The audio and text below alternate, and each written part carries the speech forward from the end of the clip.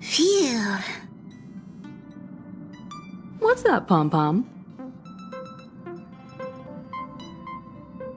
Just got a message from the Xianzhou Luofu. Looks like it'll conflict with our original schedule.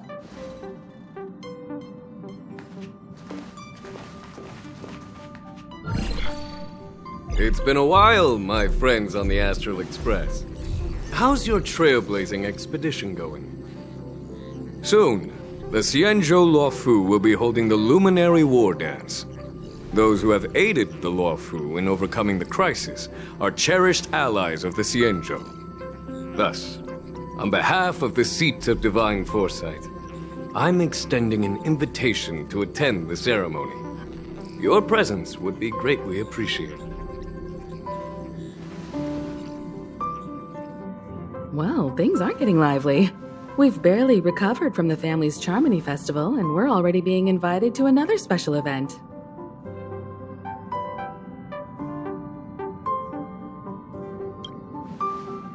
Why not think about it this way? Our trailblazing expeditions are turning into blast expeditions, where we eat, drink, and play wherever we go. Blast? Expedition? Yeah! Wherever we go, we eat, play, and have a blast! So we should leave March behind to take care of the Express? Hey! That's not what I meant! I'm all for some fun. I just hope there won't be any surprise party crashers, like Friday or Saturday. The Xianzhou Luofu has recently overcome a crisis. By holding the Wardance, they're demonstrating to everyone that they've returned to a state of peace and safety. But that's what everyone said before we went to Penacony. You'll be totally safe under the family's protection. No need to worry. The Wardance is not like the Charmony Festival with all its hidden secrets. It's just a festival to honor the Rainbow Arbiter and the Cloud Knights, who fought against the abominations of abundance and protected the Xianzhou ships. Aside from star skiff performances, it's mostly martial contests. Nothing too different from the Taiki and Roboball contest we've seen before. What do you think, Himiko? Since we've accepted Miss Black Swan's proposal, we should probably head to Amphorius for refueling. There's certainly no rush. This trailblazing expedition is quite unique, and the Express needs to be fully stocked and prepared before moving on to the next stop. With Madame Herta's help, I was planning to deliver some Leviathan fossils from Kalinga Abyss to Ron May, member 81 of the Genius Society. It could earn us some favors before we set off. However, it may take a few weeks. So that means we're not going to the Luofu. Being an adult means maintaining relationships, whether we like it or not, March. Since we've been invited, it's only right for the Astral Express to attend the ceremony. So here's the plan. Pom-Pom will take everyone to the Xianzhou Luofu. Mr. Yang and I will meet up with Ron May and fulfill our promise. Meanwhile, you, March, and Don Hung will represent the Express and attend the Wardance. What do you two think?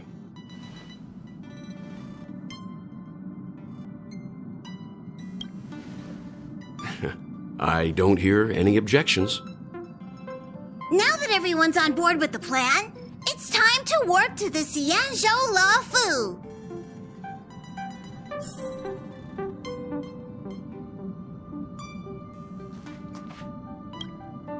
Kalinga Abyss? What does she expect to find there? Current research on the Leviathan merely proves how little we know about such life forms. That's why geniuses are interested in that field. Science is all about uncovering the unknown.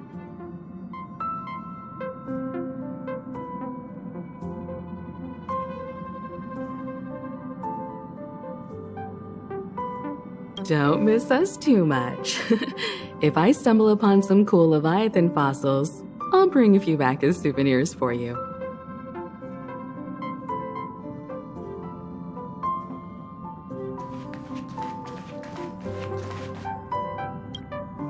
Hime, Mecha really knows how to convince people.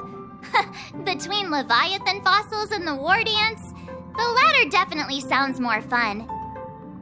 By the way, Danheng, this time you'll be taking a stroll with us on the Luofu, right? And just let you two wander around aimlessly on the Luofu by yourselves? I don't think so. Plus, Mr. Yang is right. The Ambrosial Arbor crisis just ended, and both the long life and short life species are still feeling uneasy. And that's why Jingyuan wants to organize the Wardance, to show that the Xianzhou Luofu is stable and safe. And since he has extended an invitation, it's only right that I visit my old friend. Coming back to this place brings back so many memories, you know?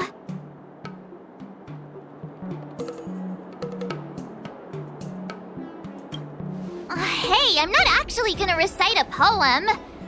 I was just thinking about all the twists and turns we went through when we first arrived on the Xianzhou. This time, we're not being forced or enticed or chasing after wanted criminals. And we didn't have to sneak in through the cargo dock. This trip has been incredibly smooth. Quite unusual, I must say.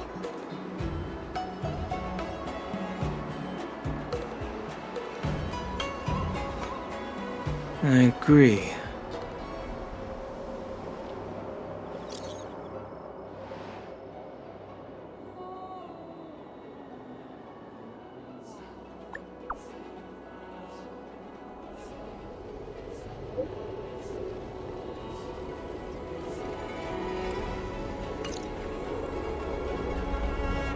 Is the Starskiff Haven always this crowded? Oh, there's so many people here. I can barely hear anything. Yanqing said General Jingyuan sent him to welcome us, but where is he? Let's wait for him in front of the loom. It's the most prominent landmark on the dock.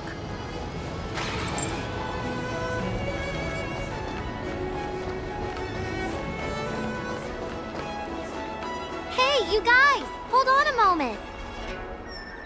Did they just call us? Look at their outfits. They're from Penacony, right? Are you familiar with the Xianzhou Luofu? We know a little bit about it.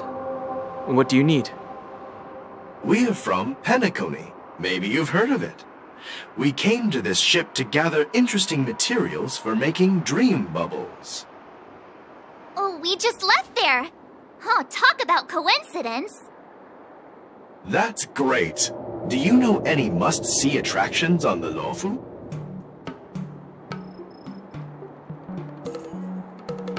Exactly! We're Xianzhou experts. Most of the tourists around at the moment are here to attend the Wardance, and that's why we're here too. Yeah, we know about that ceremony, but isn't the fighting ring still closed? I've heard the ring was actually converted from a huge decommissioned Luofu fighter jet.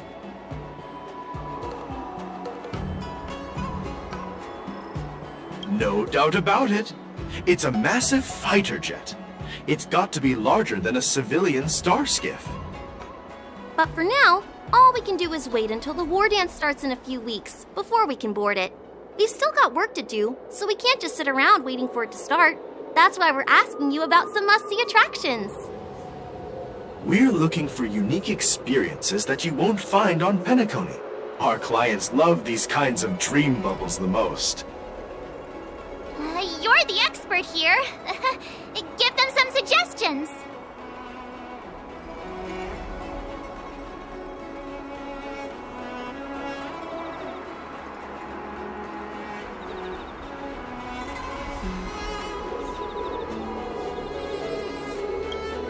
Oh yeah! Fixtral Garden! It's famous for supernatural stuff. With those mischievous heliobi floating around. It's pretty fascinating. Supernatural? I don't really like scary things, but our clients will love it. It does sound interesting. Let's go check out Fixed Troll Garden. Maybe we'll bump into each other there. Look, Yanqing's here. Really? Let's go catch up with him!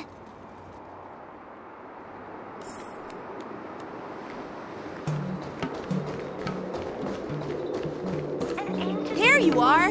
Everyone, this way!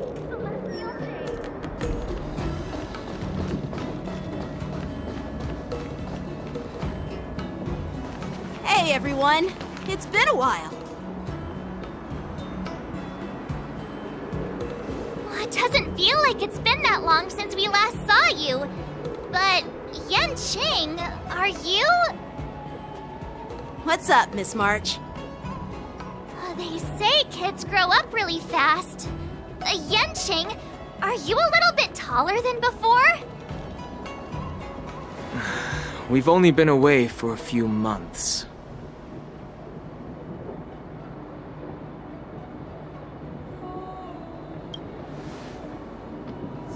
Long time no see. It's been a while. Oh, you've come along too, Mr. Danheng. Sorry for the delay. With the upcoming Wardance and the Starskiff Haven being so busy, things are a little hectic. Seriously, I've never seen the Luofu so lively before.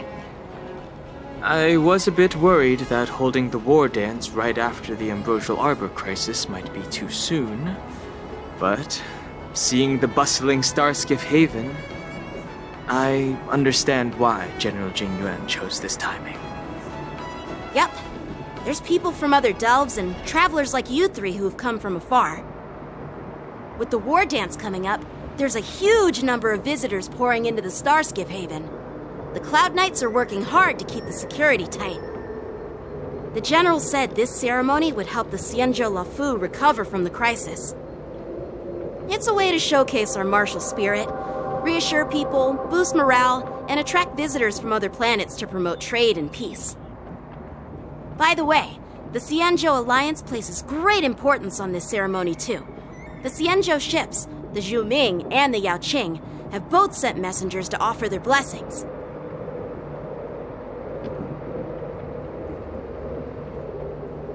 Yeah, the Xianzhou Yaoqing is a major force in hunting down abominations, and is always engaged in conflicts across the cosmos. Although it's a member of the Xianzhou Alliance, I don't know much about it. But Madame Yukong from the Skyfaring Commission mentioned that the Yaoqing always sends back reports of great victories, which is quite impressive.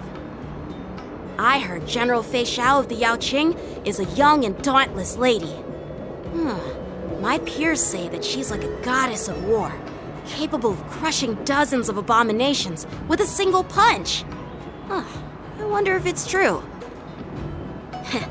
If only I could witness her prowess with my own eyes. By the way, Yanqing, where are we headed next? I'm sorry for talking your ear off. The General wants to catch up with you at the Palace of Astrum. He's been eager to hear about how the Express has been doing. It's funny how he tries to act all mature, but whenever it comes to something he's interested in, you can really see his childish side.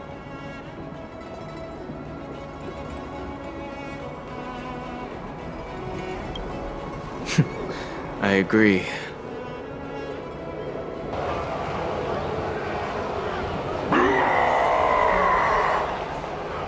All units, assemble quickly!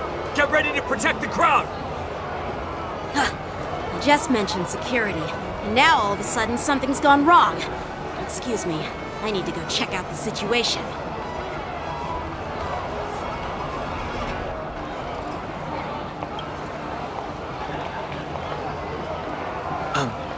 We'll go with you.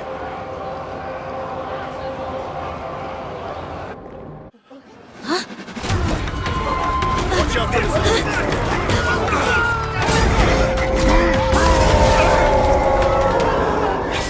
Protect the civilians. I'll deal with him.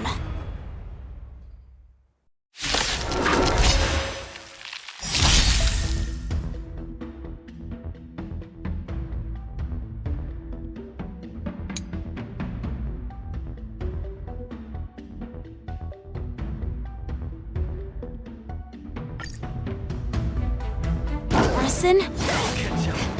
Why are there Borisin here? This ends now! Joining the battle. Executing attack! There's more to life than drawing breath. Every petal in life's garden will be swept away by the wind of time.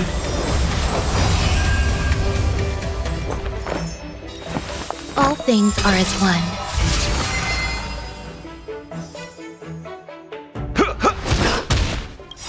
The mood is set just right. Let the show begin!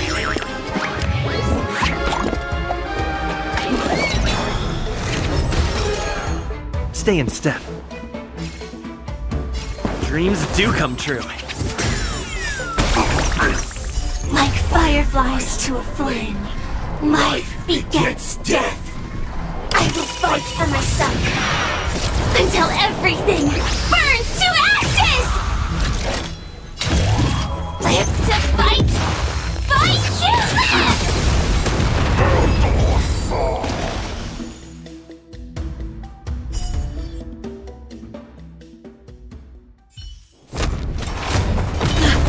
Not good!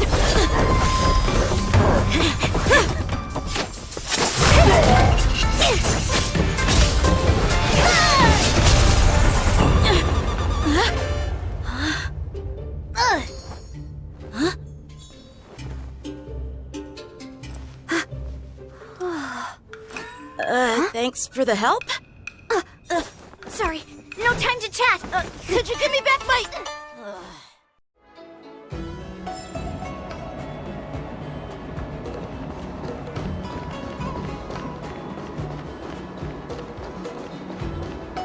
Wait! My sword! Let's just get down to business first. I'm sorry, but I'm afraid we'll have to put our plans on hold for now. I need to find out what's going on.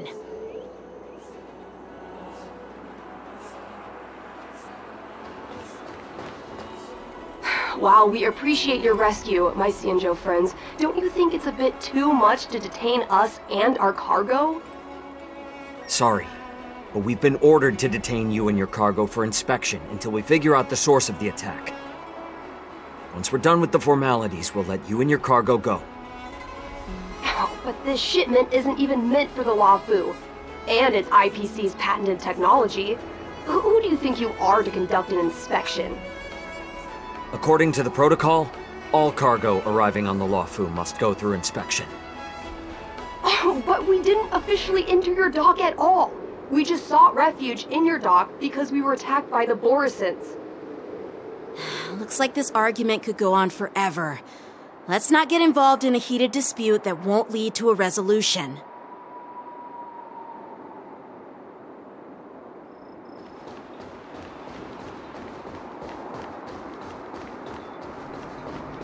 An ancient game to make your brain feel... Who's in charge here? I need some answers. It's my fault. We let our guard down for a moment. I take full responsibility. With the Wardance approaching, safety should be a top priority. Now, tell me, how did Borisin prisoners end up in Starskiff Haven? According to the protocol, Borisin prisoners should be held on a Starskiff and taken directly to the Shackling Prison under strict supervision without ever touching the ground. Who allowed a prisoner transport ship to dock at the passenger terminal? Please don't blame this captain. This incident involves the Zhuming's diplomatic vessel. Who are you? I'm Lu Jun, an officer of the Patrol Defense Squad. Thank you for your help, Lieutenant Yanqing. The situation unfolded rapidly and it shouldn't be held against the captain. Here's what happened. An IPC transport ship was attacked by the Borisin just before arriving, and the Zhuming's diplomatic vessel came to the rescue. They fought off the Borisin pirates and imprisoned them on their ship. So, an IPC ship was attacked by the Borisin near the Luofu, and the Zhuming envoys saved them? Sounds complicated. Honestly, it gives me a headache too. The Juming diplomatic ship, adhering to standard procedure, docked at the passenger terminal to hand these criminals over to the Luofu. You know, with all the outsiders flooding onto the Luofu, the Starskiff lanes are under immense pressure. The Borisin desperados decided to put up a fight before the prisoner transport Starskiff could get there. And that's what you just witnessed. We'll make sure these prisoners are sent to the Shackling Prison as soon as possible. I see. It's an unusual situation indeed. I'll report it to the security department of the Realm Keeping Commission and ask for their cooperation in handling the aftermath. Maybe I should gather more details from others so that the Seat of Divine Foresight can have a better understanding of the situation.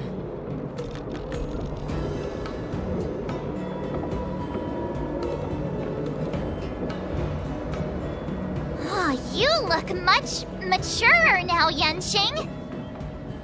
Please don't tease me, Miss March. The situation on the Xianzhou before the Wardance is like a calm lake that can be disturbed by even the smallest pebble, capable of generating far-reaching ripples with even the slightest disturbance.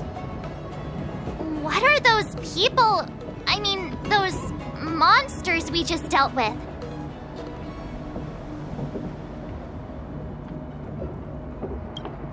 Yeah, those werewolf monsters are known as Borisin.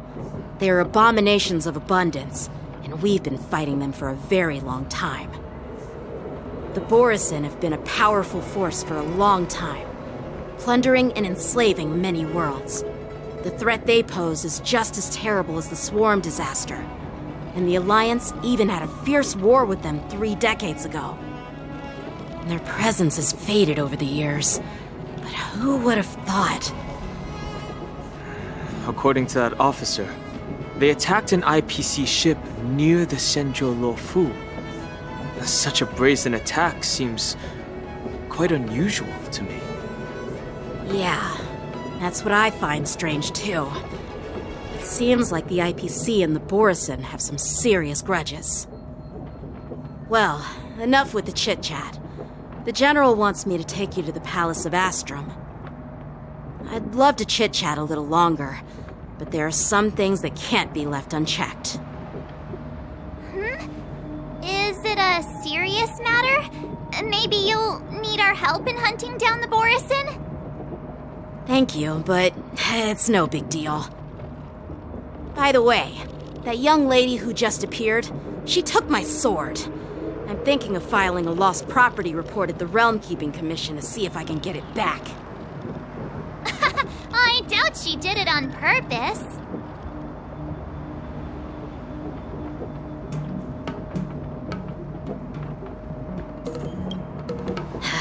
Don't remind me. I just zoned out for a moment, that's all. All right, let's not keep the General waiting. Don't worry. There aren't many people out there with that kind of talent. It shouldn't be too hard to find her.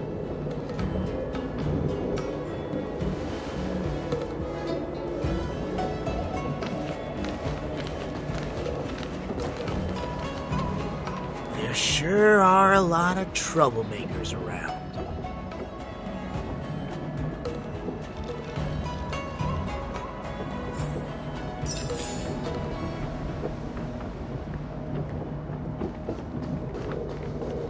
Those guys are... We'll see to it that these criminals are sent to the Shackling Prison as soon as possible. The cleanup operation is already underway, Lieutenant Yanqing. So there's no need to worry about anything. Thanks. By the way, you're an officer of the Patrol Defense Squad, right? I don't remember meeting you before. Well, I'm just a junior officer. I recently returned to the Luofu from the front lines and was temporarily assigned here for security duty before the ceremony. Those guys are terrifying.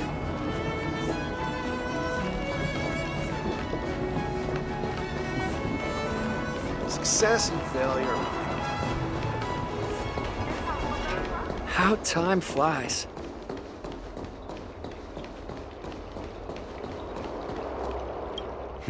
It's been a long journey, Elder Huaiyan. Thank you for your presence. Don't mention it. Thank you for taking the time to welcome me.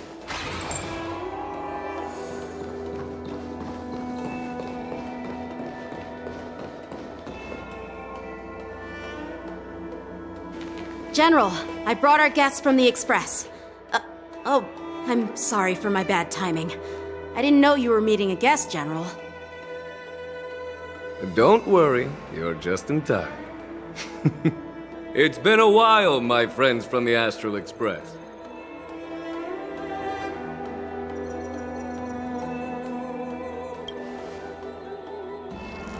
All is well when you have friends coming from afar. Allow me to introduce you to General Huaiyan. He's the Arbiter General of the Xianzhou Zhuming, known as the Flaming Heart. No need to be so formal. I'm just a tourist here, no different from other tourists who've come to attend the ceremony. Elder Huaiyan is not only one of the Arbiter Generals, but also the Furnace Master of the Artisanship Commission. Besides his martial skills, he excels in forging various weapons. Such talents are unique, even among the Arbiter Generals. Be it Arbiter General or Furnace Master, these are merely titles given to me long ago. I've retired several times already, but with the current change in circumstances, the Marshal has called me back to duty, and I had no choice but to answer the call. Well, in the end, I'm to blame. Living such a long life naturally brings its share of disapproval. It's an honor to meet you, General Huaiyan. It's my honor to meet you, General Huaiyan.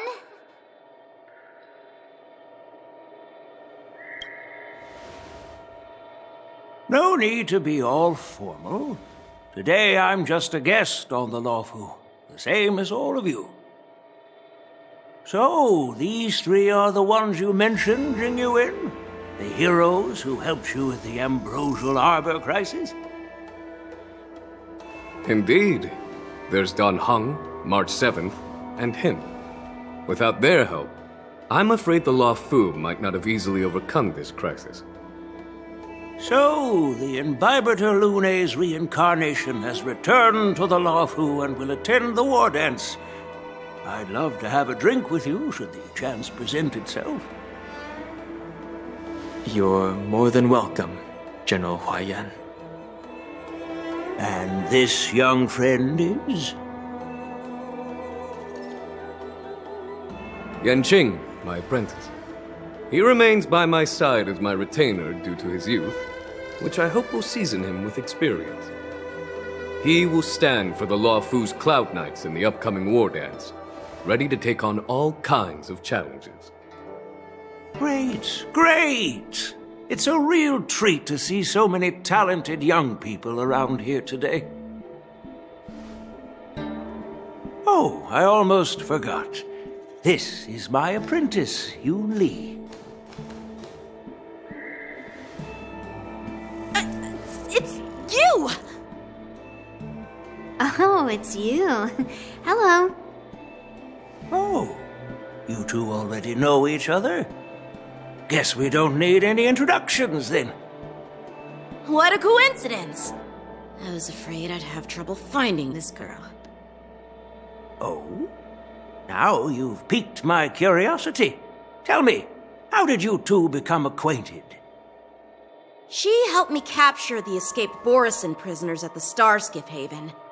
Allow me to express my gratitude for you.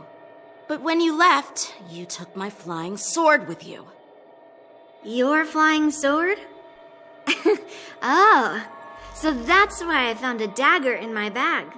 Turns out it's yours. Yes, it is.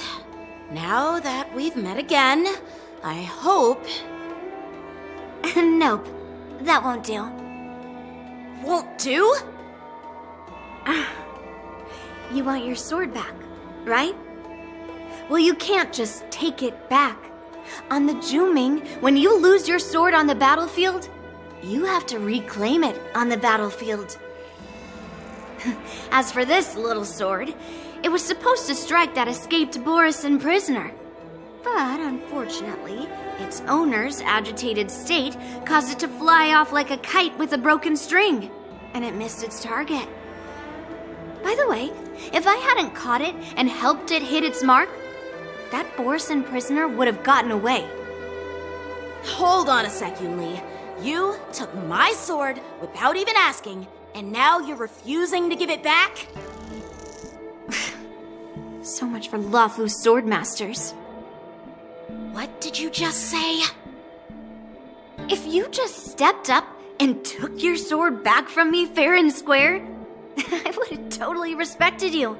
But nope, you tried to play it down, expecting me to just hand it back to you like it's nothing. In front of everyone. With all due respect, you don't honor your sword, so you don't deserve it. Hasn't anyone told you that taking without asking is stealing?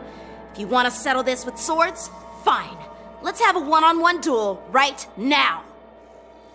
Yanqing. Well, that's more like it.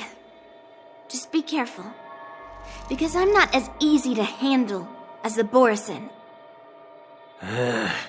You two, be quiet and apologize to Yanqing. Hey! Whose side are you on, Grandpa? I don't take sides.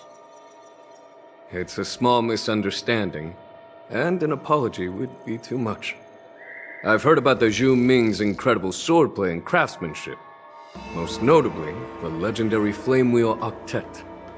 Seeing Miss Yunli, who is among those ranks today, well, I must say she definitely has that fiery edge.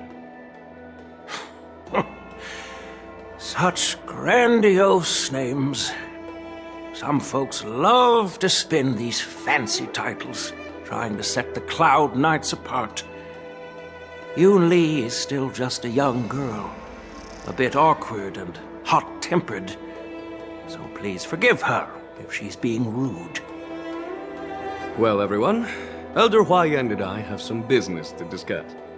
For now, Yanqing, why don't you entertain our guests and take Miss Yunli to the inn? I'll find another chance to talk with you all. I'd like to express my gratitude to the Astral Express for helping the Luofu during the crisis. That's so kind of you. I mean, you've already thanked us so many times. Please forgive me for coming at an inconvenient time. You needn't apologize, General Huaiyan. All right, Yunli. Take this opportunity to clear things up with Yanqing. Yeah. It's better to make friends than enemies. But I won't be heading to the inn just yet. I want to visit Lingsha. She just arrived in the Luofu and could use some help settling in. Yanqing, once you've helped our guests get settled, go to the Artisanship Commission for me. I've heard about the attack and the detainment of the IPC ship. Qingzu sent word that the IPC members are protesting and wish to have their cargo back. See if you can calm them down. Don't get aggressive. Just make it clear that the Xianzhou Luofu has no intention of violating their rights. I'm on it.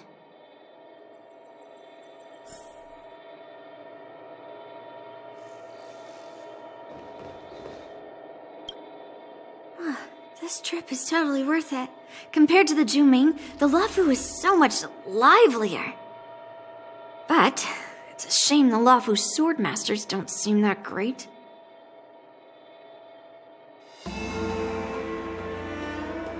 Glad to meet you too.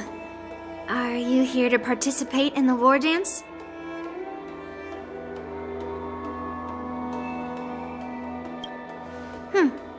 So, you're not a participant? You look like you know your way around a fight. Well, you can still sign up. The Cloud Knight's ring is always open to outsiders.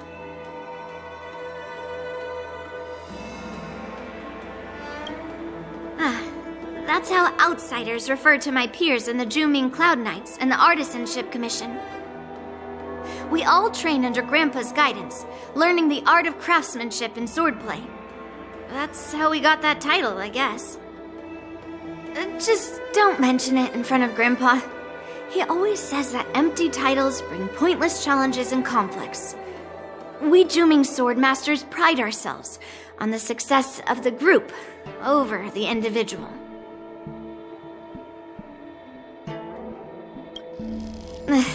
I have some things to do. Besides, little Yanqing doesn't seem too happy about me tagging along.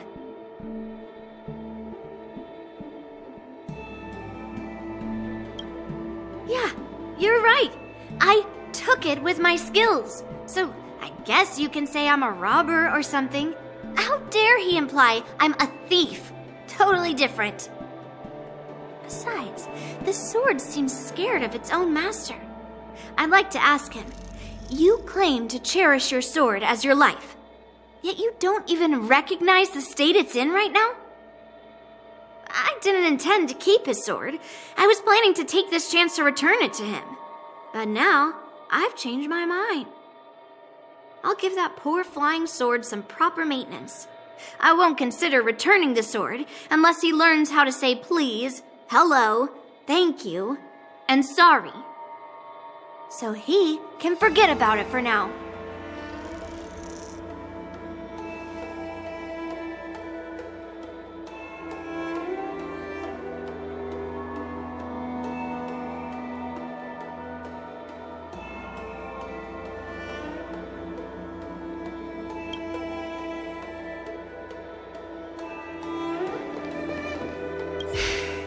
I'm sorry for Yanqing's rudeness. Not at all. Taunted by Yunli like that, even a training dummy would be angry. You've taught your apprentice well. If it were me in my younger days, I'm afraid I'd have drawn my sword and fought. Yanqing can understand your concerns. On the other hand, Yunli is still a naive girl who's only interested in swordplay. Honestly, I brought her here to participate in the Wardance because I want to broaden her horizons.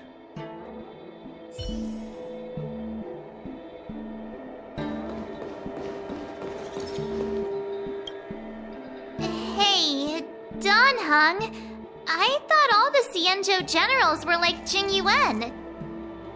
But that General Huaiyan, he looks so thin and scraggy, as if even a light breeze would knock him over. Is that old man really an Arbiter General? Well, each Xianzhou ship has its own division and specialty within the Alliance. Not all of the Arbiter Generals are good at leading the charge. You heard what Jing Yuan said, right? General Huaiyan was once the head of all the skilled craftsmen on the Juming.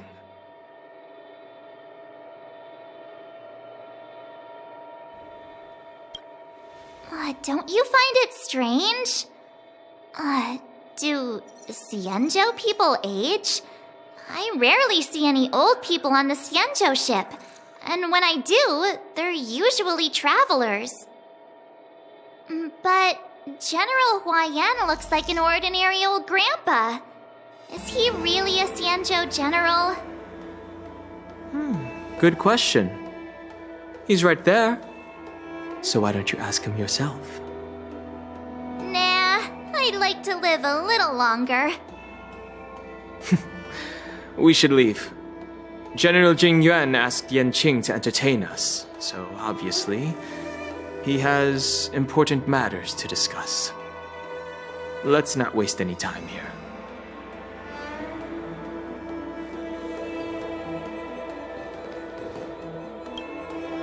This is the report Qingzu just sent me.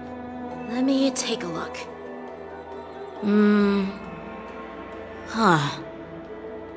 Looks like the General has given me a tough challenge.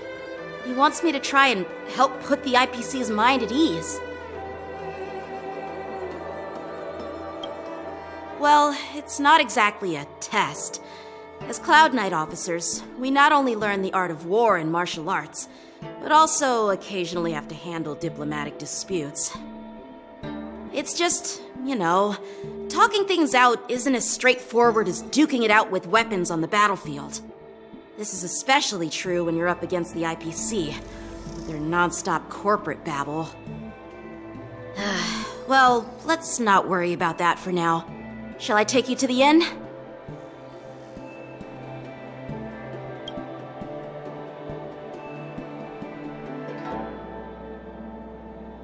It is the Luofu's honor to have you in attendance at the Wardance. Yet, the fact that a simple martial arts ceremony has attracted esteemed generals from the Zhu Ming and the Yaoqing implies intentions beyond mere spectating. Might there be any specific instructions from the Marshal? You're overthinking it, Jingyuan. As I said, I'm here to broaden my granddaughter's horizons. I have no ulterior motives. However, I have no clue what the Yaoqing Arbiter General has in mind. Do you remember when you accepted this position? I told you that an Arbiter General's battlefield goes beyond the physical one. You'll need to lead and manage everything on the Xianzhou. The title of Arbiter General holds a weight far greater than its literal meaning. So many years have passed, and you've done well. However, longevity for the Xianzhou people can be a curse. Living too long means that every mistake you made will lurk in the shadows. And one day, they'll eventually catch up to you. The Marshal knows everything that has happened on the Luofu. As for the Merlin's Claw of the Yaoqing, she has come specifically for you. Speaking of which, why hasn't she arrived yet? They say the Merlin's Claw strikes like lightning. Being late isn't her style. That's not true, General Huaiyan. She's been here a while, but I'm sure you've heard of her unbridled nature. As soon as she disembarked from the star skiff, she mentioned having something to attend to and simply disappeared. You must be the messengers from the Xianzhou Yaoqing, I assume. We are Jiaoqiu and Moze, retainers of the Merlin's Claw. It's an honor to meet you in person, Arbiter Generals. Now this is interesting. A guest who doesn't come to visit but sends a message instead. What does she mean? Tell me, what could be more important to her than coming here? Master heard about a spectacular view in Scale Gorge Waterscape. I believe she went there to enjoy it. A spectacular view? Ha! Did you hear that, Jingyuan? This person is being sarcastic. Please do not misunderstand me, General Huaiyan. I was simply stating the truth. Master thought it would be inappropriate to keep you waiting, so she sent us here. Once she's finished with admiring the scenery, she'll personally come and apologize to the both of you.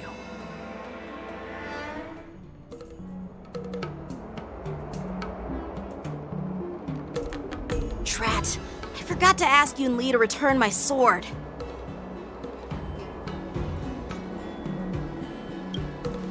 Unacceptable. Every sword is precious to me. If it weren't for the General's interference, I would have taught that shameless girl a lesson in swordplay. By the way, I don't know if it's just me, but the General seemed a little reserved. Could it be because of Elder Huaiyan's visit? Reserved? Really? Maybe I'm just overthinking things.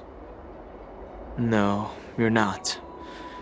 When I entered the Palace of Astrum, I realized that the messenger from the Xianzhou Zhuming was actually the Arbiter General himself.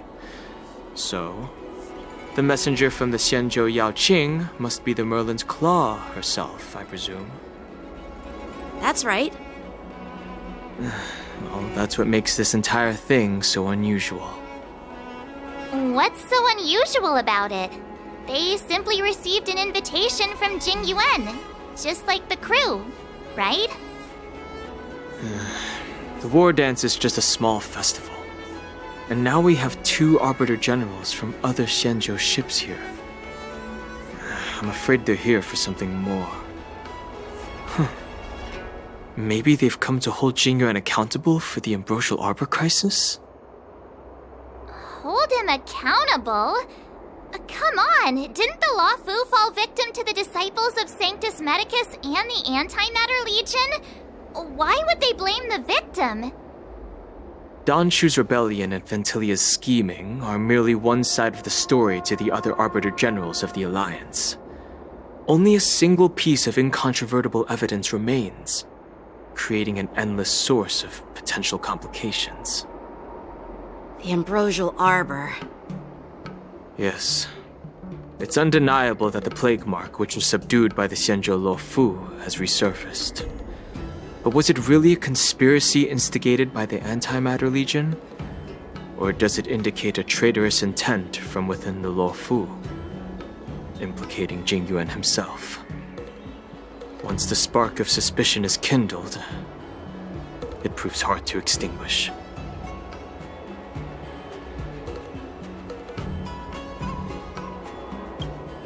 The General must have had that in mind when he invited us to attend the Wardance. What was I thinking?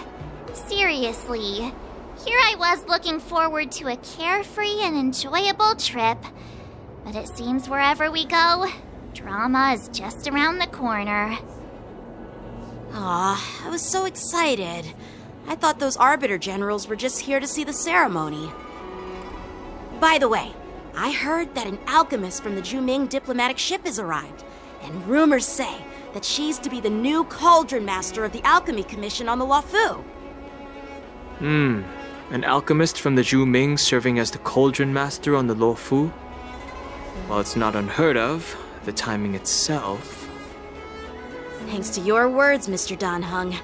Now I finally see the underlying tensions. The General is under tremendous pressure right now, but I was completely oblivious to his troubles. How naive of me. Come on, don't think like that. Leave the adult matters to the adults. Even if you wanted to do something for the General, it's not like you can do anything. Did I say something wrong? Again?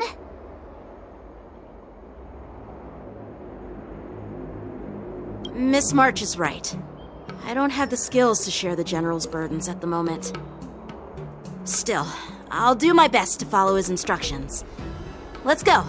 Once I've taken you to your accommodations, I need to go to the Artisanship Commission to handle the IPC's protest.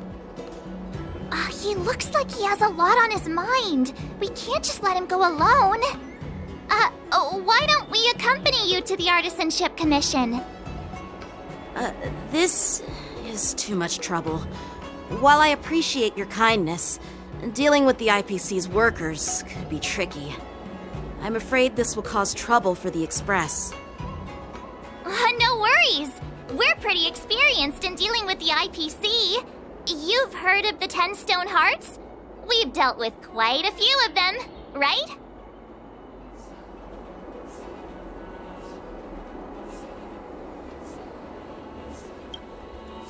Yeah, exactly.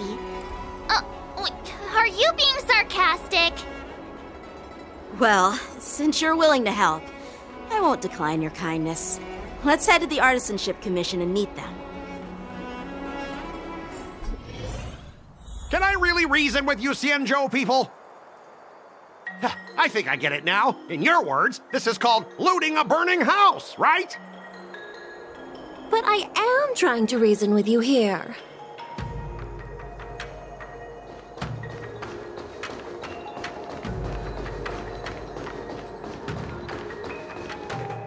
Ugh, that toxic voice sounds familiar. Haven't I heard it before in Arum Alley? You know what? This isn't my first time dealing with the Skyfaring Commission. I can handle your unreasonable ways. But straight up snatching IPC cargo, isn't that going a bit too far? Just as I've said it many times already. Once we've inspected the cargo and completed the security check, you can be on your way. Is there something wrong with your ears, or is it just your brain? I'm hearing you loud and clear. I'm thinking clear. And my answer is crystal clear. Not a chance. Keep detaining my cargo and I'll file a complaint directly with your general.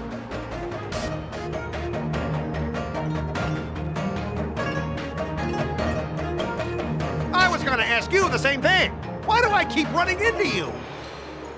You're staying on the Xianzhou, are you? What terrible luck. Wherever you go, disasters aren't far behind. Aren't you the guest from the Astral Express? What brings you and Yanqing to the Artisanship Commission?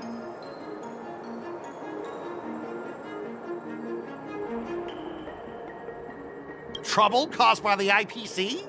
I'd say it's caused by the Skyfaring Commission. Looks like you've met this IPC worker before. I'm not sure if that's a good or a bad thing. I was sent here to deal with the IPC protest, Miss Shikui. What's going on here? As you know, this IPC transport ship was attacked by the Borisin and rescued by the Juming's diplomatic ship. Then the Cloud Knights were instructed to bring it back to the dock for repairs and inspections. And this is Mr. Skott, the person in charge of this transport ship. So, you're Skott. I've heard him mention you. Weren't you kicked off the Luofu before? Why did you come back? Like I wanted to come back. I thought I'd just dock at the harbor for repairs and leave this forsaken place for good. Little did I know, as soon as the ship entered the harbor, a bunch of Cloud Knights showed up and snatched all our cargo from the hold. What do you mean by snatched? I've told you 1,000,000 times. It's a security check. Then why did you bring the cargo to the Artisanship Commission? You even brought in some shady craftsmen. It's obvious you're trying to steal the IPC's patented technology. Listen here. Firstly, the Skyfaring Commission detected dangerous items that could possibly be weapons in your cargo hold. That's why they called me here, to double-check. Secondly, where the heck did you get the idea that I'm a shady craftsman? Even if there are dangerous items, what do they have to do with you? It's not even being shipped to the Luofu. We'll just fix the ship and be on our way. We won't unload our cargo here. But you'll have to stay in the port for several days before your ship is repaired and you can take off again.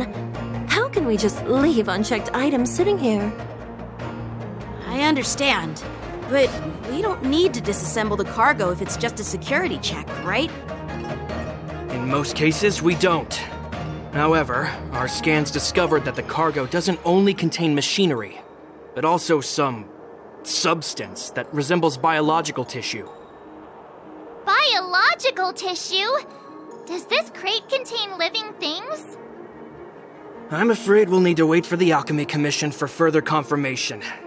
In any case, according to our regulations, we need to unseal one of the crates for further examination. But this IPC specialist has been hindering us on the grounds of patent secrecy. The Alliance's regulations on biological products are very strict. Without further inspection, there is no way for the Skyfaring Commission to release the cargo. Oh, really? Fine. If anyone lays a finger on that shipment, they'll have me to deal with.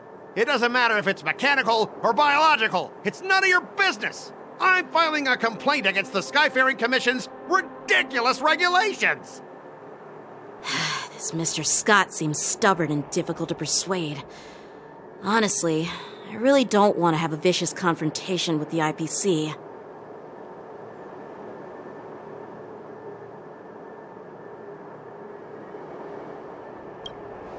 I heard how you helped Arum Alley.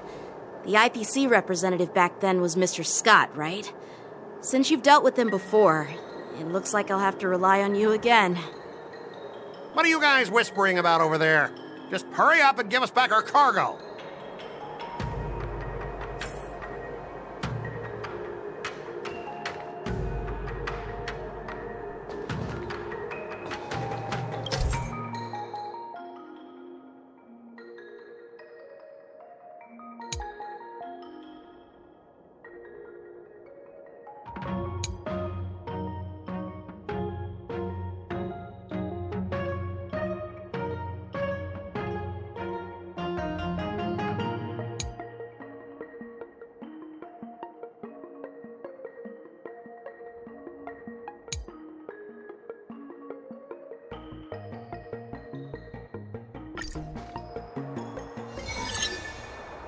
As I recall, this guy won't listen to reason and can only be persuaded with intimidation. But he does seem to follow rules to some extent. Let's use that against him. Speaking of regulations, we have our own laws and regulations too. According to Article 4 of the Xianzhou Alliance IPC Trade Consensus, the Alliance and IPC shall never infringe on each other's intellectual property rights.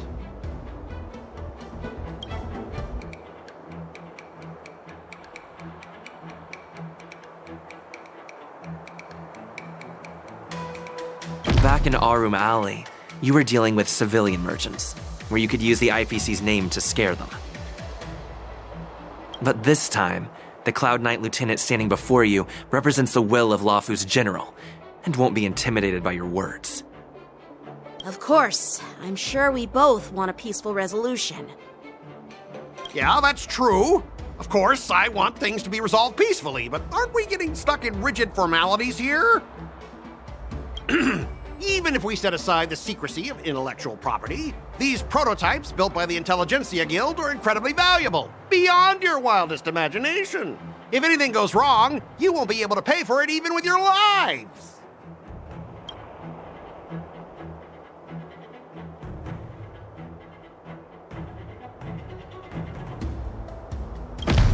I've taken Herta's curios and even destroyed Ramei's experimental subjects, but have I ever paid a penny for them? And now you think you can just come and ask me for compensation.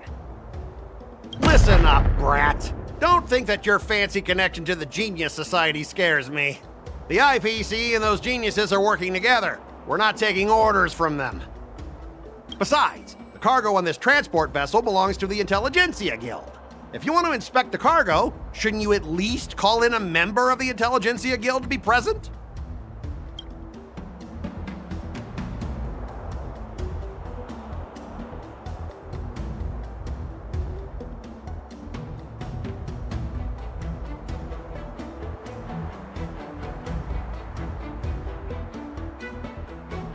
According to the principle of territoriality, since your vessel is stranded on the Xianzhou, the Skyfaring Commission has the right to inspect it. Indeed. According to Article 27 of the Xianzhou Legal Code, all official and private goods upon entering the port shall be subject to inspection. Failure to submit to such inspection shall be deemed equivalent to the possession of unlawful items and shall be subject to legal ramifications. Huh? My synesthesia beacon must not be working, because I have no idea what you just said. Simply put, if you insist on hindering the inspection, we'll have to treat the cargo as unlawful items and confiscate it. Confiscate it? How can you Xianzhou people be so unreasonable? If this were pure point and incoming cargo posed a safety risk, the IPC would take it in for containment and disposal, correct? That's true, but the IPC sometimes makes exceptions. For example, they've always given special terms to Xianzhou vessels. We both need to follow the regulations, because that's how the IPC and the Xianzhou operate, right? As an IPC worker, I have to abide by its regulations. If I make an exception and allow you to inspect the cargo, it'll spell disaster for me.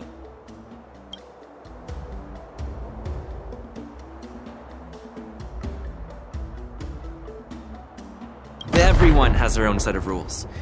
Now that you're on their turf, shouldn't you follow their rules too? Yeah, I get it. I know I'm on the Xianzhou, But if I violate the IPC regulations, I'll be in deep trouble when I get back. Well, you guys sure know how to argue your case. Fine, I'll allow you to do the security inspection. It's just that, I need some time to sort things out. This is a big deal. Let me talk to headquarters first. So, Mr. Skott, are you just stalling for time and planning to leave the Xianzhou as soon as your ship is repaired? To avoid the Skyfaring Commission's inspection?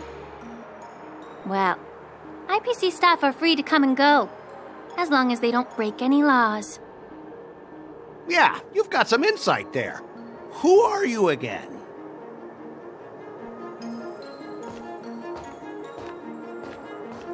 Allow me to introduce myself. I'm Lingsha, Cauldron Master and head of the Alchemy Commission on the Luofu. Could she be? Yeah, she's the new Cauldron Master assigned here from the Xianzhou Zhuming.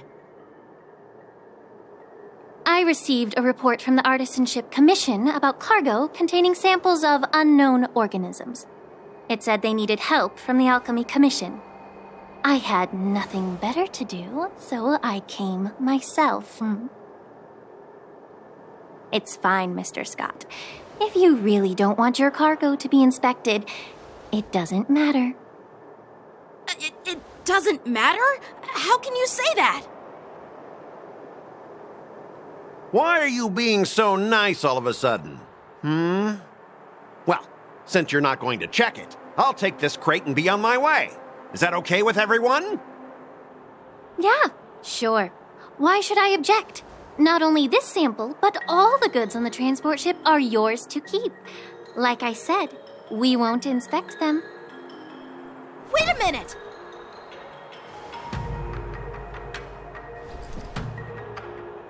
Well, that's more like it. If only the young displayed a more reasonable attitude, we could have sidestepped that altercation just now. Our ship will leave in a few days once the engines are repaired. Your ship can leave whenever you want, but I'm afraid I can't say the same for your cargo. According to the import and export regulation signed between the Xianzhou and IPC, all biological shipments can only leave the port when they have confirmed to be of no threat, or when all biological activity expires. Since we can't determine if your shipment is safe for the environment, I guess we'll have to wait for its biological activity to expire. Let me check the previous cases. Normally, it'll only take around 47 star calendar years. Only 47 years? Why so surprised? You're still young and full of energy. I'm pretty sure you'll live a few more decades. Have some confidence in yourself. Ha! Typical of a long-life species. Your words are dripping with sarcasm. While you may not care about time, I do. I'll be demanding double compensation from the Skyfaring Commission for every minute wasted. Sure thing, Mr. Skott.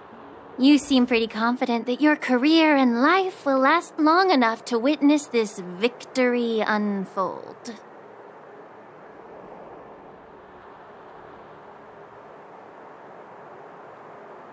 Step aside, guys. Let them do the inspection. But, Mr. Skott... Come on, we're already in enough trouble. Just let them do the security inspection. And if needed, I can always grovel before the Intelligentsia Guild later. I'm just using my head for what it's apparently good for, right?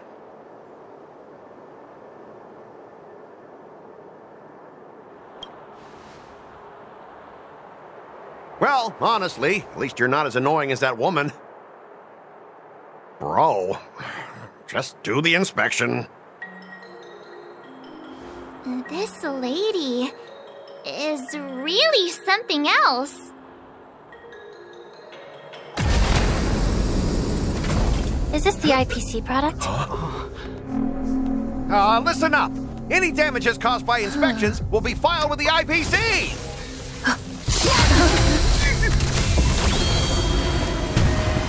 Turn it off!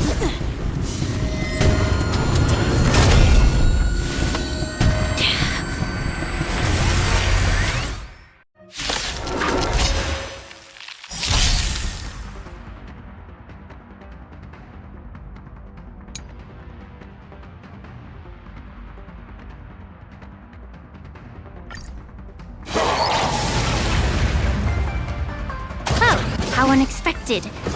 That was a surprise. Target sighted. All units on alert. Executing attack! There's more to life than drawing breath. All things are as one. So, you in the mood for another beating? Life's like a good brew, full-bodied and sweet. My friends, indulge yourself.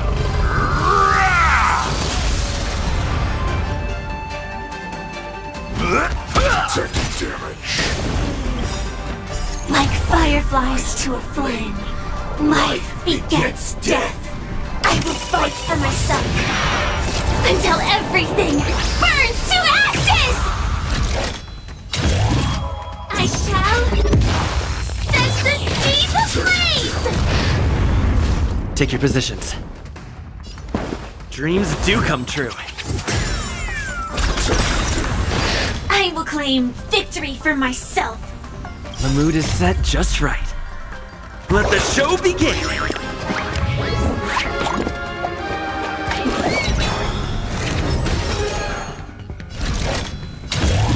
Live to fight!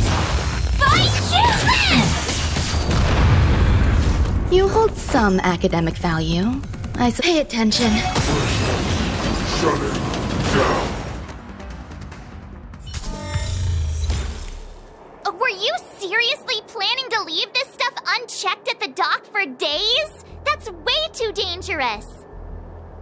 I had no idea about it. You must have accidentally triggered the cargo's defense program. I don't think trying to shift the blame is a wise choice. But seriously, I don't know why that thing suddenly started moving. I swear on the Emperor Lord. Enough. Miss Shikue, please escort our IPC guests to the Skyfaring Commission.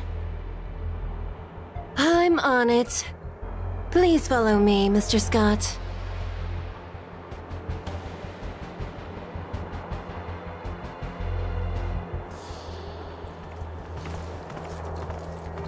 Gentlemen, our preliminary inspection shows that there is indeed hidden biological tissues inside. Just like the craftsman feared. I can't even tell if it's ingenium or biological in nature.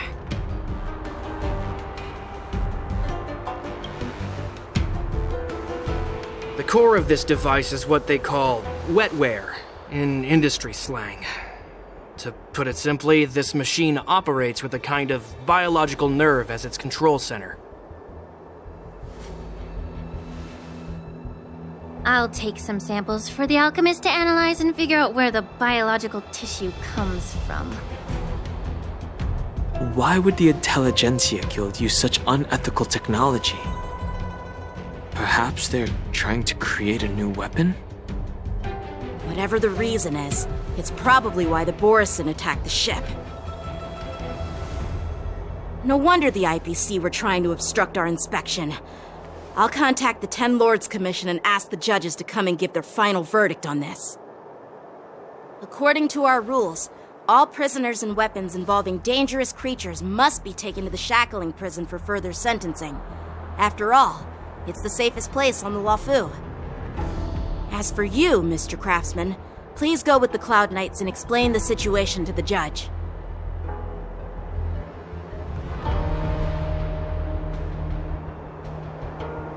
I had a feeling that the IPC members would cause trouble, but I didn't think they'd be this tricky. Thanks for your help, Miss Lingsha. I should thank you for saving my life. Your sword skills were impressive. Taking down that big guy. I thought the General's retainers were all burly martial masters. I didn't expect Yanqing to be so...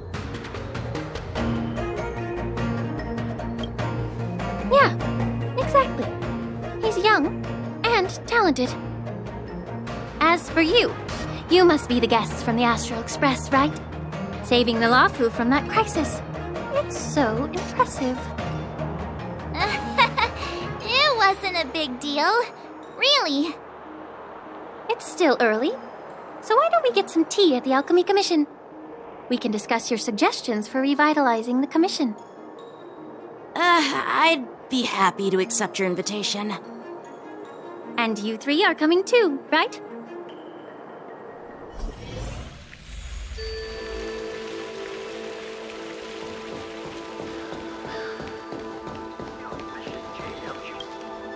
Hey! Oh, you're back! Why didn't you say anything in the group chat? I'm on duty. Let's catch up later.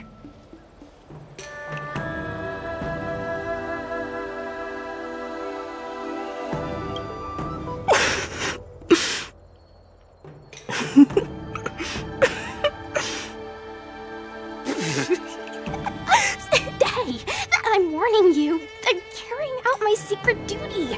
It'll be annoying if you keep cracking jokes like that. Stop hanging around here and find something better to do. Once I'm done in a few days, call up Lil Gui and Huahua, and let's grab a meal at Aurum Alley. It's been ages since we hung out. Goodbye.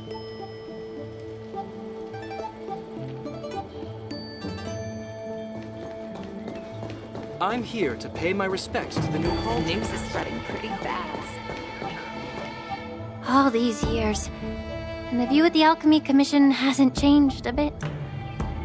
The tides come and go, but the ancient sea remains the same. For us Vidyadhara, there's nothing more nostalgic than our homeland. You're a Luofu native, Miss Lingsha? Yes, I grew up here, listening to the sound of waves while researching prescriptions with my mentors and peers at the Alchemy Commission. It's kind of sad, isn't it? Everything changes but somehow remains familiar. Just like you, Dan Heng, I traveled far from home, and now I've returned. Seeing the familiar scenery brings back a hint of nostalgia. The view here would be even better without the ambrosial arbor. Oh, really? I think that towering tree looks pretty impressive. Even if it's impressive, it's a plague mark. The Xianzhou have been fighting abominations for thousands of years. And now that the ambrosial arbor has been reborn, it's only natural for everyone to feel uneasy. Well, once a seed is planted, no matter how long it takes, it'll eventually sprout and bear fruit. In my humble opinion, the rebirth of the ambrosial arbor and the resurgence of the disciples of Sanctus Medicus were inevitable. The seed was already planted when the ancestors of the Xianzhou sought immortality.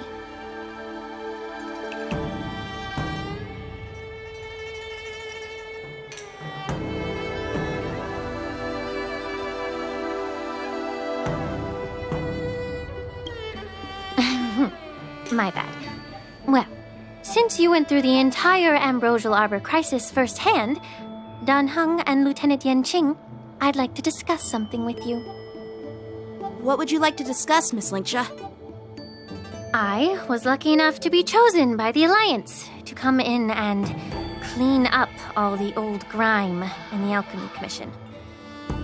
Honestly, the Alchemy Commission is riddled with problems and has reached a point where fixing it seems impossible. I'm looking to remedy this problem, but was wondering if you could provide any insights. Well, even though I'm a Vidyadharan like you, I'm an outsider, just like my companions here.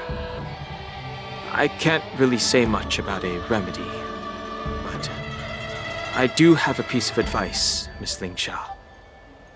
The Vidyadhara and the Alchemy Commission on the Luofu have always been intricately connected.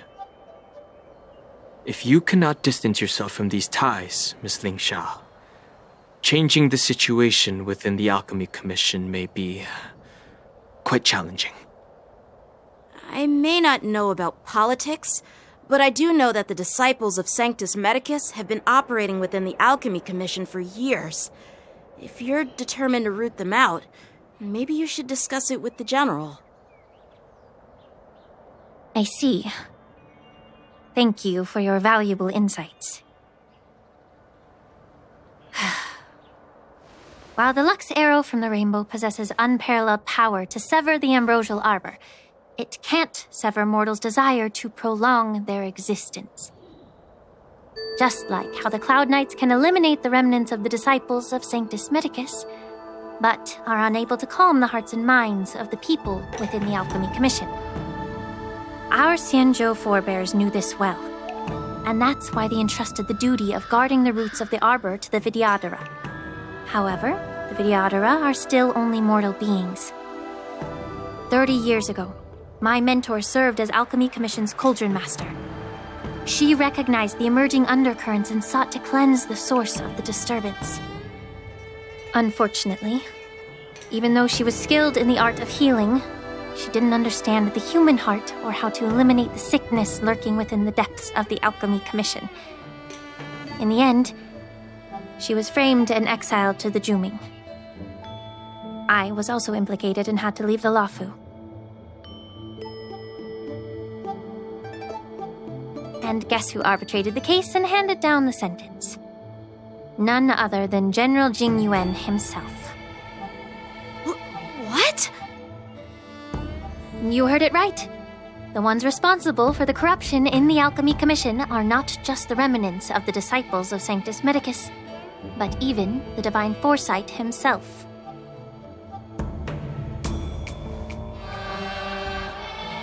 Alas, why is your face turning pale, Yanqing?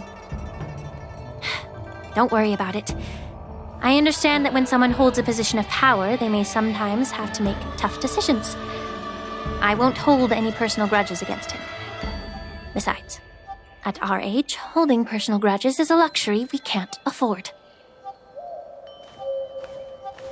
Lingsha, you're back!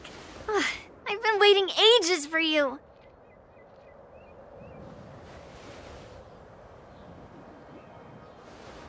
Yunli! Why aren't you with your grandpa? What brings you to the Alchemy Commission? Well, let me take this opportunity to introduce you to Yanqing. What a small world. You stole my sword! Give it back! I see. Let's skip the introduction part then. Why do I keep bumping into you? Are you stalking me or something? Of course not. Unlike you, Miss Yunli, I have important things to take care of. You, on the other hand, seem to have all the time in the world to wander around without returning my sword. Grandpa used to say that a sword reflects its master. I talked to your sword, and it told me that you've been distracted. You hesitate when you should strike, and you struggle to stay calm when your sword is unsheathed. Now that I see you again, I realize your sword was right. It wasn't me who took your sword. It was you who lost focus. Do you really expect me to believe that nonsense? I've been taking it easy on you because you're a guest from the Juming, but you're not taking the hint. Don't people from the Juming know you're supposed to return what you've borrowed? Just look at this flying sword. Even if I gave it back to you now, it'd just be taken away again in a few hours. You know the Cloud Knight saying, a Cloud Knight must never let slip their weapon. Yes? Well, sure, I can give it back to you now, but on the battlefield, that's a whole different story. Poor flying sword. Fine! You don't have to give it back, because I'll take it back myself!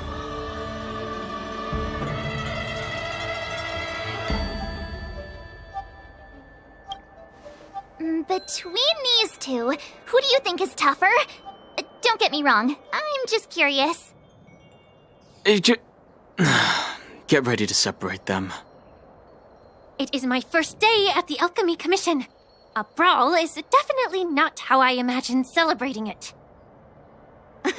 Well, since you don't approve, I won't draw my sword here. I didn't mean it in that way. Since you've already drawn your swords, you'd be disappointed if you didn't get to test one another, right? I've received reports that the delves near the Alchemy Commission are still infested with abominations. Seems like my predecessors left quite a mess. So, if you two want to determine who's better, why not focus on them instead of each other? Clearing out some abominations? Sounds boring. It's the Cloud Knight's duty to eliminate those abominations. You don't have to ask me twice, Miss Lingsha. I'll help you get rid of them. Oh, you think you're the only one who knows how to behave? If Lingsha needs anything, I'll gladly draw my sword and help her out. It's so heartwarming to see both of you being so sweet and caring. So then, shall we get going? Ever since the disciples of Sanctus Medicus were eradicated, their experimental abominations have been festering here. If you want a contest, I'll be the referee. The one who kills the most abominations within an hour wins. Lingsha, as always, you're still an expert in making unpaid work sound so noble and grand. It's for your own good, little Yunli. While you desire to compete against each other, I don't want to see either of you getting hurt. That's really thoughtful of you, Cauldron Master. So, are you both ready?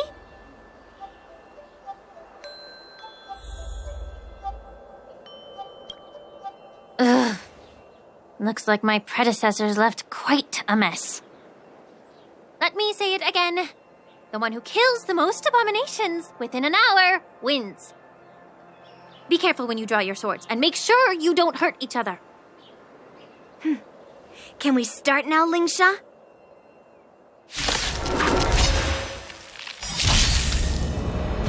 Time for some sword play!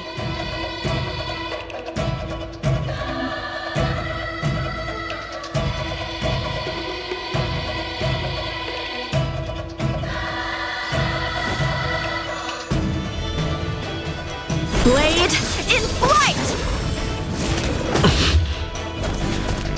You hold some academic value, I suppose. Every petal in life's garden will be swept away by the wind of time.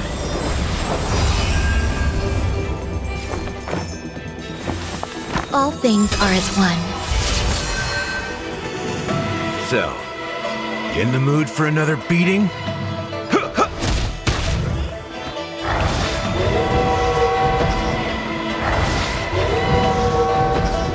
Stay in step.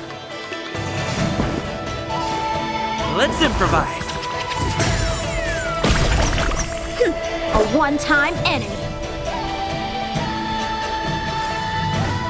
Strike with heart! I didn't expect someone who can't even hold on to his sword to actually have some skill. The clouds cleave the path! You've got style with those moves, but you're not striking where it counts.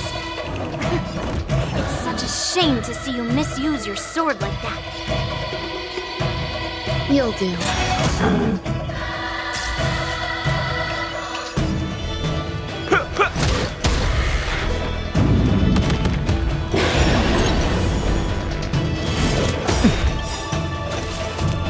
Nice like a good brew, full-bodied and sweet.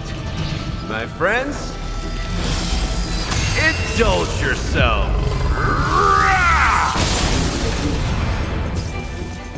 That's all you've got?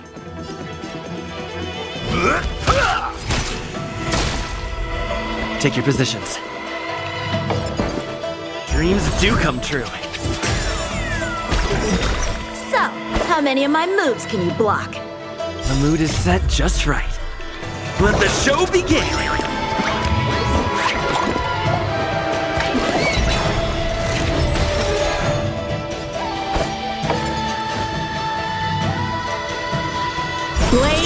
in flight!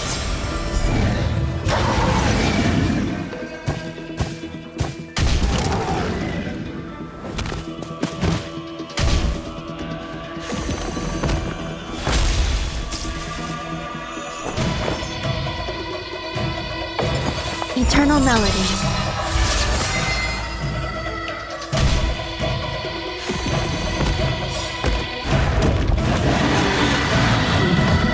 Every petal in life's garden will be swept away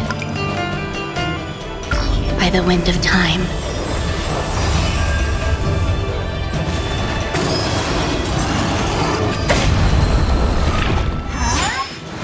Enjoying yourself?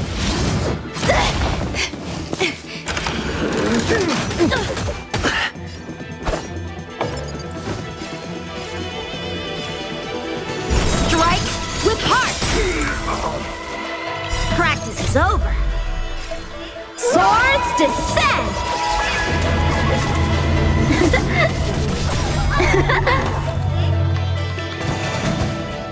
You've arrived, huh? Step up, let's see ya. Let's kick things off with you!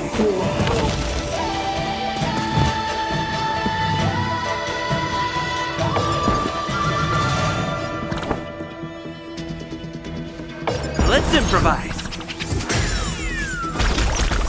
To earth, it descends with might! Eradicate!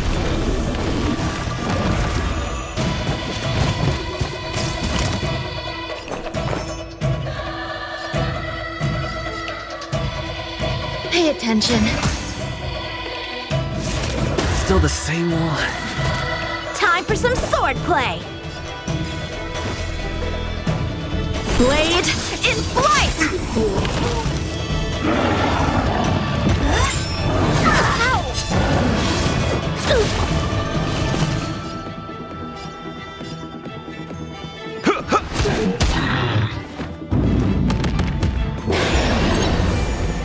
There's more to life than drawing breath.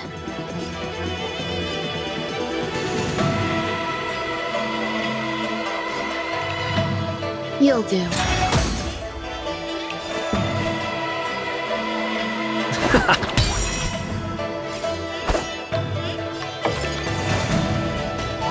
Strike with heart!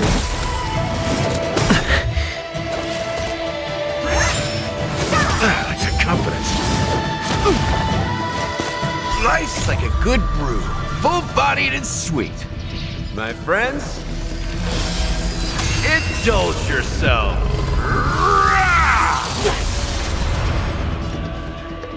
It ain't over yet.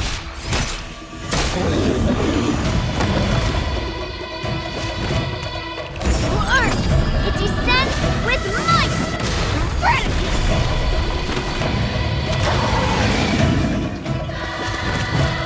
So, how many of my moves can you block? The mood is set just right. Let the show begin!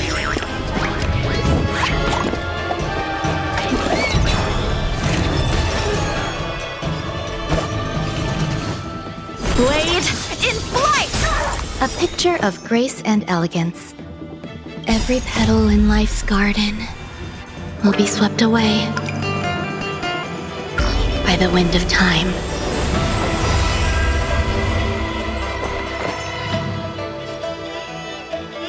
Pay attention.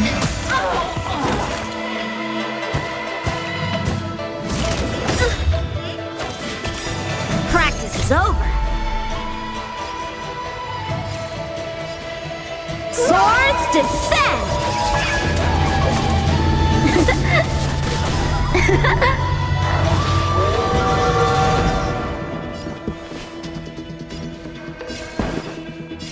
Dreams do come true.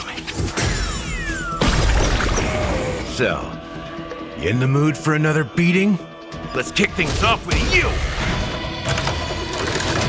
Enjoying yourself?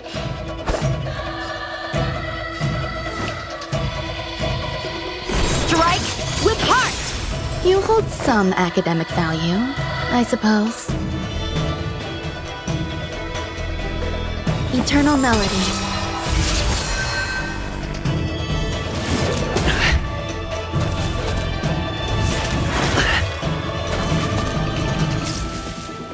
stay in step.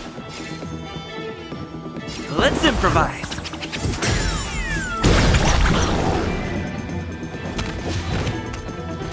Clouds, clean the path!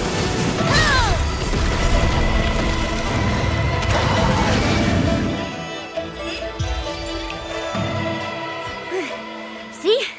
I won! Your technique was all over the place, and you relied too much on speed. Is this really all the Cloud Knights of the Luofu can muster? So disappointing. All you did was chop down a few monsters. Don't get carried away with yourself. Oh, well then I'll give you a chance.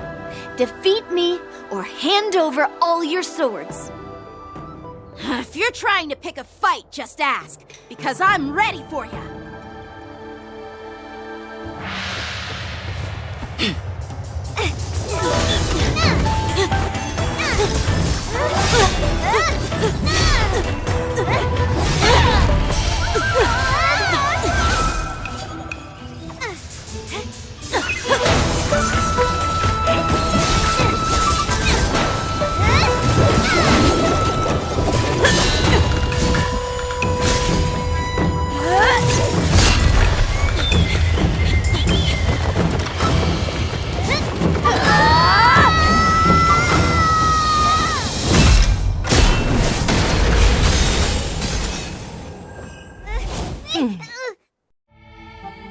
Well fought, my young friends.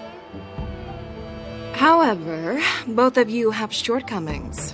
One of you focuses on dodging and weaving, while the other relies on brute strength, trying to take down targets with a single strike. Who are you? Me? I'm just a patient seeking medicine from the Alchemy Commission. A passerby, if you will. I thought I'd see my fill of impressive fights during the Wardance. Yet here I am, able to witness a remarkable fight at the Alchemy Commission, of all places. Well, the Luofu is never short of surprises. However, I have a small suggestion for you. Why don't you settle this dispute fair and square in the Wardance's ring? That way, you can resolve your differences with a proper duel and put your grudges behind you. Grudges? No, not at all. Yunli and we were just sparring. Sparring? You summoned your flying swords and she swung her sword with full strength. No grudges between you. I don't believe it. Aha! What brings you here, Lady Feixiao? Have you finished your health consultation with the Dragon Lady? Feixiao? Grandpa always talks about you. Could it be that you're... The Merlin's Claw of the Xianzhou Yaoqing? Looks like I'm quite famous on the Xianzhou Luofu, too. Of course. Everyone has heard of the great general. Known to all, and unbeknown to none. Great General? Isn't that title a bit too narcissistic? I don't like it. Ooh, I heard there's a dozing general on the Luofu, so I came up with a humble nickname for myself. The Lacking General. Lacking in worries, regrets, and rivals. Sounds much better, right? Yeah, that's a befitting title that sounds both humble and impressive. Now that the sparring session is over, Yanqing and Yunli, shouldn't you politely thank General Feixiao for her guidance and bury the hatchet? Here's your sword. Keep it safe. Or it might get taken away again. By the way, we haven't settled the score yet. I'll defeat you fair and square next time we fight. This is how she apologizes? Now that I finally got my sword back, I should report to the seat of divine foresight. I'll take my leave, General Feixiao.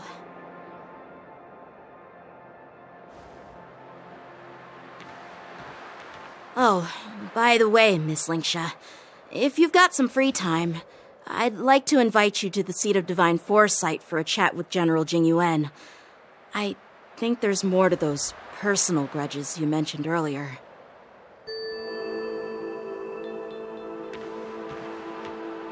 Thanks for stepping in, General Feixiao. Otherwise, I'd have had to knock them out with my incense. Not at all. Just doing what you asked. How about we call it even as payment for the healer lady's consultation?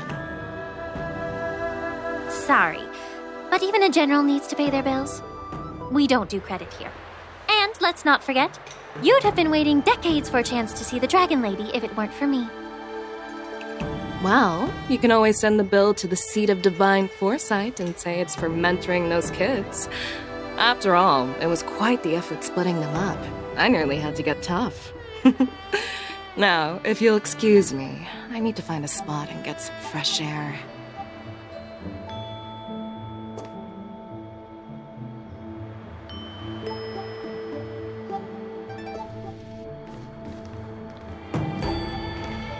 Back already? You've met with Jingyuan and wandered around for a few hours. So, what do you think? It appears that the Divine Foresight is using this war dance as a show of strength to convince everyone that the Luofu is prospering after the Ambrosial Arbor crisis. But... I know you're going to say but, right? But the influx of people attending the war dance is like a breeding ground for disorder and rumors. One wrong move, and the Luofu could be in a world of chaos. The Cloud Knights on the streets remain vigilant, so at the very least, General Jingyuan is aware of this. As for other matters, I'm unable to say. I'd prefer to be excused from future meetings with generals. I'm just a military healer. And now all of a sudden I'm thrust onto the center stage having cordial chats with two generals? My work doesn't lend itself to being in the limelight either. Just stop whining. At least you're in one piece, right? Before getting in touch with General Jingyuan, I wanted to put aside my assumptions and see his momentum. That includes the overall bearing of the Cloud Knights on the street, what people are saying, and how those close to him behave. The might of an army dwells not within its pawns, but within the force of its collective momentum. Recognizing this fact reveals the true measure of power. Thanks for enlightening me, General.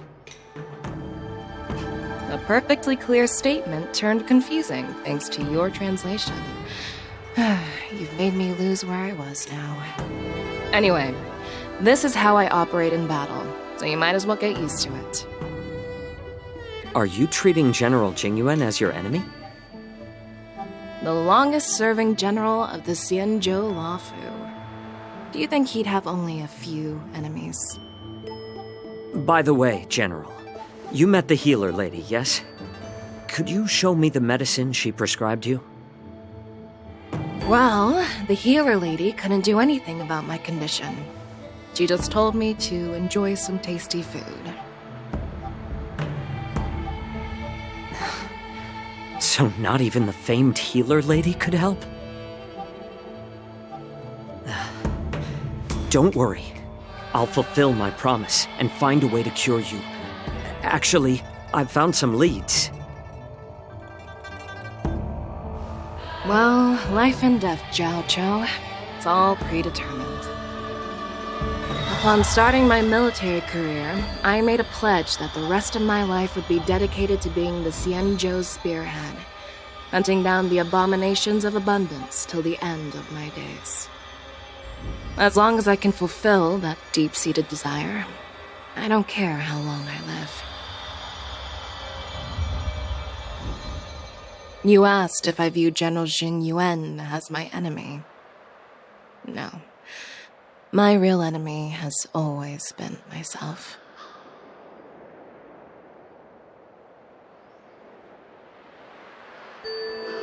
Enjoy some tasty food. So, What's for dinner tonight? Jeez. You really know how to read the room, don't you? You guys figure it out for yourselves. I'm due to catch up with an old war friend I've not seen for quite a long time.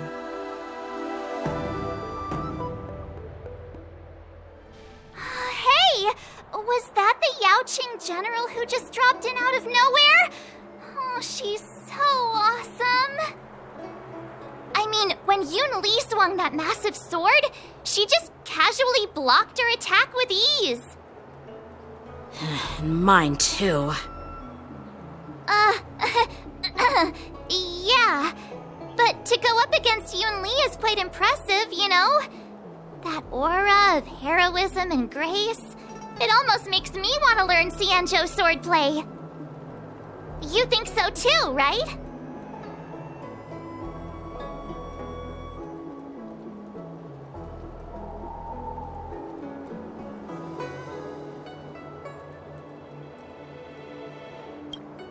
I agree. General Feixiao is indeed impressive. I was talking about Yanqing, actually. Thanks for the kind words, Miss March. The Wardance is coming up, and I've been chosen to represent the Cloud Knights in the ceremony. I've had my fair share of defeats lately, and even though I know there are always more skilled swordmasters out there, seeing General Feixiao's skills today has made me feel a bit uneasy again. Don't underestimate yourself. After all, generals won't fight in the ring during the war dance. Just remember the state of mind you had when you single-handedly took on me and Blade, putting life and death aside. With that mindset, you can prevail against most challengers. I see. Thanks for the advice, Master Danheng. By the way, now that today's events are over, General Jingyuan wants to invite all of you to the Seat of Divine Foresight. He has something important to discuss. I bet it's about how to deal with the generals from the Yaoqing and the Zhuming. I really don't want to get caught up in grown-up games so soon. I just hope Generals Feixiao and Huaiyan can see the truth. We don't need any more chaos on the Luofu before the war dance.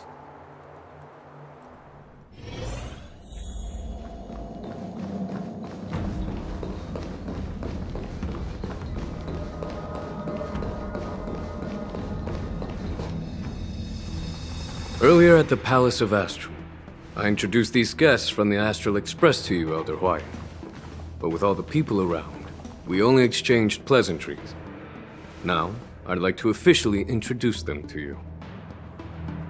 These three braved great dangers, accompanying me to perilous places, defeating the chief culprit Vantilia, and uncovering the conspiracies of the disciples of Sanctus Medicus. If you wish to know more, please, feel free to ask us. Well, I skimmed through the reports about the Arbor's rebirth from the Master Diviner Huxuan. She's been summoned to the Yuchui for questioning. There are a lot of doubts within the Alliance about this whole situation. But despite all that, I believe in you. Since you joined the ranks, you have repeatedly achieved remarkable feats.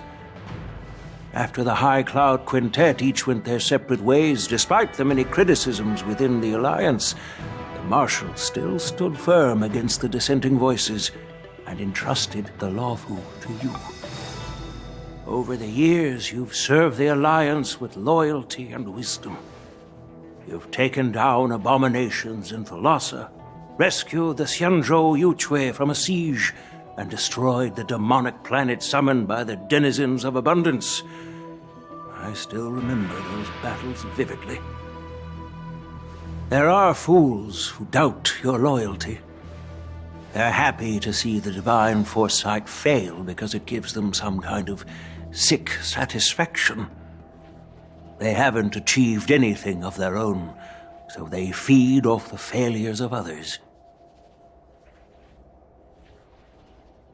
But I've seen enough failures in my time, and I want to believe that your loyalty has never wavered. So, General Feixiao of the Yaoqing is the only one investigating the Ambrosial Arbor crisis on behalf of the Alliance? No. I am too. This old man's words always catch me off guard. The Marshal ordered me to come to the Xianzhou Luofu, but the document only says, attend the Wardance and listen to Feixiao's questioning.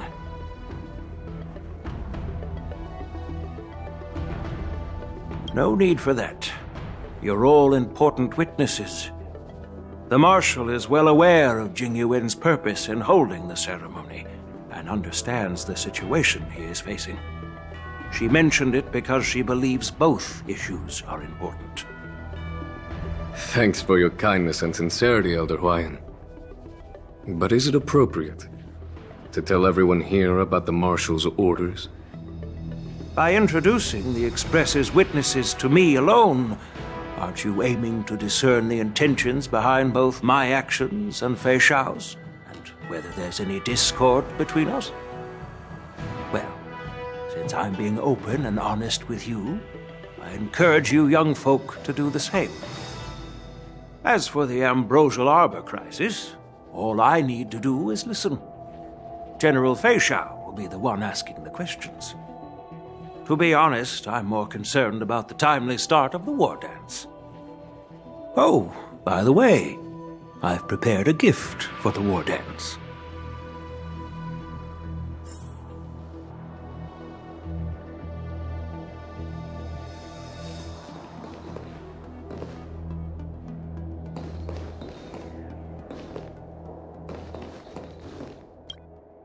Yes, it's this case right here.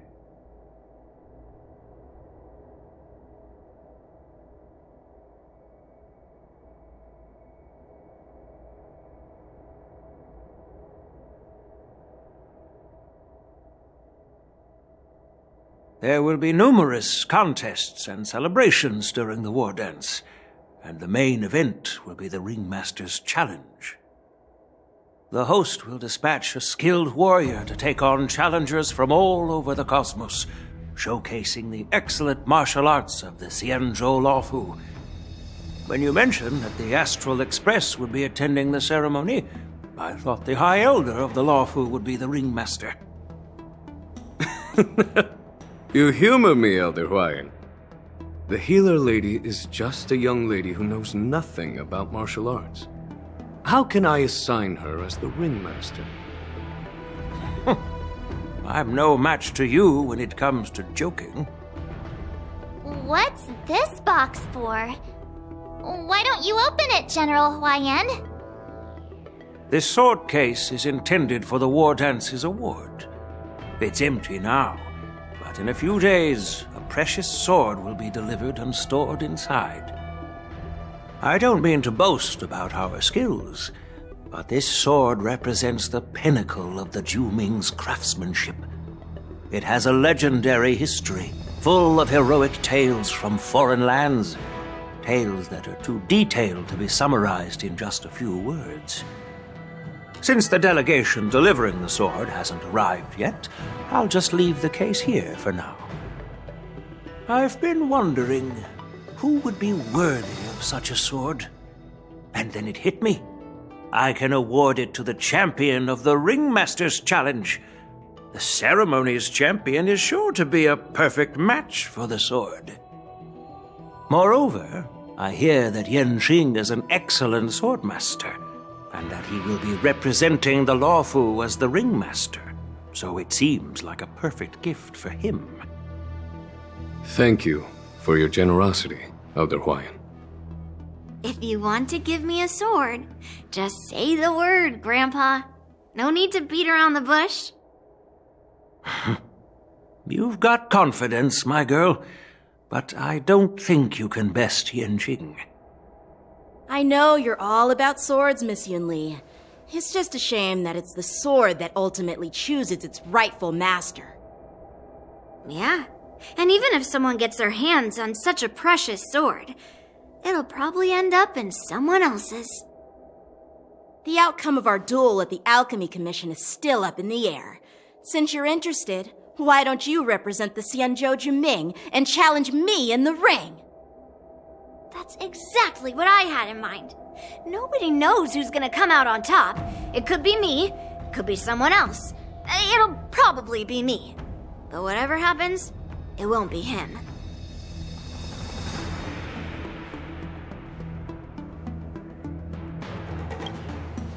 Not to be rude or anything, we've been watching their drama. I'm dying to find out who beats who. Quiet down. We have other guests here. I've prepared this sword to add some excitement to the ceremony, not to have you two squabble. It's not a good look for the Alliance. While you both seem confident that you'll win, you need to remember there can only be one winner and one loser in the ring, which could lead to hard feelings. Actually, I have an idea. We don't know who the winner will be, and it might not be either of you. But if you're eyeing that prize, you'll need to work together. I want you to take on an apprentice who will take part in the Wardance and win at least one match. How does that make sense? In my humble opinion, while a Cloud Knight is commendable by securing victories, it's even more so to pass on your skills and spread the way of swordplay. I'd be greatly pleased if this apprentice could represent the Express in the Wardance by displaying their Cloud Knight flair and prowess. Well, Elder Huaiyan's idea is quite interesting. Imparting swordplay skills requires teamwork, and both the winner and the loser will learn a valuable lesson regardless of the outcome. The question is, whom should the two of them take as an apprentice? Huh? Who? Wait, me? I noticed just now that Miss March seemed quite interested in the outcome of your sword fight, so I thought, why not teach her the art of swordplay? Wait, are you serious, General? Why am I being dragged into this all of a sudden? I've never practiced swordplay before. I'm a total newbie. You really think I can learn it? Well, you'll probably realize I have no hope and give up on me. And that'd be so embarrassing.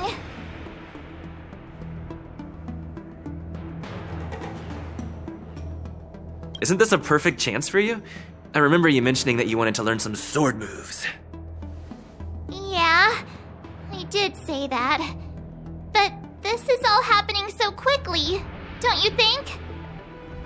Miss March is like a piece of jade in the rough, just waiting to be shaped. The Wardance is the perfect opportunity to see what heights she can reach. I appreciate your kind words, General Huaiyan. But won't teaching me swordplay be a waste of Yanqing and Yunli's time? They should be preparing for the ceremony. Plus, I heard that each swordmaster has their own special moves. What if they let something slip while teaching me? If everyone knows each other's tactics, won't that make it hard to catch people off guard during the war dance? That's considerate of you, March 7th. But don't worry. It'll take you at least a decade of hard training before you can even start learning special moves. No need to freak out. A few Juming swordplay tricks will mean you'll be more than equipped. Really? Looks like March's curiosity has been piqued. The whole point is to know each other's moves. Defeating your opponent in just one move? How boring would that be? Plus, what really decides a swordsman's fate isn't some special move. It's the solid fundamentals. So Miss Yunli has already agreed. What do you say, Yanqing? General, I haven't graduated yet. How can I be qualified to teach swordplay to others? So you're admitting your defeat, huh? If you're not even confident to teach, why don't you let me be the ringmaster instead? Yanqing, teaching an apprentice is also a way of honing your own skills and gaining insights. You've been an apprentice for years. It's about time you looked at swordplay from another perspective. I see, General. Then count me in. Now that Yanqing has agreed too, it all comes down to Miss March giving her nod. It's up to you to make the final decision, March.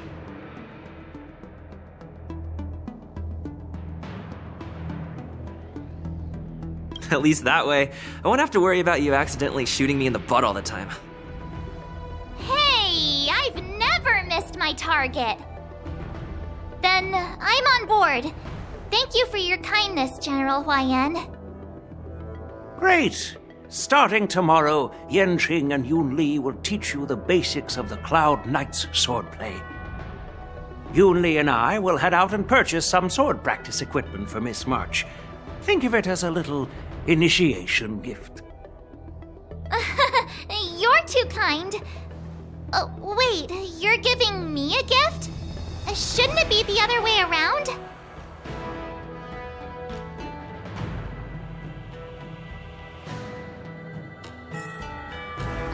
General Huaiyan's gone. Wait, why does something feel off about what we talked about?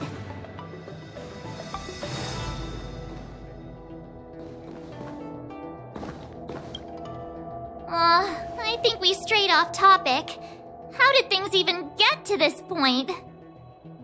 Yeah, I brought you here because the General said he had some important matters to discuss. But how in the world did Yunli and I suddenly become Miss March's swordplay mentors? Because General Huaiyan wants us to stick around on the Luofu for some time.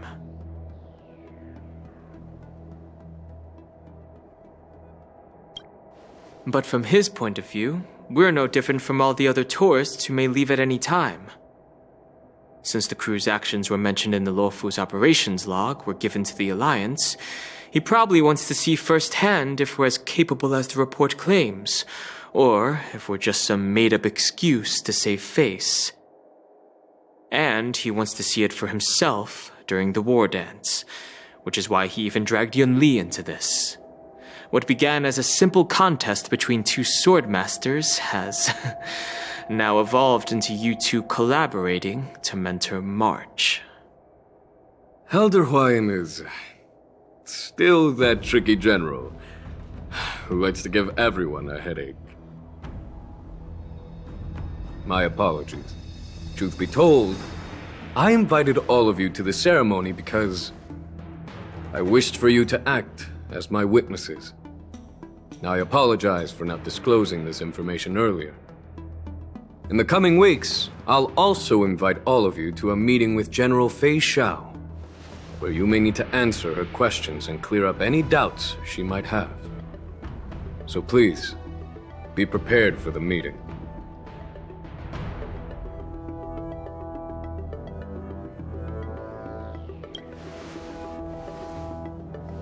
Don't worry, General. No matter what happens, I'm prepared to stay here as the Express's witness and answer any questions. Thank you, everyone. General, I know there isn't much I can do to share your burden, but... As the Luofu Ringmaster, I won't let anyone defeat me in the Wardance. I know.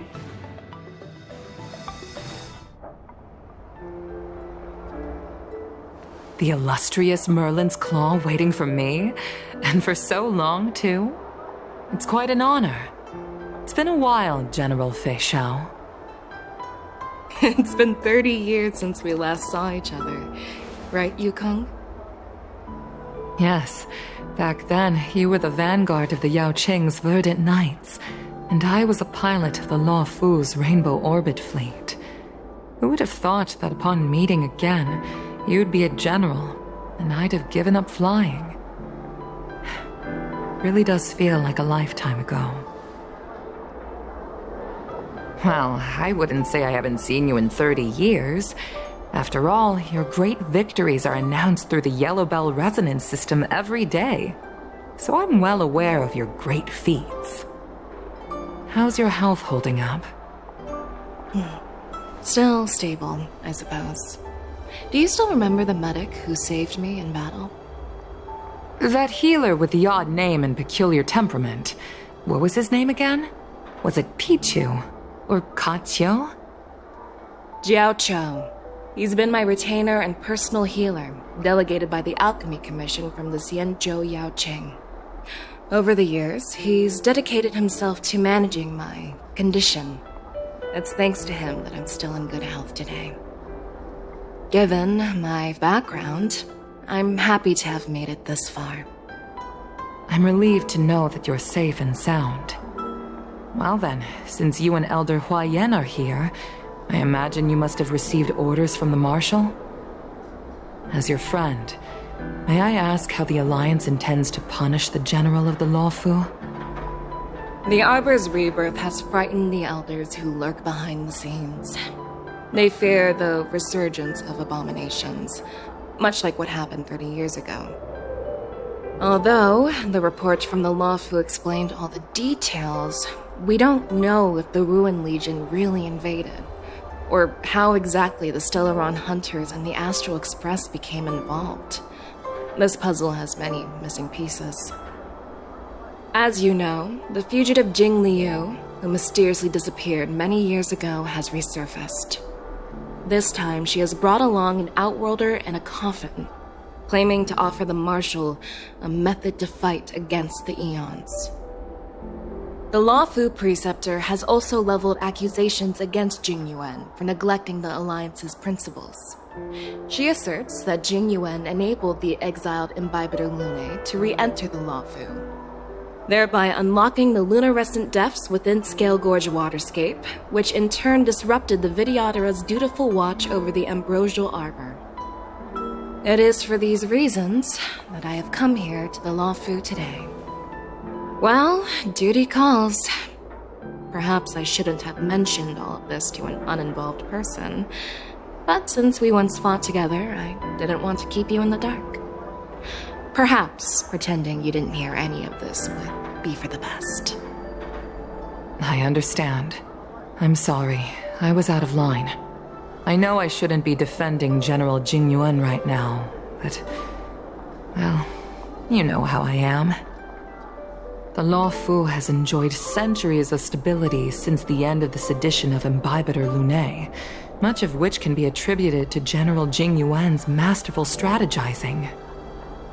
Unfortunately, for a long-life species, enduring through the ages always culminates in a failure that undoes all previous achievements, a moment that our adversaries relish. That's true. And that's why I'm also here for another purpose. To visit Hoolay. Hoolay? You mean that Hoolay? The Borisin warhead? The same Hoolay who has been imprisoned in the Shackling Prison for over 7 centuries? The nemesis of the Foxians who will never be forgiven and shall be imprisoned until the end of the cosmos. I can't quite remember the exact wording, but yes, the very same Hoolay. Usually, only emissaries from the Xianzhou Yaoqing Skyfaring Commission visit him once every century. Why do you have to visit him now, of all times? The Foxians and the Alliance made a pact to combat the abominations, aiming to achieve justice and free their kin. That werewolf monster is to be forever imprisoned in the dark recesses of the Shackling Prison, facing unending retribution. Given the situation on the Luofu, those on the Yaoqing are concerned about Hoolay's imprisonment. I'm afraid that the routine visit every century is no longer sufficient to ease their concerns. That's why I was sent here, to reassure them. It's all bad news. Well, not everything. There might be a silver lining. Oh, by the way, I found some clues about the thing you asked for. Tell me more. The Verdant Knights followed the route you mentioned and discovered the wreckage of the Whistling Flame ship. Unfortunately, there were no survivors and no cargo. However, someone had already been on the scene before we arrived. Our people? Or someone from the IPC? No, neither. Yukong, have you heard of a person named Ron May?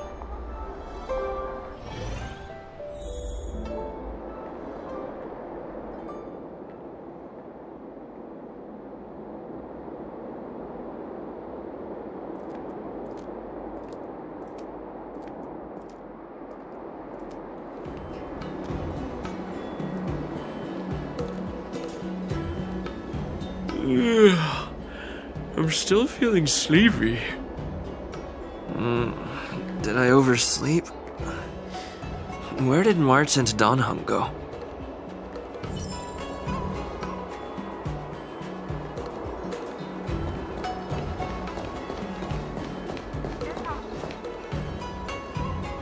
There you are.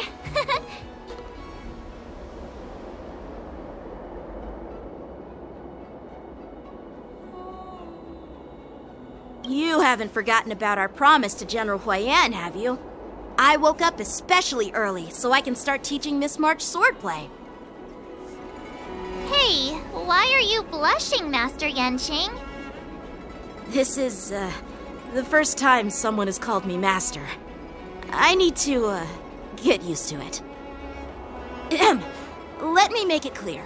Swordplay training is about improving your body, mind, and strength. It's not a casual game you can master overnight. I promised General Huaiyan that I'd teach you Cloud Knight swordplay, so you can participate in the Wardance and defeat at least one opponent. I'll do my best, but if you break your master's rules...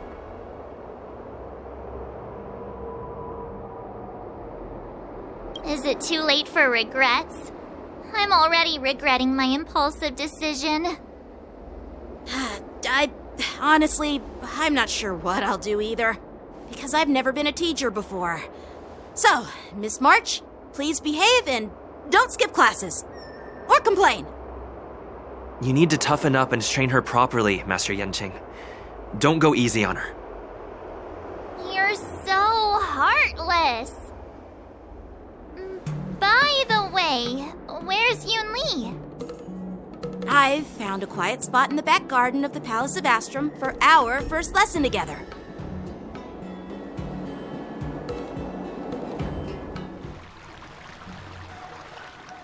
Seriously? It's the first day and you two are already late? Why is everyone on the Luofu so laid back? So disappointing. Master Yunli, you're already here. Sorry for keeping you waiting. Oh, wait. Were you trying to teach her in secret? That's sneaky. I'm just showing you what Luofu etiquette is all about. She might be my apprentice, but it's customary for the master to personally escort their apprentice to the place of learning. As the host, I'll be teaching Miss March the essence of Luofu swordplay, after which she'll emerge victorious in the Wardance ring. You won't be complaining about Luofu swordplay then. Stand aside, rookie. Let me show you how we Zhu-Ming swordmasters treat their apprentices. Quickly, over here, Miss March. This is a reverse mentorship gift from me to you. I hope you put it to good use. What's this? Xianzhou clothing? It's so beautiful! Sword practice requires precise movements. This outfit is tailored to fit perfectly and allows for smooth movements. I even added some small accessories. I put a lot of thought into it. You're awesome, Master Yunli! See? See? How can you compete with me? I'll teach March 7th the essence of Zhuming's swordplay so she can win the contest with my sword skills. Actually, I've prepared something too. Huh? You have a gift for me too, Master Yanqing? Since you want to learn swordplay, Miss March, you'll need suitable weapons. So, I went out of my way to prepare a pair of swords overnight. Unfortunately, I didn't have time to ask the craftsman to customize the swords for you, but I did my best to choose ones that look nice and are suitable for a beginner. I hope you like them, Miss March. Thank you, Master Yanqing! Bet you didn't see that one coming, did you, Yunli? The real competition is just getting started. I'm so lucky to have two great masters. But why does it feel like things are getting a bit weird?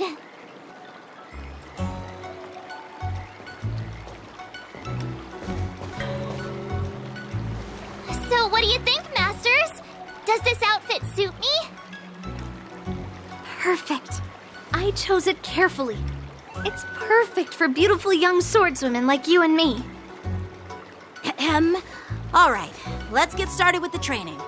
The person next to me is a Cloud Knight instructor I've brought in. For your first lesson, try exchanging a couple of moves with him. Wait. We're having actual combat training for the first lesson? Isn't that a bit too intense? Well, I heard you have some experience with archery and martial arts. The first thing we're going to do is see just how strong your fundamentals are. Come on, step forward and strike with the sword in the most natural way you can think of. It's important for us to grasp your natural movements so we can decide where to start and what you need to learn. If you're ready, let's begin. Okay.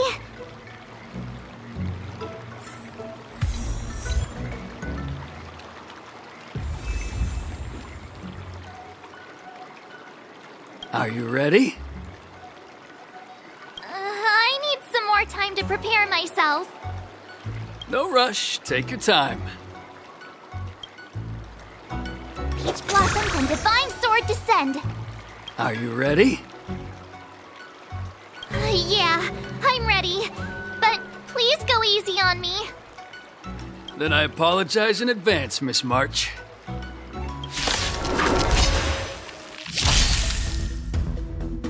Skills polished, ready to shine.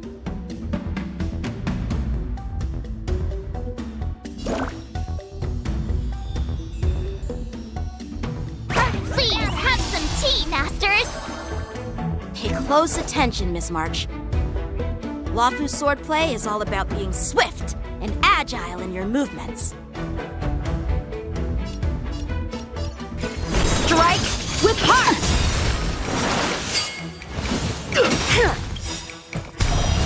Right on time. Practice is over. Swords descend!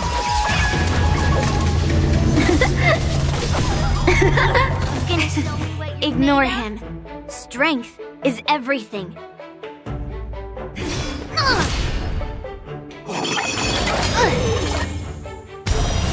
Yes, you! Like this? 10 of you. Well done! Master, have some tea.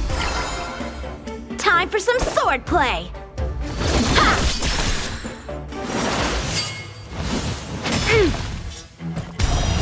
Right on time.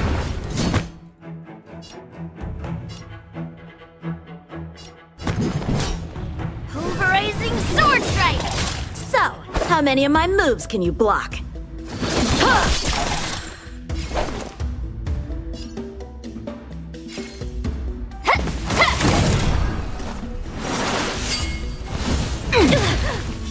Time for some swordplay. Skills polished, ready to shine. Better not underestimate me. Gonna show me what you're made of? I'll melt it all down.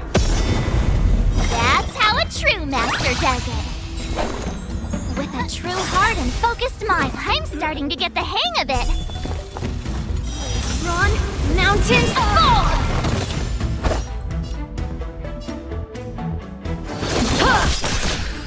Time to show you what I can really do.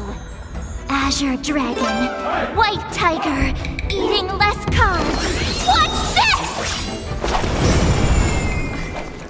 What are you mumbling about? Isn't this, sword technique? Shouldn't I be saying something cool?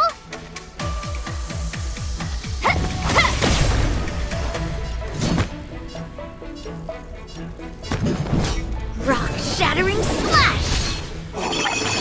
Yeah. Yes, you!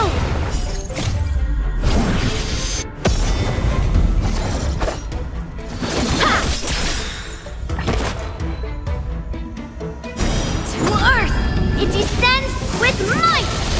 Eradicate! Practice is over. Swords descend!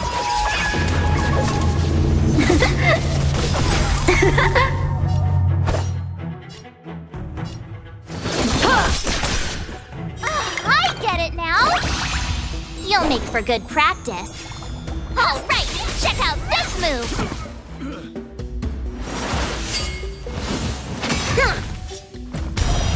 Right on time. Pulverizing sword strike!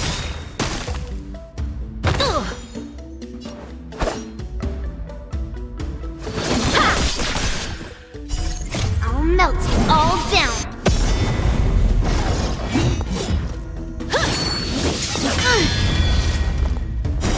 The clouds, it cleaves a path!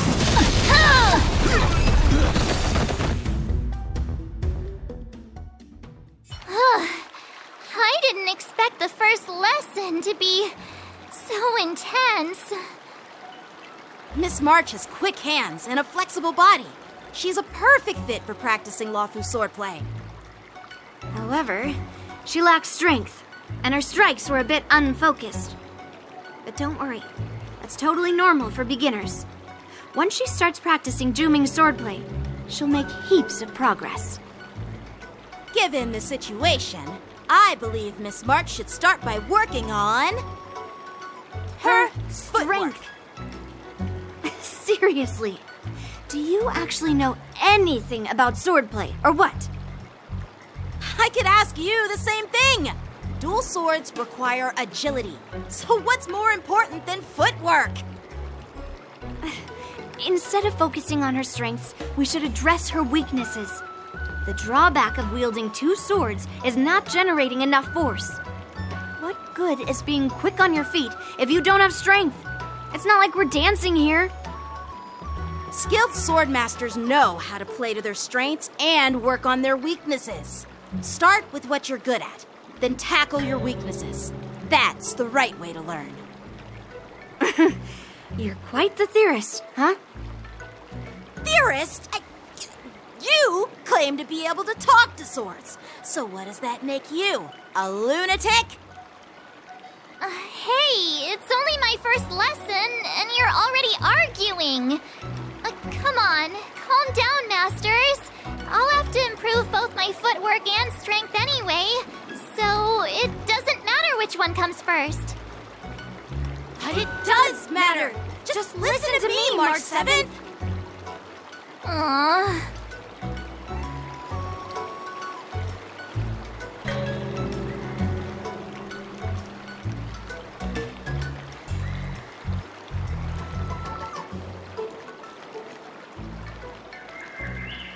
Dear Himeko, Mr. Yang, and Pom Pom, we're all good here on the Xianzhou Luofu, so no need to worry.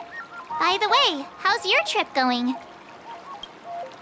As for me, I've somehow become the apprentice to 2 Cloud Knight sword masters, and I've been honing my sword skills with their guidance. One of them is Yanqing, the boy we've all met before. The other is Yunli, the granddaughter of General Huaiyan from the Xianzhou Juming.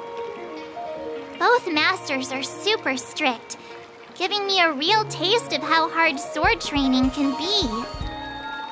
I tried to drag him into this, but he refused. Then I tried to rope Dan Heng in, but Master Yanqing wouldn't have it. Still, I didn't let the difficulty get to me. In just a few weeks, my sword skills have improved a lot.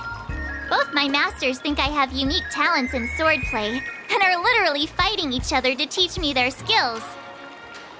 Thanks to their guidance, I've actually made some progress.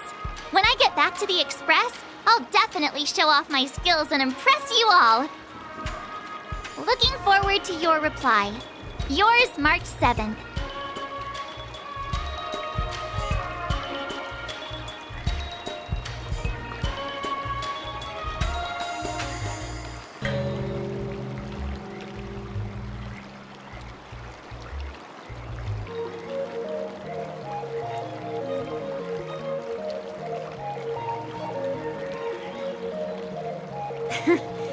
Well done!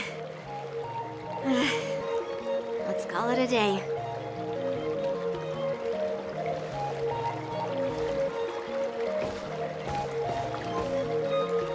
Miss March's sword skills are really coming along. She'll hold her own just fine in the Wardance.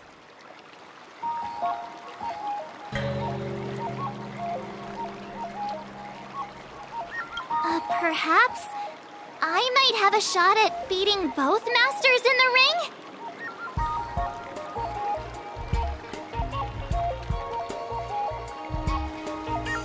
Oh, get real.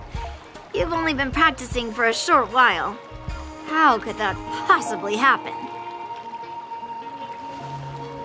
With your talent, Miss March, if you dedicate a few more decades to training, you might eventually be able to defeat Yunli. Decades? But I'll be an old lady by then. No. Can you believe it? March 7th has actually become a pretty decent swordmaster in such a short time. Now I understand why Grandpa always had a grin on his face while training me. Are you sure he wasn't laughing at you? Oh, shut up! It's all thanks to your amazing guidance, masters. Miss March, you're really getting the hang of wielding dual swords. If you're keen on advancing, trying out different Xianzhou blades can improve your touch. Oh, let me see. Which sword is the most powerful? Single sword? Great sword? Or maybe a flying sword? There's no such thing as the most powerful sword. It's all about the skill of the swordmaster. Yanqing wields several flying swords, while I only wield one. But remember how I kicked his butt at the Alchemy Commission? First, you didn't kick my butt. Second, you'll never kick my butt. Third, how about we settle this right now and see who kicks whose butt? Yeah, I'm up for that. And if I kick your butt, you'll drop out of the Wardance. Deal? Why are you two arguing again? I thought things had been improving between you lately. There was talk that the leading disciples of the Luofu and Zhuming generals were supposed to face off in the Wardance, but for some reason, they suddenly teamed up to train an apprentice of their own. Turns out, the rumors are true.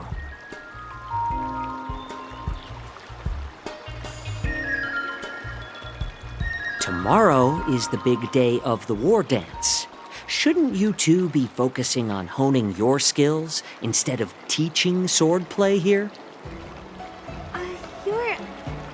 You're... Oh, that's right. You're the pink-haired box from the Yaoqing.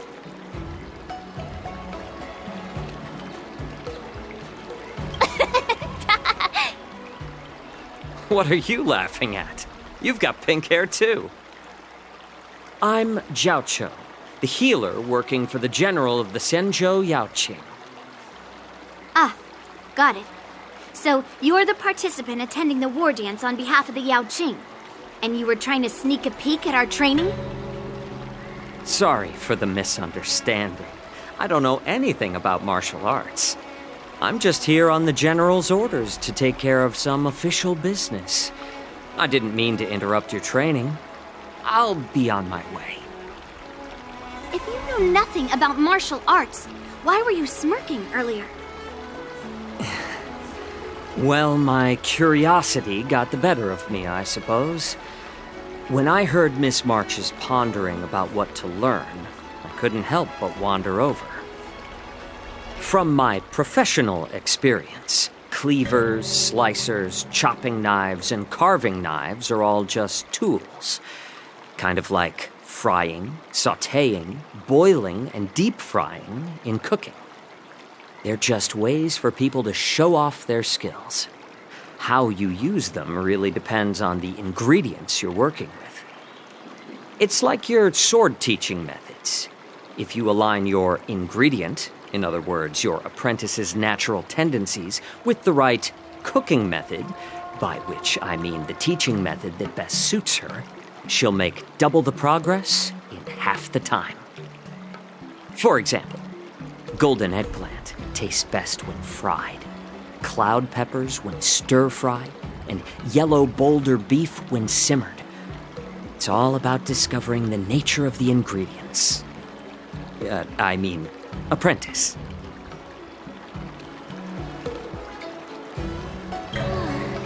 All this talk about food is making me hungry. Aren't you a healer? Why are you talking about food? Well, it's just a metaphor. The medicinal school I follow on the Xianzhou Yaoqing is called the Ranja School, that specializes in food therapy. So it's only natural that I know a thing or two about cooking. So, you're the General's cook? I'm a healer. But anyway, a cook who isn't interested in health doesn't make for a good advisor. Fine. Call me a cook if you want. Seeing the way you're looking at me, it's obvious you think I'm just some feeble academic who likes to blabber on about martial arts. But, in reality, I know a thing or two about killing. After all, the art of healing inherently encompasses both life and death.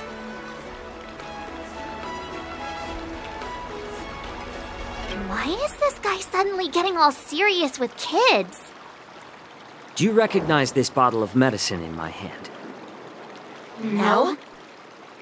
This is called tumble dust, an extract from an exotic flower named Yabra. Is it poison? Well, it depends on how it's used. With just one drop, it's able to numb a patient's body during surgery, making them painless throughout the entire process. However, increase the dose or the potency, and it'll slow the metabolism, making the blood thin and resulting in the loss of all senses. Even long-life species cannot escape its effects. This thing can save lives or take them. It's more powerful than the swords in your hands. That may be so, but still, I prefer settling things with a sword than, you know. Huh. Looks like I did get you all wrong. You're not a feeble scholar, but a sinister and despicable one. Hey, why the insults all of a sudden? I'm just sharing some medical knowledge here, not persuading you to poison anyone. Seems like you get real excited when talking about poison. I can't tell if that's an honorable thing or sinister. Picture this. 2 individuals. The one standing is full of malice. The other lying down is honorable and righteous. How can the one who's lying down label the one standing as sinister? In the throes of combat, where life and death hinge on a singular moment, every idea fades into nothingness. The only thing that matters is staying alive. Surviving the battlefield reshapes all notions of worth, be it integrity or treachery. In my eyes, their significance is negligible. Perhaps you've underestimated Yunli and me, Mr. Jiaoqiu.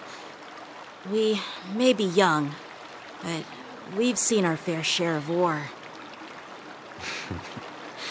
Well, well. Then you should know that the Wardance is nothing more than a contest. So why are you so focused on it? When I was appointed as the ringmaster for the Wardance, I asked the general, we Cloud Knights are supposed to charge into the fray and slay enemies. Why do we have to swing swords in a ring just to please an audience? And this is how the general replied. To unsheath your sword in a ring is no different than on the battlefield, as your sword reveals the might of all Cloud Knights. The Wardance is the perfect chance to showcase martial virtue and forge alliances from all over the cosmos. When we unsheath the sword without drawing blood, we not only display our might, but also the martial virtue of the Cloud Knights. That's quite an insightful statement, Yanqing. Well, my apologies for being so short-sighted. I've been on the Luofu for quite some time, but I haven't had the chance to see the ceremony venue for myself yet. Hearing you speak so highly of it has piqued my curiosity. Would you mind showing me around? You want to see the Skysplitter ship where the Wardance will be held? Let's go! I bet Yunli and Miss March haven't seen it either, right? Well then, I'll give you all a tour.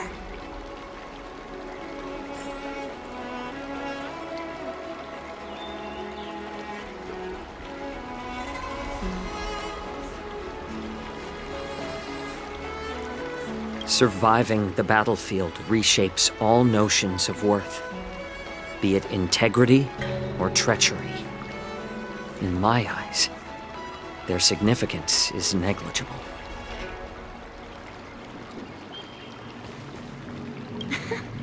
Can you believe it? March 7th has actually become a pretty decent swordmaster in such a short time. Now I understand why Grandpa always had a grin on his face while training me. Let's go. I'll give you a tour of the Skysplitter.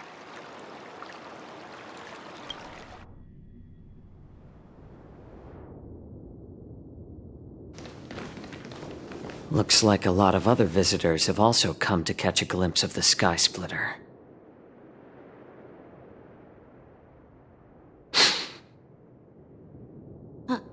What's up, Mr. Jiaoqiu? No, it's nothing.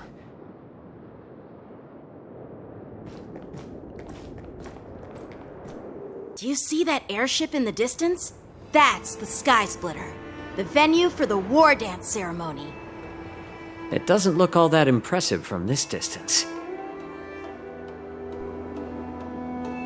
The Skysplitter is actually a decommissioned Luofu military vessel. People aren't allowed on board until the Wardance officially commences. Tomorrow, when the bell rings and the ceremonial cannons roar, I'll be there representing the Cloud Knights of the Xianzhou Luofu, standing in the ring, ready to take on challengers from all over the cosmos. Since I was a kid, I've been training in swordplay and the art of war under the general. Every day, I'd swing my sword 10,000 times, and then thrust it 10,000 times, repeating the process over and over. I understand that I'm not like other kids. I never envied the toys and freedom they all had. I never found sword practice boring or hard. Even in the thick of battle, facing down savage abominations, I never felt scared. Each day, I could feel myself getting stronger and stronger, and I racked up countless victories. It's the best feeling in the world. But then, I faced a really tough opponent. And just one slash shattered my confidence into 1,000 pieces. That's when I felt true fear for the first time. Maybe that's what Mr. Jiaoqiu meant by life and death hinge on a singular moment. Every idea fades into nothingness. After that, I had to pick up the pieces and try to put myself back together. But no matter how hard I tried, I couldn't seem to find my old happy self again. I often ask myself, why do I wield my sword? If defeat is inevitable, why do I continue to fight? Is it to reclaim the joy of victory? To meet the general's expectations? Or to secure my honor among the Cloud Knights? While the general could teach me the art of swordplay, he couldn't teach me why I should keep on going. He said the reason must come from within myself. I've been struggling to find that reason. But after talking with you, Mr. Jiaoqiu, I think I already have that reason in mind. As a member of the Cloud Knights and the General's apprentice, I've had a weight on my shoulders. And I know there's still more to shoulder. But when I wield my sword, it feels like I'm letting go of everything. I love the feeling of giving it my all, facing any obstacle in front of me, pressing forward. That's why I wield my sword. Oh, Yanqing. So young, yet so grown up. By the way, how old are you exactly? Age doesn't really matter. All swordmasters will understand how I feel. I get it. Looks like all the kids on the Luofu live tough lives. So, how about you, Miss Yunli? It's not polite to ask a girl her age, no matter which Xianzhou ship you're on. I'm not asking your age. I'm asking if you have a dream like Yanqing has. You don't talk like a cook. You sound more like a TV host or something. Need I repeat myself again? I'm a healer. Well, I don't have a dream like Yanqing does. The only reason I'm participating in the Ringmaster's Challenge is because I made a promise to my grandfather that I'd win the precious sword he's contributed to the Wardance. Sounds like that mind of yours is just filled with swords. I bet you've got nothing better on your mind. My father was a craftsman on the Xianzhou Juming. Because of his foolishness, many innocent people fell victim to the cursed swords he forged. Since I was a kid, it's been clear to me that not everyone deserves to have a weapon in their hands. Giving them a sword is no different than being cruel to the innocent. So, whenever I come across someone unworthy of a sword, I can't help but want to take it away from them. Given that Yanqing is the Wardance Ringmaster, I'm stepping up to challenge him. To ensure the precious sword doesn't fall into the hands of an unworthy master. Hey, what do you mean by an unworthy master? I see. It's not easy for kids on the Juming either. Well, it's better to have a reason for wielding a sword than to be lost and confused. I've saved countless Cloud Knights in my life, and there are plenty of exceptional warriors, just like the two of you. What happened, Mr. Jiaoqiu? Oh, nothing. I was just reminded of some old friends and old tales. Judging from my professional perspective as a healer, both of you possess remarkable vitality. Your energies flow like raging fires and mighty gales. The upcoming fight will definitely be impressive. Well, we've seen the Skysplitter and toured the Stargazer Navalia. I guess it's time to say goodbye for now. What? You're leaving already? But you haven't asked me about my dreams. I've been working hard too, you know. It's getting late, Miss March. Unlike you lot, I'm a grown-up bound by responsibilities and duties. The tasks entrusted to me by the General won't complete themselves. By the way, Yanqing, is it normal to have so many people wandering around in an automated area like the Stargazer Navalia? Actually, this is a restricted area. But since you're all guests, I made an exception, so you could take a look around. I understand. Well, I'll take my leave. I wish you both the best of luck in the ring tomorrow.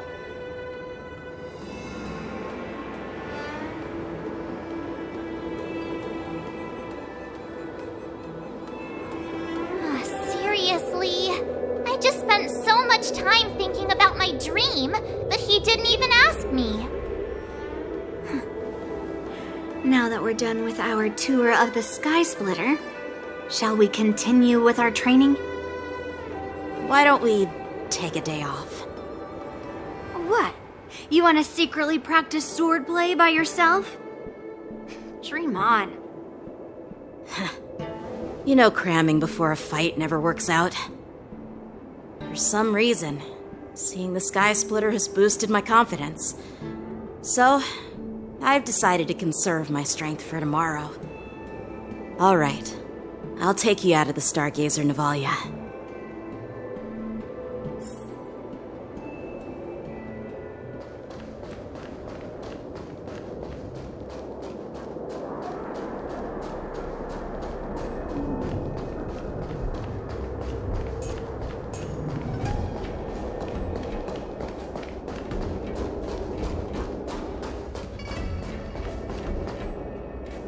Just shut up, Red Fang!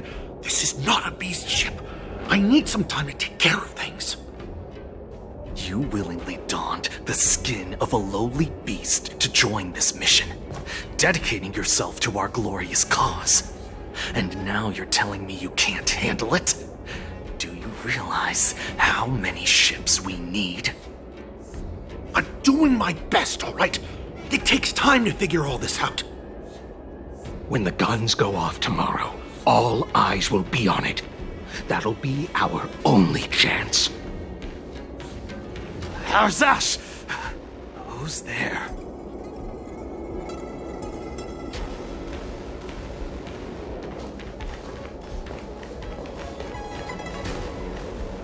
Who are you guys? An impromptu inspection. Why are there outsiders loitering in Stargazer Navalia? And a bunch of kids at that. Hey, kids, didn't your parents ever tell you to stay away from the Stargazer Navalia? I know it's an automated facility, but it doesn't mean you can just break in and do what you want.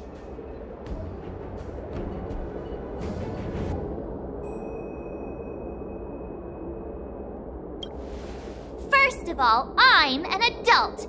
Second, I didn't just break in. Yeah, we flew here on a star skiff. Like, whoosh! Well, I'm not trying to tell you off, but this place is off limits to the public, you know? Big sis, let's go. I want to play in Ever Hunt Planes.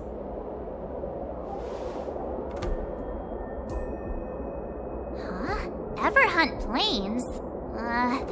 Yeah, sure. Big Sis will take you there.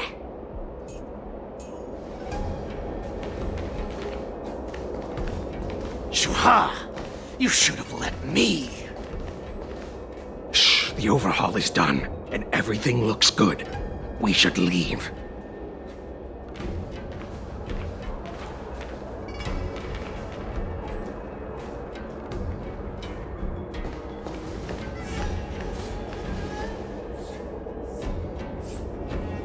Could you repeat what you just said, Yanqing? What did I say? Big sis, let's go. I want to play in Everhorn Plains.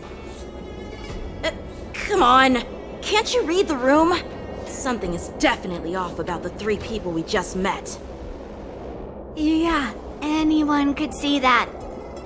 I just wanted to hear you say it again. That pink-haired fox tried to say something. I'm pretty sure he sensed something fishy. Since he's not familiar with this place, he just dropped us a hint. But you didn't seem to be paying attention at all. I knew that from the beginning.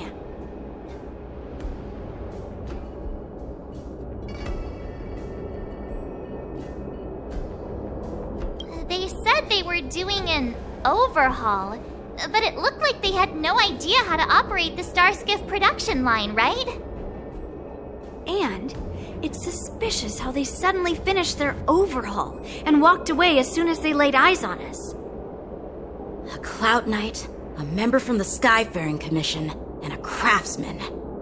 They're from various departments, and the reason for the overhaul seems legit. But one of them blurted out some weird language just now. Did you hear that? I have a feeling that if we secretly tail them, we'll definitely catch these guys in the act. Follow my lead, and be careful not to blow our cover.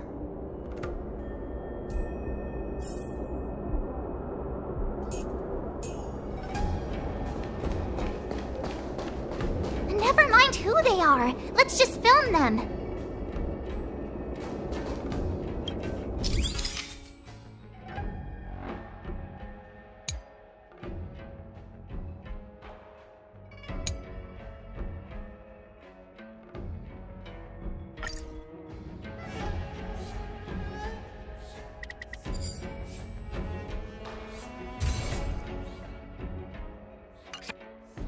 We should have just killed those lowly beasts.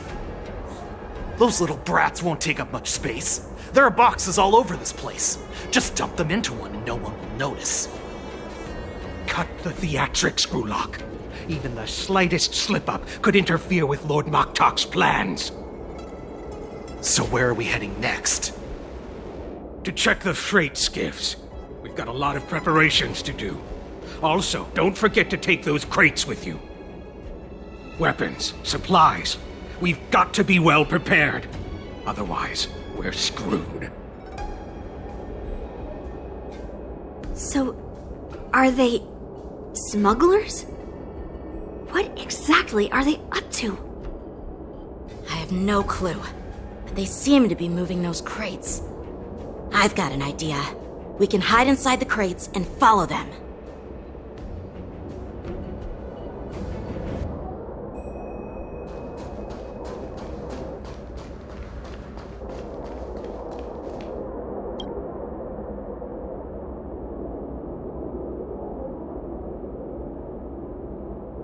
Ugh, it's so cramped in here.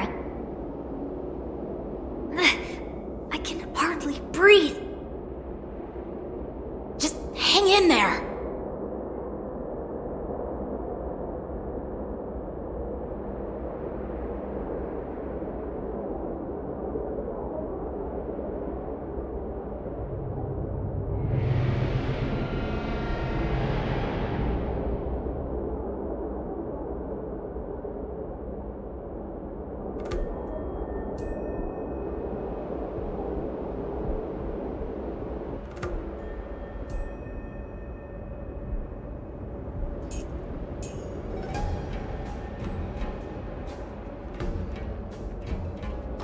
Let's just put the cargo here for now, all right? Then we'll move on to inspect the ships. Lord Moktok said that as soon as we're done, we're to board the freight skiff and leave this place. Don't worry, I've changed the shipping schedule. You two, come with me. Is it just me? I keep smelling that stench of lowly beasts everywhere we go. Don't be so paranoid.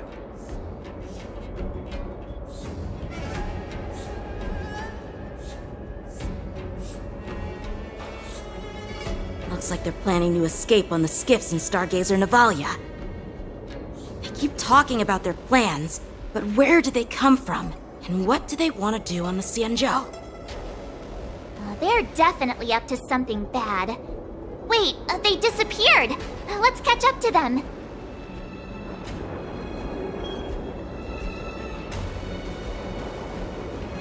Tread softly, breathe quietly, and make sure to keep an eye on them. Hide out of sight as soon as there's any sign of activity.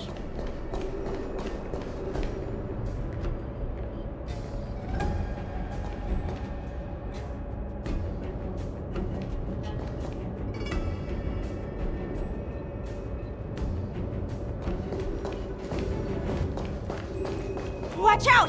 They're on high alert!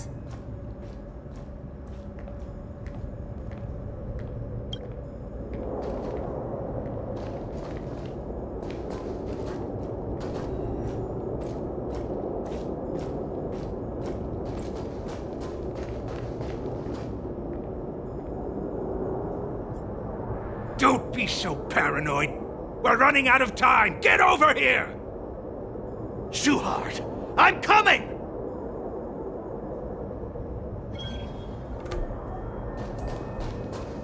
They're leaving. We should catch up to them. Quickly!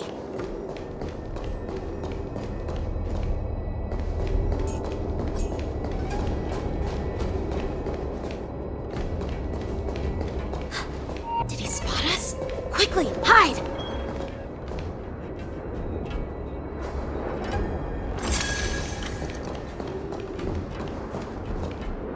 What are they up to? They're all wearing official uniforms, but I'm pretty sure they're not members of the Skyfaring Commission, the Artisanship Commission, or the Cloud Knights. This is way too suspicious. Never mind who they are. Let's just film them. That way, if they do anything bad, we'll have solid evidence against them.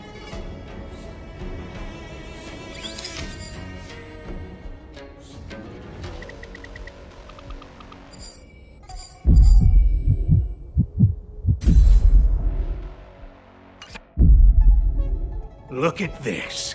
A freight star skiff with enough room to fit at least 20 of my men. I'll let the others know and have them prepare more star skiffs. Once we're past the checkpoint, there will be beast ships waiting for us. Lord Moktok is ready.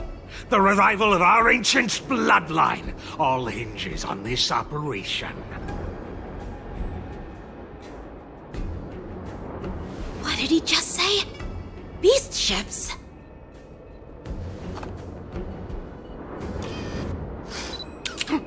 Who's there? It's those brats! I told you to get rid of them, but you didn't listen, you idiot! Wipe them all out!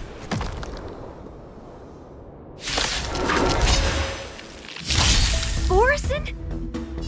Adusa! Die, you lowly beasts!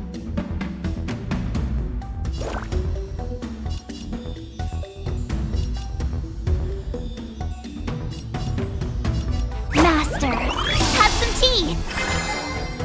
The mood is set just right. Let the show begin!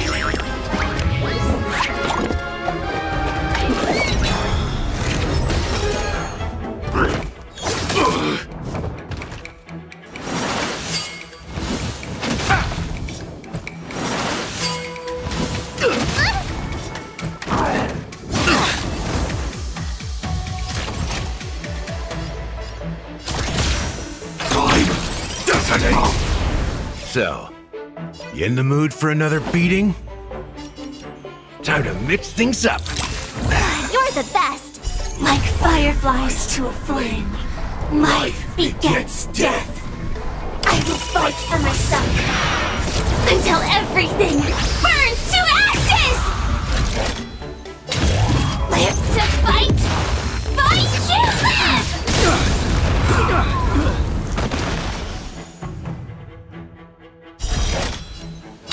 I shall set the seas ablaze!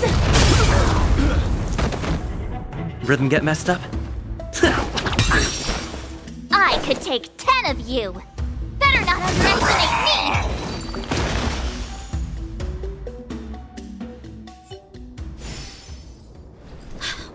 is this possible? How did these Foxians change their appearances like that? They're not Foxians at all. They revealed their true form. They're Borisin, just like the bandits I defeated on the IPC ship. Wait, that means...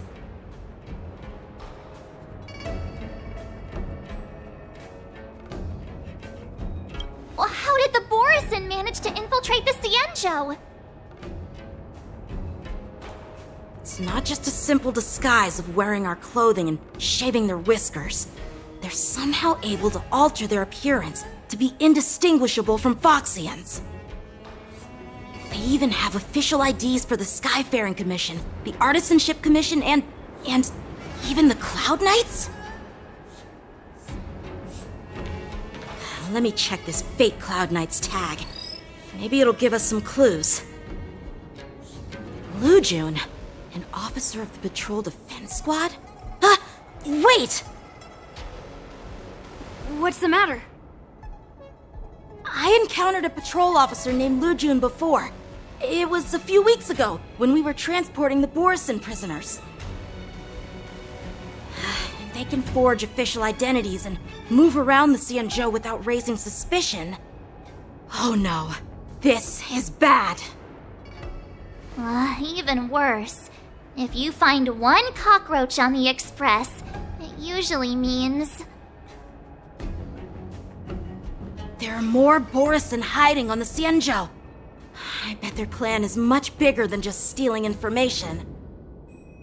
We've got to report this to the Seat of Divine Foresight.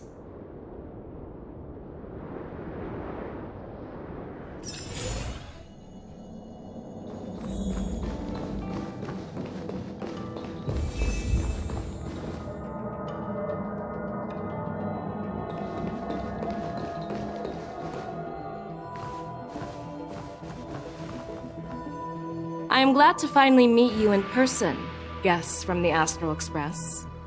I'm Feixiao, the General of the Xianzhou Yaoqing. Let me introduce our guest to you. The one dressed in green. He's the reincarnation of Imbibiter Lune, and the person behind him is the newest member of the crew. I've heard a lot about you. Outside the reports from the Luofu, the Skyfaring Commission of the Yaoqing has also gathered plenty of information about both of you. I've been eager to meet you face to face for reasons that I'm sure General Jing Yuan has explained, right?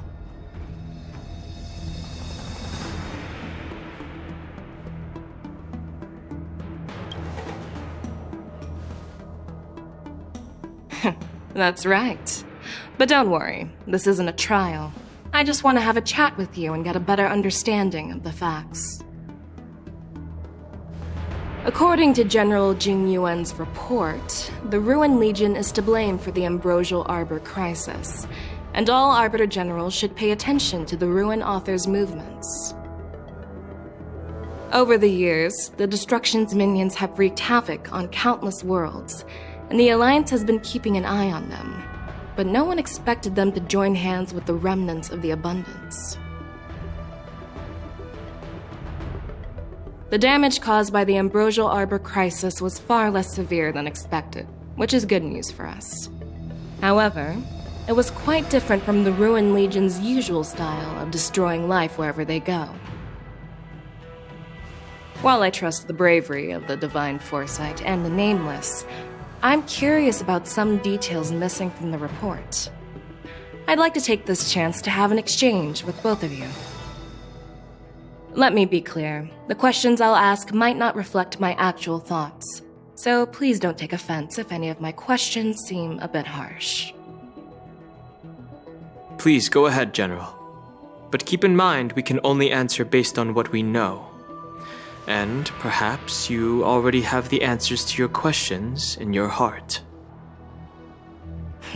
You have a clever tongue. I like it. The Merlin's claw is quite articulate. Right now, her intentions are unknown, and Jing Yuan wants us to be honest. maybe I'll just stick to the facts we know. Let's cut to the chase. Before the crisis struck, the Astral Express was guided here by a Stellaron hunter, a wanted felon, in an attempt to resolve the Stellaron crisis.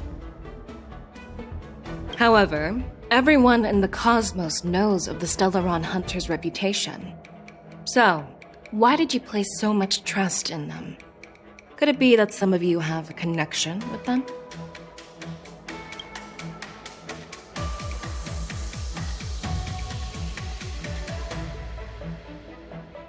Apart from the Luofu, there are many other worlds suffering from Stellaron corrosion.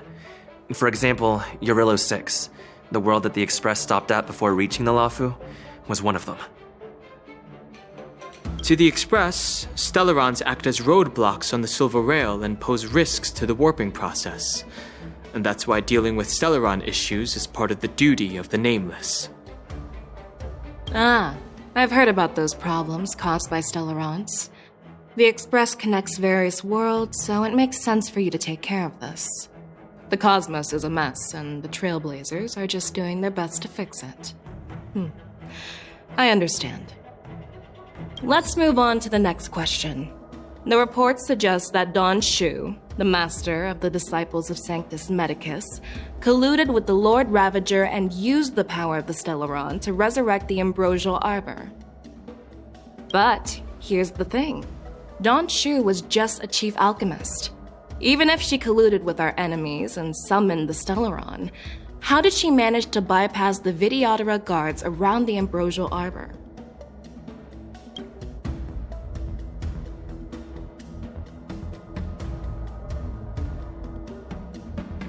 I personally met Don Shu once. Her closest friend was killed during the war on the Fanghu, and she harbored deep hatred towards the Hunt. So she spent years making preparations in the Alchemy Commission, in order to take revenge on the Xianzhou. Revenge is also a form of the Hunt. However, that doesn't explain how she managed to bring the Stellaron into the Scale Gorge waterscape, which was guarded by the Videodora. Well, you should ask Don Shu herself for the answer.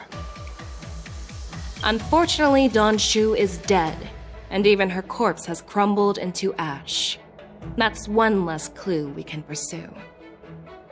According to the report, Lord Ravager Fantilia is the mastermind behind the entire conspiracy. She disguised herself as an ambassador of the Skyfaring Commission and traveled with you, only to vanish without a trace later on. It seems too convenient to label her as a scapegoat.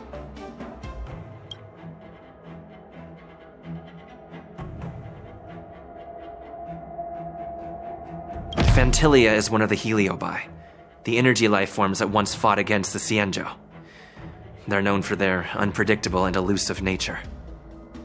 Just as he said, when the Ambrosial Arbor resurrected, its roots broke through the creation furnace on the Luofu, accidentally releasing the Heliobus fiend fire sealed inside.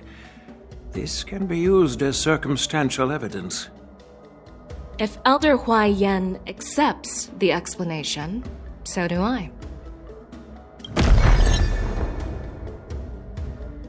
Oh, it seems that your answers have addressed all my questions. Generals, I am finished with my questioning. So, what do you think, General Feixiao? Have the doubts in the report been cleared up? The two Nameless have been honest in their answers. Even though there are some tricky details, my intuition tells me there is nothing wrong. However, the 3 questions I posed earlier were not just for the Nameless, but for you too, General Jing Yuan. First, the disciples of Sanctus Medicus grew uninterrupted on the Luofu, yet the 6 charioteers were not aware of it. That was a dereliction of duty. Second, you believed in the Stellaron Hunter's prophecy and entrusted outsiders to solve the crisis, even granting them access to the Plague Mark. That was a dereliction of responsibility. Third, you insist on holding the Wardance right after the Ambrosial Arbor crisis, putting the Luofu back in the spotlight. That is a dereliction of wisdom. Merlin's Claw. Is this your line of thinking, or the Ten Lords? From the moment I walked in, I made it clear that the questions I'd ask might not reflect my actual thoughts. The disciples of Sanctus Medicus were deeply rooted and had been plotting for a long time. I admit it was my negligence for not noticing it earlier. As for the Stellaron Hunter's prophecy, I didn't believe all of it, but in the end, the Luofu did survive the Ambrosial Arbor crisis. So, I think it's safe to say that Elio's prophecy about the future holds some merit.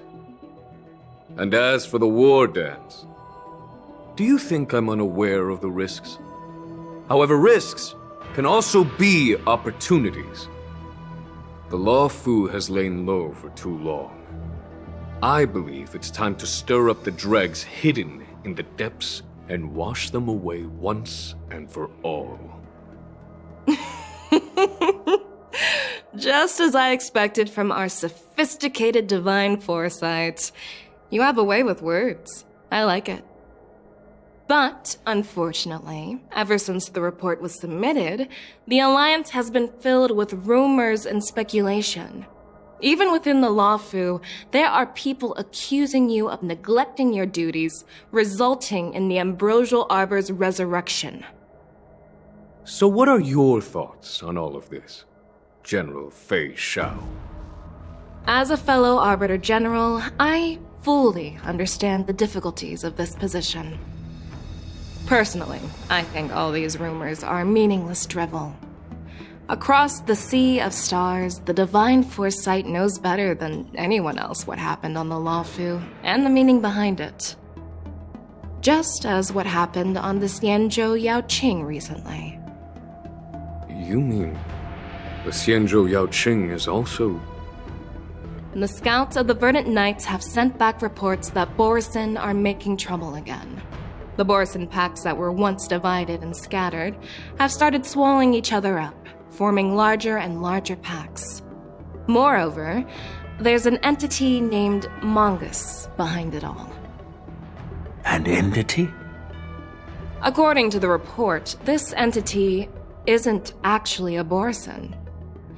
It's a woman claiming to be the messenger of the Master of Immortality. She's described as having 12 faces and 12 pairs of fangs, as cruel as poison and as elusive as quicksand. The Borisin believe she'll give them a chance to rise again. That's Ventilia. That's right. You're lucky that I'm the one who came this time. If it were the Patina Justice or the Seer Strategist, this conversation might not be so friendly. I've always had faith in my instincts, so I don't doubt your good intentions. But the Alliance has its fair share of questions and doubts about the Luofu. So, my plan is to come up with an acceptable answer to satisfy the Alliance. What's in this plan, General Feixiao? General Jing Yuan, you already know what has to be done. But since you don't want to be the bad guy, I'll take care of it for you. You need the final word from the Ten Lords Commission to quell any doubts. And for that, I'll have to ask the two Nameless to visit the Shackling Prison. No, I'm not imprisoning you. While you're there, I'll ask a judge in the Ten Lords Commission's Interrogation Division to record a detailed testimony with the karmic mirror from both of you. We'll fill in the gaps that weren't covered in the report and silence any protests within the Alliance. I'm okay with that.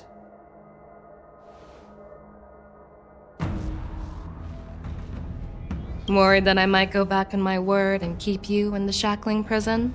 Relax. If I wanted to do that, you'd already be behind bars. Once you're done with your testimony, you're free to come and go as you please. Then, as the Merlin's Claw requests... Oh, there's one more thing. This testimony is for silencing the voices of opposition within the Alliance, But I would like to urge General Jing Yuan to listen to the pleas of the Foxians on the Xianzhou Yaoqing. So, you are here for Hoolay. Exactly. Hoolay is locked up in the Luofu's Shackling Prison. Since he is the broodlord of the Borisin, I want to transfer him onto the Xianzhou Yaoqing and imprison him there. The recent movements of the Borisin suggest they're planning something big, so we must act preemptively. It makes sense to have the Foxians keep an eye on their arch-nemesis. Since you trust my judgment, I'll repay that trust. What do you think about all this, General Huaiyan? I was worried this would turn into a heated argument, but it seems like both of you are on the same page, solving each other's problems. I couldn't have asked for a better outcome. And as for Hoolay, I'll send my Lieutenant Jiaoqiu and Moze to check on his condition in prison and ready him for transport. If there are no more questions, shall we get this started?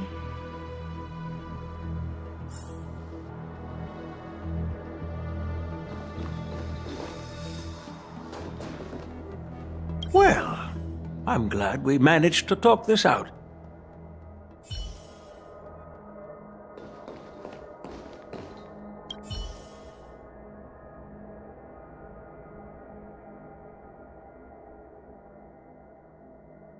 Do you actually believe in the Stellaron Hunter's prophecy? The Xianzhou's matrix of prescience can also predict the future. Do you believe in its prophecies? I understand.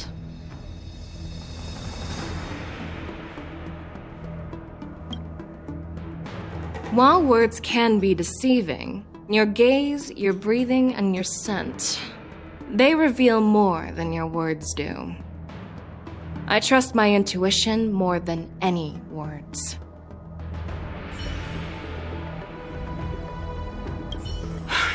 I'm really sorry about all this.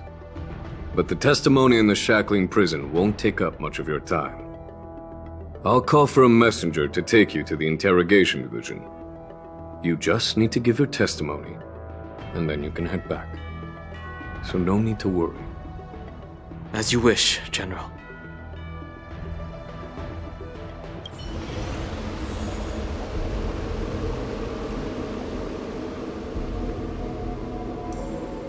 As General Jing Yuan requested, everything is prepared for your arrival, and I am here to receive you. The judges at the interrogation division also know your purpose in coming.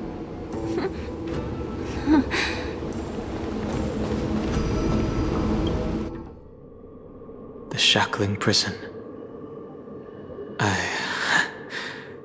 didn't expect to be back here after all these years. Danhong. Don't worry about me. If you're ready, I'll open the gate for you.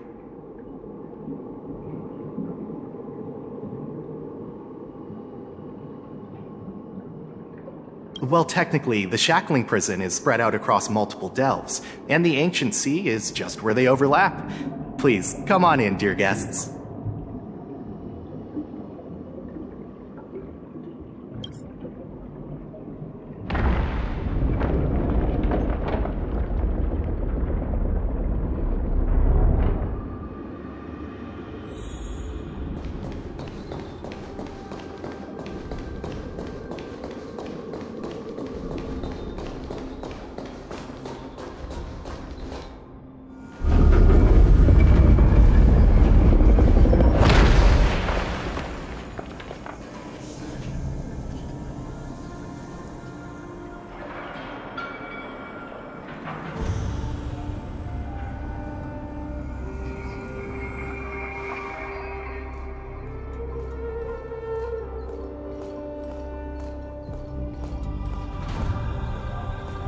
What are you looking at?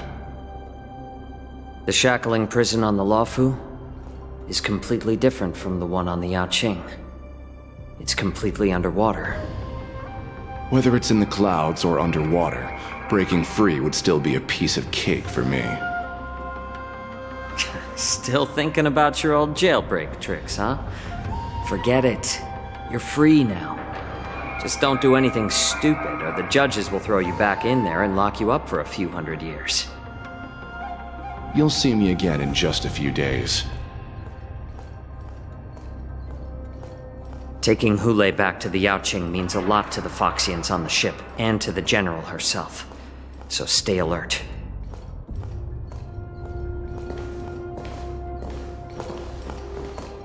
Guests, my name is Shui, and I'm here on orders from the Incarceration Division of the Ten Lords Commission. We're Jiaoqiu and Moze. General Feixiao sent us to extradite the Borisin criminal Hoolay to the Yaoqing.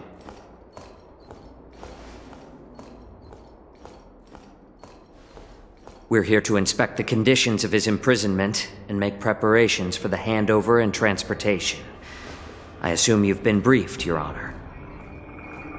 Your visit request has been approved. I'll be your guide for this trip.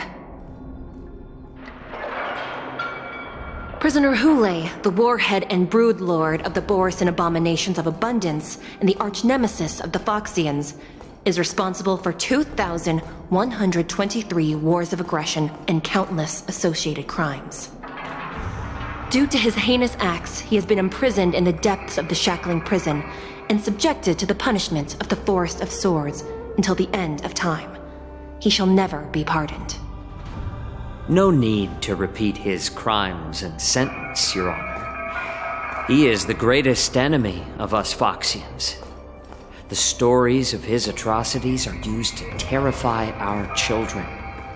I'm well aware of every crime he's committed. Let's move on to the next step. When it comes to visiting criminals, there are rules in place to ensure your safety. I know you've heard legends about Hoolay since you were children, but your knowledge about him is likely very limited. Only the judges of the Ten Lords Commission truly know what kind of abomination is locked up at the bottom of the Shackling Prison. It has been centuries since Jing Liu, the former sword champion of the Luofu, captured Hoolay. And during all those years, we never provided him with any food. Yet he somehow managed to stay alive. It defies all the documented physical characteristics of the Borisin. The Forest of Swords, forged by the Punishment Division, is a device of intense torment, used to execute sinful abominations. Most Borisin die within 3 days in the forest, but Hoolay is different. Every time the blades pierce him, his body instantly heals. Despite the brutal punishment, he somehow manages to survive. The complex rules are there because of his abnormal characteristics. Do you understand now? I apologize for any offense caused. Please continue, Your Honor. I've given you the instructions regarding Hoolay's visitation. Please make sure you read them carefully.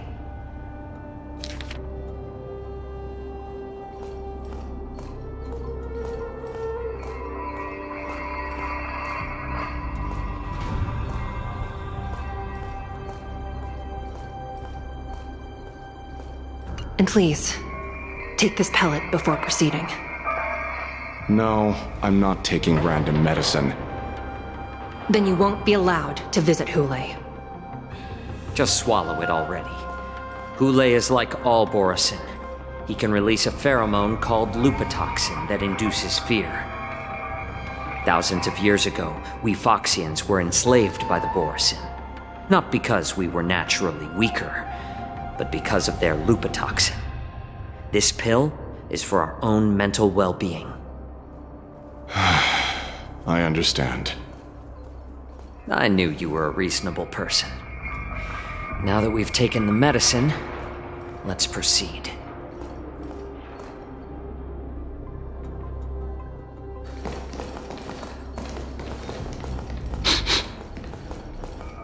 Your Honor. What is it? No, never mind. Maybe I'm just imagining things. Let's keep moving.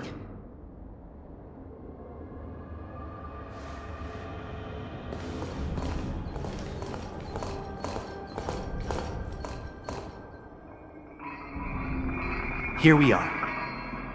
Her Honor hasn't arrived yet. Please wait a moment.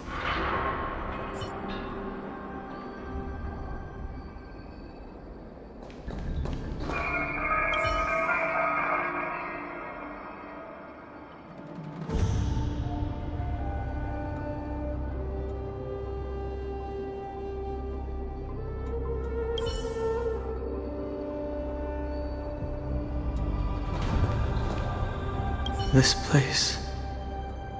it's still as cold as it used to be. Sorry, I was just reminiscing about some unpleasant memories.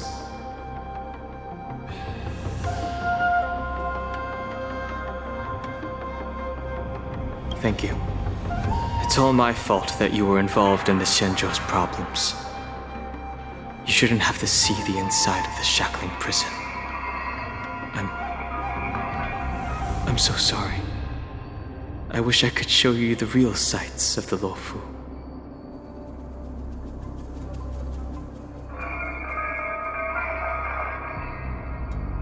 The 6 charioteers might have more power over the rest of this Xianzhou ship. But here, in the Shackling Prison, it's the judges of the 10 Lords Commission who call the shots. The judges will use a complicated interrogation device called the Karmic Mirror. It accurately tracks every physiological change during questioning and records it. Therefore, the judgment made here will be sufficient to convince the other administrators of the Xianzhou. At least they won't attempt to challenge the conclusions. Perhaps that's why Feixiao insisted that we come here.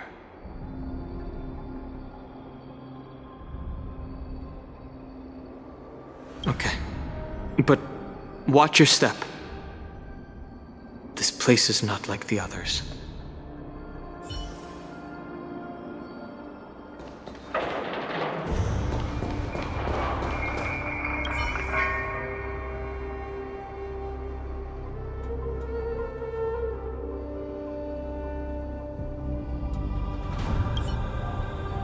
Welcome, dear guests from the Express.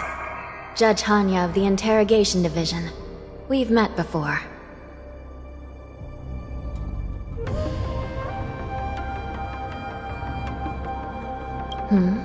You don't want to see me? Well, in that case, I can call in the judge who's an expert in acupuncture, or the one who's handy with axes and saws, or the one who knows all about whips and ropes. We've got plenty of options here, and we'll find one that suits your taste. Just kidding. We judges work in shifts, and it just happens to be my shift. Maybe we're destined to cross paths. Please allow me to express my gratitude to you again for subduing the demons in the Fixtral Garden. Looks like while March 7th and I were clueless, you already made many friends on the Xianzhou Luofu.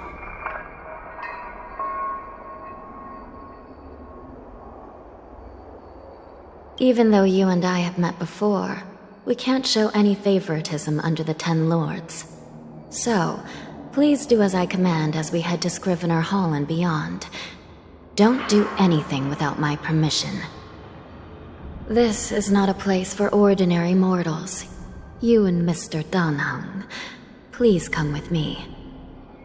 Please lead the way, Your Honor.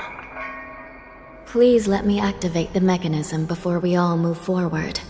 And please, watch your steps.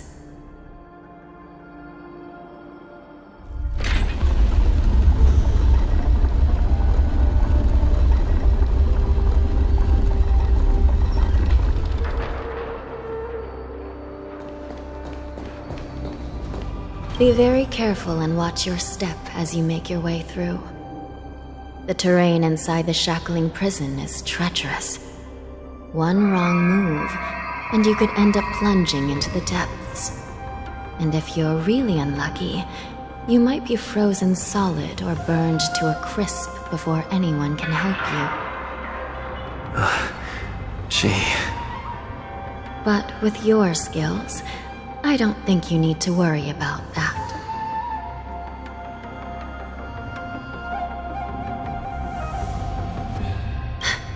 You're funny. This prison does contain many layers. We even brought in Videodora Ichor line craftsmen to introduce the ingenuity of delve enchantment. What you're seeing now is just one part of the Shackling Prison. Perhaps. Judging from the appearance, much of the architecture in this prison has a Vidyadoran style. So, perhaps they did have a hand in building this place back then. Well, the paths here serve as both passageways for the Ten Lords' Commission and barriers for the prisoners. Most prisoners locked up here have committed serious crimes violating the Xianzhou legal code, and many of them are denizens of abundance like Borisin, Huaiyan, and Wingweavers. To be honest, these abominations are pretty good at trying to break out. So, as long as the treacherous terrain here makes it harder for them to escape, the Ten Lords' Commission doesn't have any complaints. Please, come this way.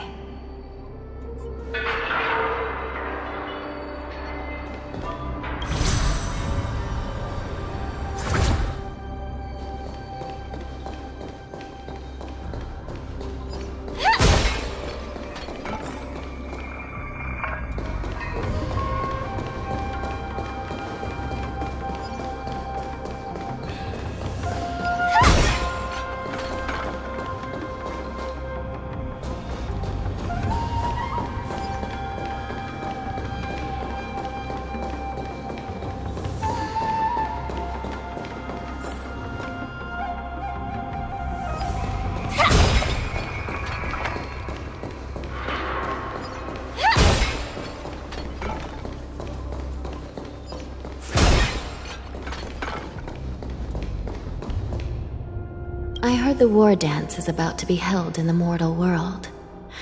I remember watching a sword duel at the Wardance with my sister when we were young. The Cloud Knight, who was the Luofu's ringmaster, was an amazing swordsman, and their sword flashed like lightning. The Outworld Challenger had fiery red hair and a hand made of steel, which roared like thunder. They battled for a long time before a winner could be declared. Time sure flies. Now, both my sister and I are residents of the Netherworld, and we will never again feel the thrill of a competition. Are there a lot of people in Starskiff Haven due to the Wardance? Sounds amazing. It's a shame I'm too busy to attend. But even if I could, I'd probably just scare people off with my current appearance. Let's get going then.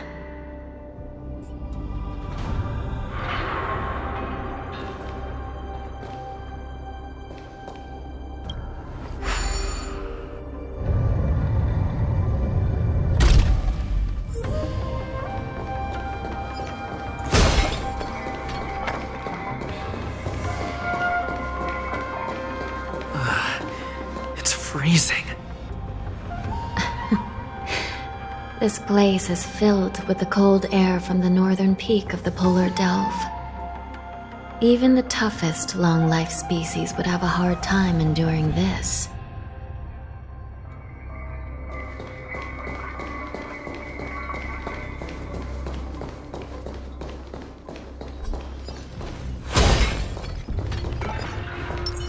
Please stay tuned.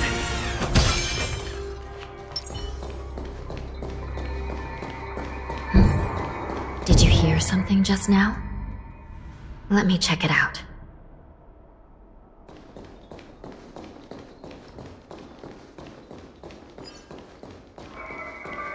Ugh, what an eyesore. This place is packed with boxes and crates.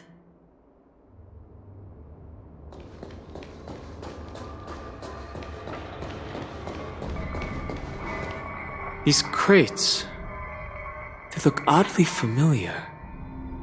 A few days ago, the Spiritfarers received reports about an IPC transport ship that was attacked by Borisin. Then, A bunch of those abominations were dumped into this place.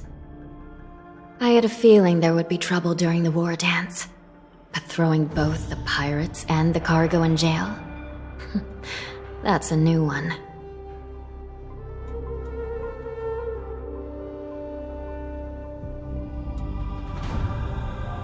I heard the Intelligentsia Guild crafted something dangerous. We have many records in the Hall of Karma about these wise ones. They love to tinker with forbidden technologies, always trying to push the limits of Ingenia. I caught a glimpse of the mechs in those crates, and they bear a striking resemblance to Borisin. I wonder what they're planning this time. Well, business first. Let's keep moving.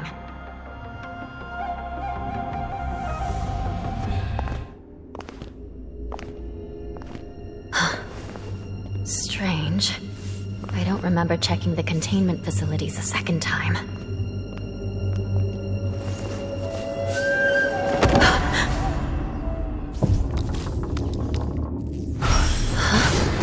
Watch out!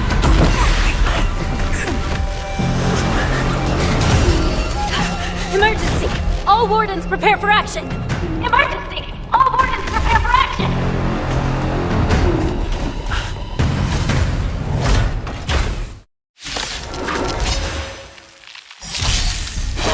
What's happening here?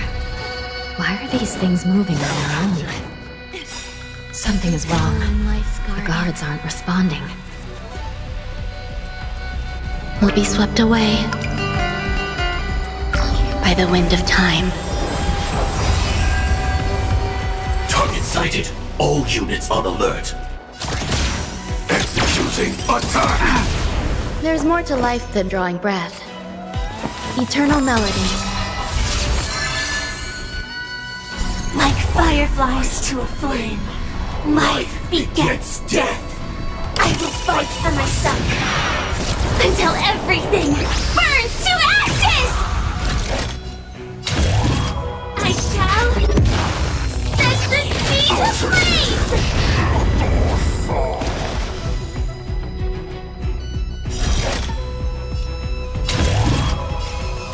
Live to fight!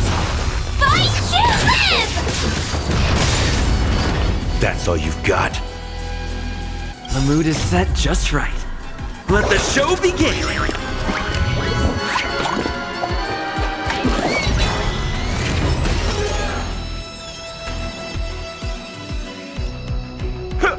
Damage sustained.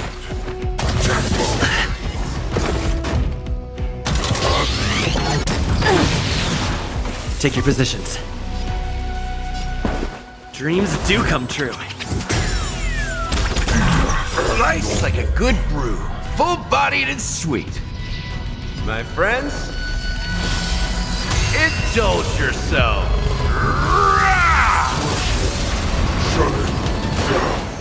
It ain't over yet. This is more than a battle. I shall set the seas ablaze! A picture of grace and elegance. You'll do. Damage sustained. Let's kick things off with you. But how is this even possible? The Spiritfarers follow the protocols, cutting off power to the mechs and sealing the crates. How could these mechs still start moving? It's just like what happened in the Artisanship Commission before. These goods went haywire and attacked everyone in sight.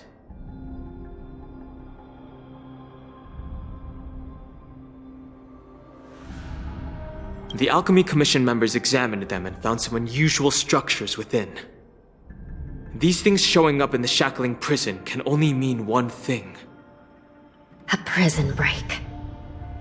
And whoever delivered these goods clearly wanted them to go through the Xianzhou's strict inspection process to show the Skyfaring Commission and Cloud Knights how dangerous they were. They wanted these mechs to end up right here, in the Shackling Prison. If these things already started taking action while nobody was paying attention, then the whole prison is in trouble, I'm afraid. And to make things worse, Another group of visitors just entered the depths of the Shackling Prison. The messengers from the Xianzhou Yaoqing. And the prisoner they came to visit might be the target whom these wolf-shaped mechs were delivered here for.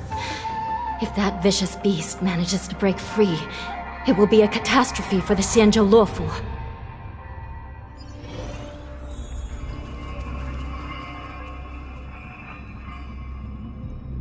Here we are.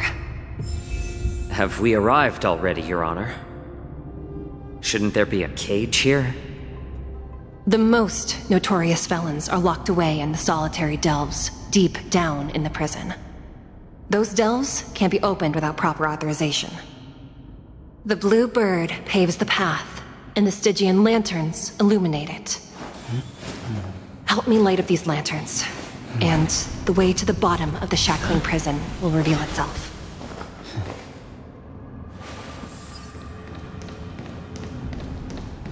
I've given you the diagrams for lighting the lanterns. Please take a look.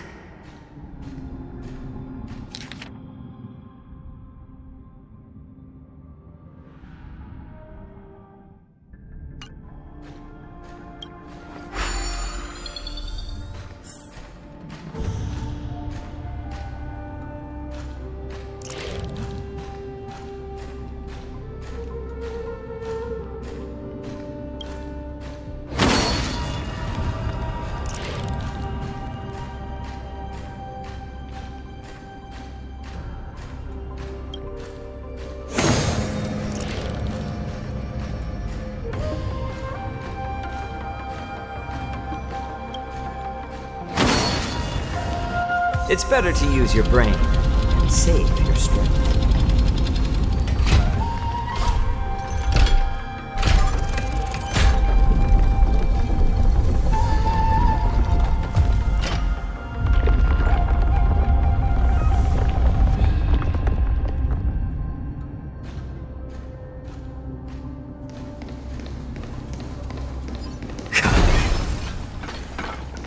The path is open.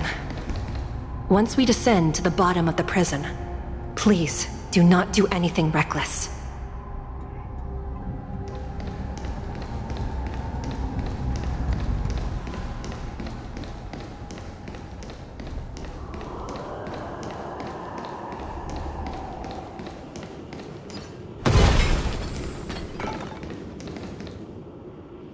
Inside the delve behind this door is the greatest enemy of the Foxians. Hoolay.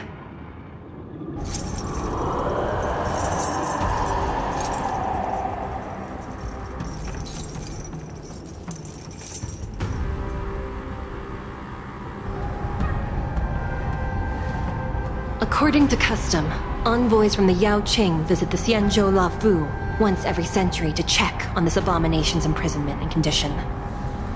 Even though the Ten Lords Commission sentenced Hoolay to the Forest of Swords, suffering every day for the rest of his life, I understand that the Yaoqing messengers want to see him dead. Unfortunately, for the past 7 centuries, they've had to return disappointed, because this beast simply can't be killed. If we can use his toxin to create medicine and save an innocent life, it might help balance out some of the sins he's committed.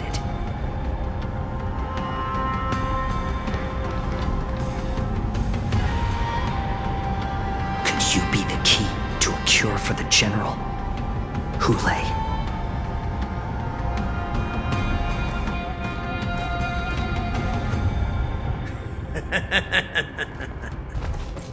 And once again, the envoys of the Yaoqing will leave disappointed. However, I won't say the same for me and my brothers. Who's there? I'm just a humble counselor of the Rhino Hound Pack. You can call me Mock Talk. Wardens, intruders on the lowest level! Send reinforcements! Nobody will hear you here, at the bottom of the Shackling Prison. Thank you for opening up the prison for us, Your Honor. We'll take it from here. No wonder I kept smelling that familiar stench. So, it wasn't just my imagination. Do your thing, Moze. We mustn't let these abominations get any closer! Detestable things. There are too many of them. Once we were inside the Shackling Prison, we found soldiers and veiled figures everywhere. Better to make no move than wait for your move.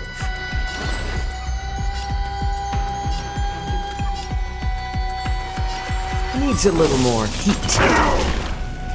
Joining the battle. Time detonate. That's all you've got? Let's kick things off with you! Dreams do come true. Like fireflies to a flame, life begets death. I will fight for myself until everything burns to ashes! The mood is set just right. Let the show begin!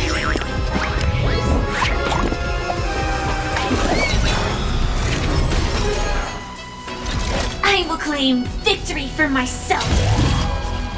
I shall set the seas ablaze! I suggest you surrender now.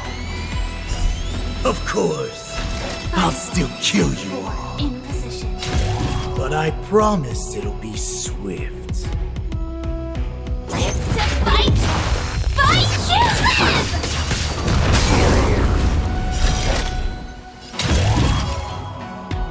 I shall set the seas ablaze! Life's like a good brew, full-bodied and sweet. My friends, indulge yourself.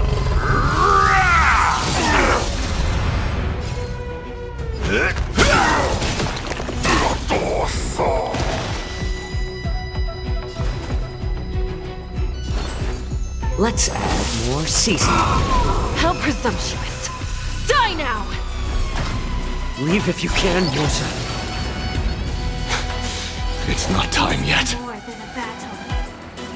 I'm honored by your presence. Since you're already here, why not have a meal before the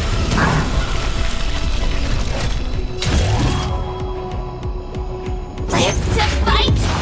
Fight to live!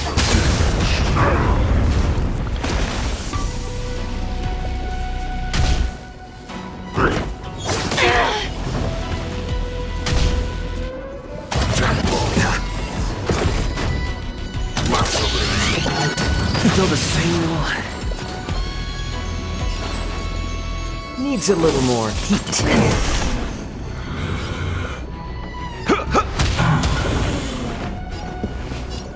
Let's improvise.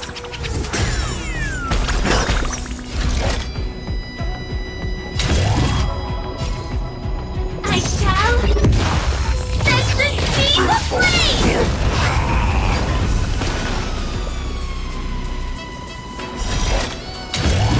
Live to fight! Fight to live!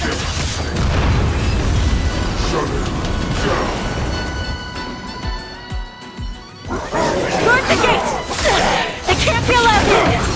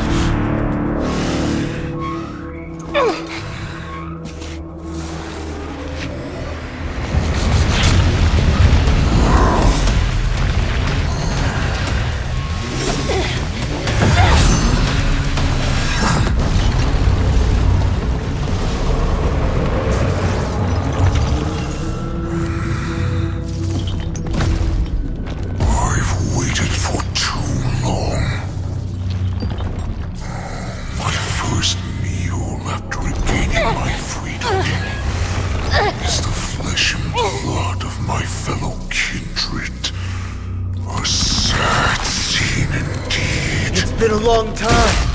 Boy, welcome back.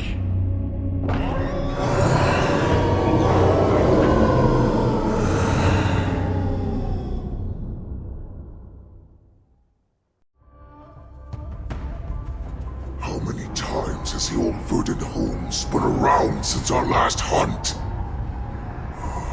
Duran's whelp, tell me your name! Oh, great Hoolay, nemesis of the Foxians, and the hunter of all beings. I'm Moktok, a humble counselor of the Rhino Hound Pack. I am only one insignificant heir spawned from your bloodline. It's been at least 7 centuries since you led our pack through the hunting grounds of the stars. I'm thrilled to see that you are as cunning and skillful as ever. 7 centuries. 7 centuries have passed. But why have Duran's whelps grown to look like this? Tell me, Moktok, why have you grown to resemble our most despicable slaves and enemies, the Foxians? I've been commanded to release you from this cursed prison. It is Senjaya's will. That's why I had to take a magic pill, don the skin of a lowly beast, and play along with their hypocrisy. Since you have an escape plan, tell me, what's our next move to get off of this ridiculously large ship? My brothers and I will lock down this prison, trapping the prison guards inside. This will buy us some time. The rest of my crew, who are undercover like me, will secure the vessels for our escape. According to the plan, we only have a tight 2-hour window to get out of here. Originally, I intended to carry out the plan tomorrow, but they're planning to transfer you to the Xianzhou Yaoqing now. So I seized this opportunity to set you free.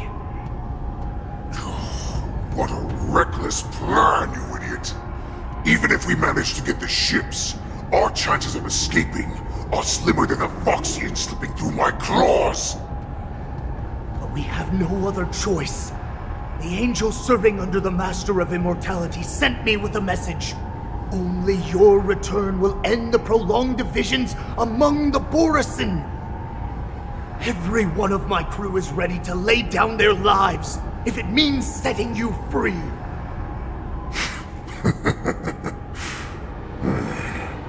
A sneaky weakling like you is actually showing some reckless bravery with this plan. Fine. You'll get what you want. And all of Duran's whelps will too. Well then, my lord. We should leave now. Before we go, give me one of those magic pills. My lord, will you seriously want to don the skin of a lowly beast?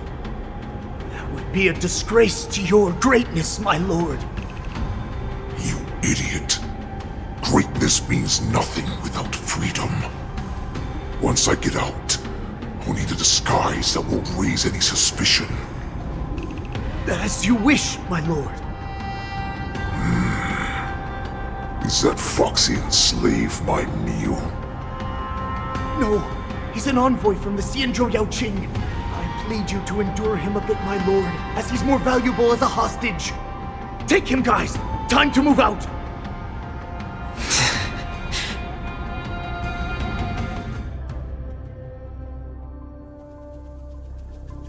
Madam Hanya, the wardens in all areas are regrouping. Those Ingenium enemies are wandering around and causing heavy casualties. And to make things worse, those iron wolves broke open the cages and let the criminals out. We've called for backup, but it seems like all communication is jammed. Let's preserve our strength and first take down the isolated prisoners. By decree of the 10 lords, all prison breakers and intruders shall be apprehended, dead or alive. Just a short time ago, the nether key mechanism was activated. It was probably Madame Shui and the Yaoqing messengers, heading to the bottom of the prison. Given the situation, I'm afraid that area is exactly where our enemies are targeting. We mustn't let that vile beast escape from its cage. We've gathered all the prison guards who can still fight, and we'll split up and secure each floor. Go! Those intruders are quite bold. They must have been planning this for quite a while. Indeed, but Borisin tend to favor direct and aggressive approaches. Crafting careful and precise plans like this is simply not their style. Let's focus on the current situation right now. Please help me.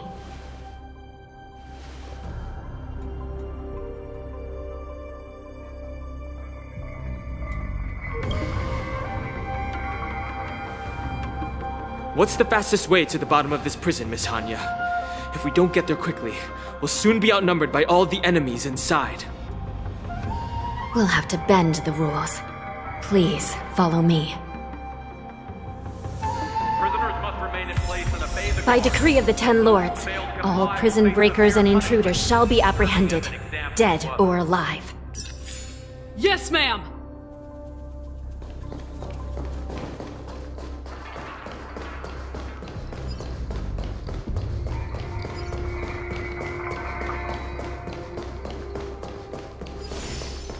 Hold your position here. Yes, ma'am.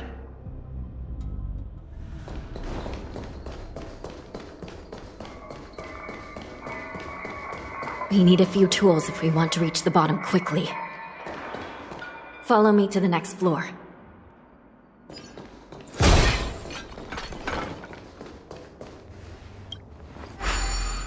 The path is cut off. Someone must have altered the mechanism. No matter. It'll just require a bit more work to get through.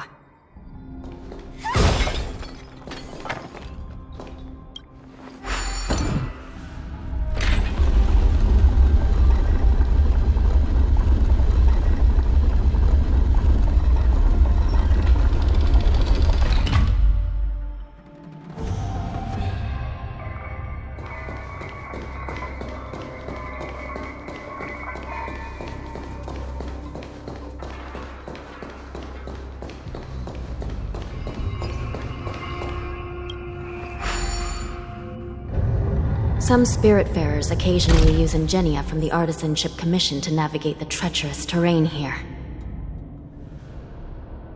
Normally, using devices like the shifting screen is strictly forbidden, as they could help prisoners escape.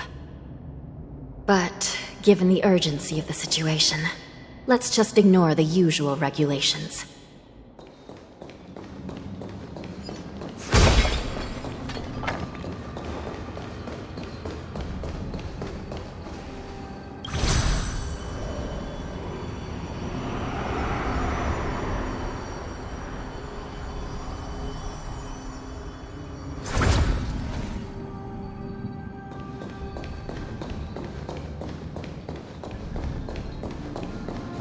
The nether key has been activated. I hope we're not too late. Hang in there, sister.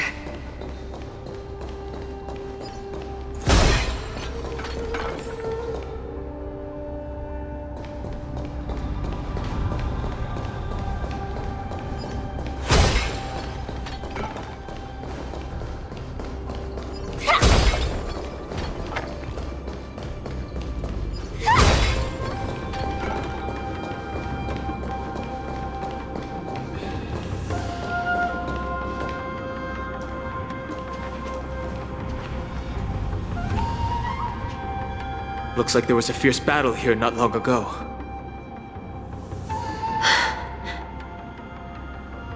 The gate to the prison delve is wide open. Hoolay has managed to break free. Where are the Yaoqing messengers? And where's my sister?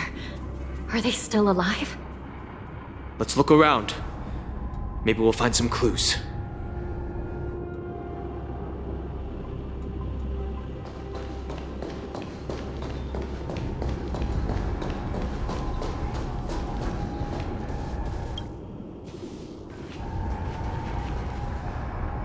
Xueyi is here.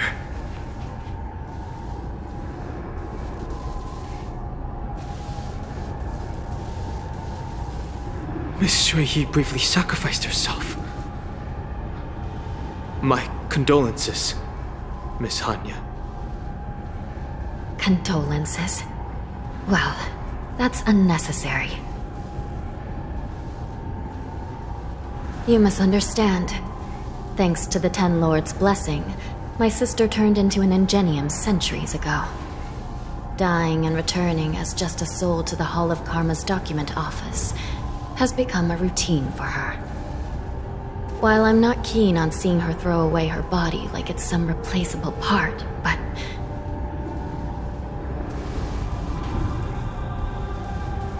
By the way, have you seen bodies that might be the Yaoqing messengers? One of them is a Foxian wearing exquisite clothes, and the other wears a dark cloak, like a fugitive. No. I haven't found any Foxian bodies. Only Borisin ones.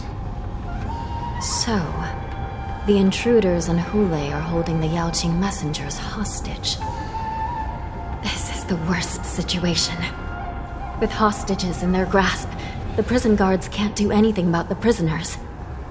If anything happens to the messengers, the relationship between the Yaoqing and the Luofu could be irreversibly damaged. We must rescue the messengers, get out of here, and spread the news. We mustn't give up as long as there's a glimmer of hope.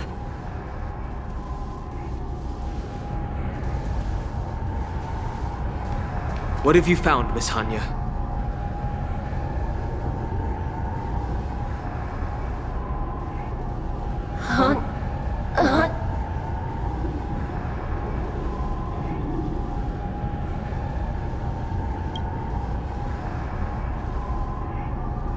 Reconstruct.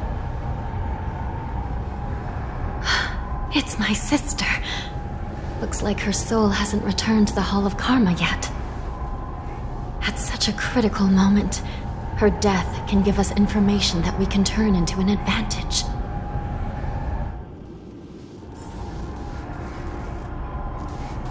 Let me see. The damage isn't too bad. If I can fix it up, my sister will have a temporary body.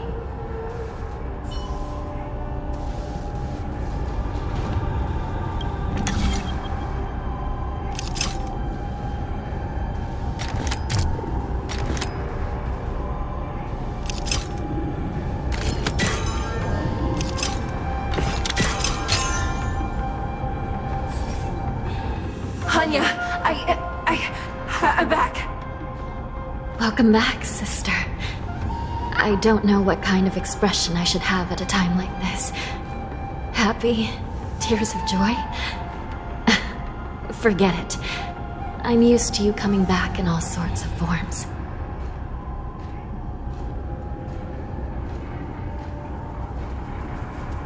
Just don't let me be damaged again. I'll lose my memories. This side crane can't hold all of me. Sister, what did you see when you were killed? One of the Yaoqing messengers escaped, and the other one was taken hostage and brought upwards? Besides the Borisin, there were other intruders.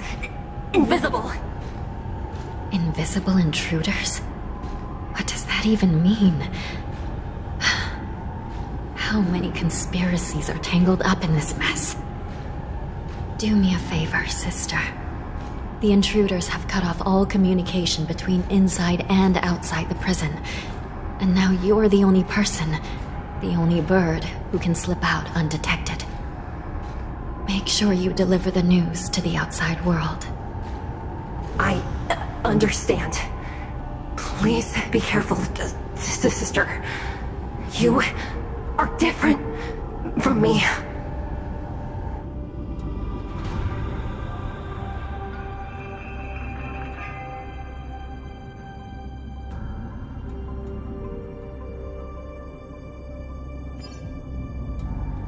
Time is running out, Miss Hanya. If we keep delaying, those Borisin will escape from the prison. All right. If we happen to come across that Yaoqing messenger who got away...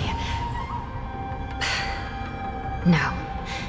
Stopping Hoolay should probably be our top priority.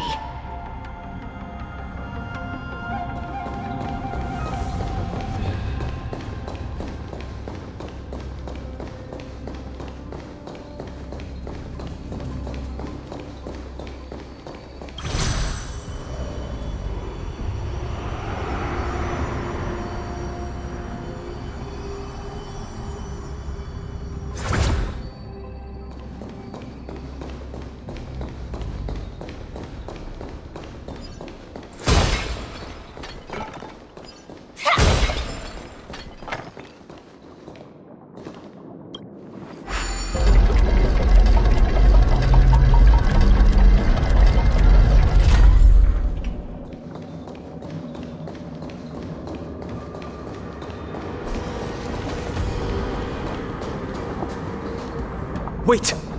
Something feels off. Something's approaching us. The invisible intruders? Watch your back!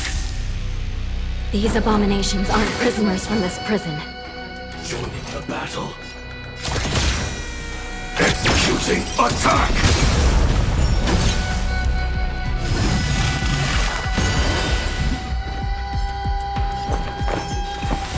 All things are as one. The mood is set just right. Let the show begin!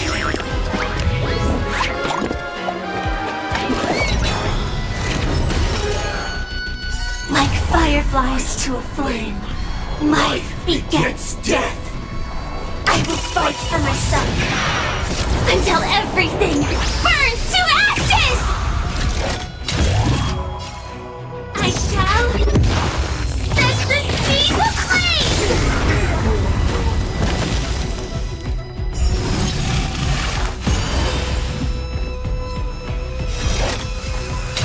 Live to fight! Fight to live! The prison management on the Luofu is truly concerning.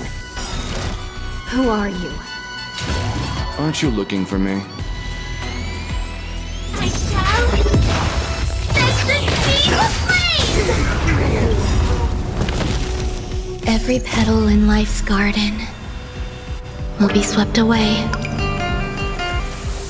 by the wind of time.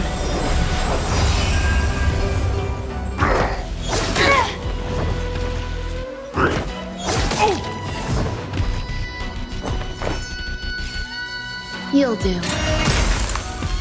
That's all you've got?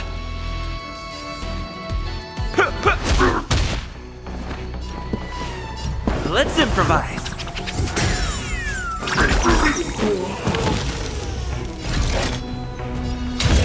Live to fight! Fight to live! Just focus on the fight. This is more than a battle. I shall set the seas ablaze!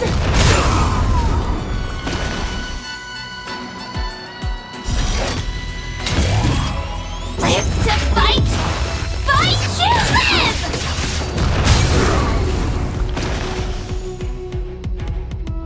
A picture of grace and elegance. Eternal melody. So, you in the mood for another beating? Let's kick things off with you! Dreams do come true. Firefly, type 4, in position. Immortality. Every victory is hard won.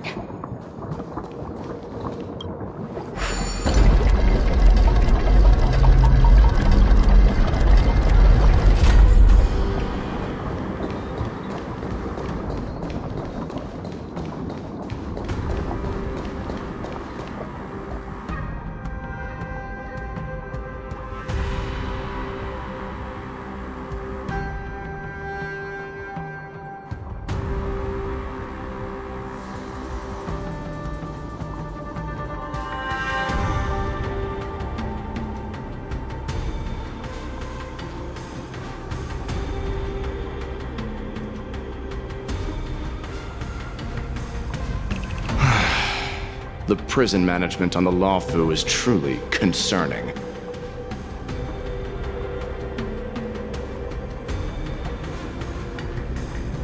I prefer to be called the Yaoqing messenger who strategically retreated. At least 2 different groups of intruders infiltrated here. The wolf cubs and these Mara-struck soldiers. Their hiding technique, it's pretty similar to the wind mantle technique used by the Vidyadhara serving Kailorum Venti on the Yaoqing. What do you think? Well, never mind if you don't have any clues. Now is not the time to exchange assassination techniques. I'm Moze. My friend fell into the clutches of that wolf. I was planning to escape and report back as quickly as possible, but now it seems...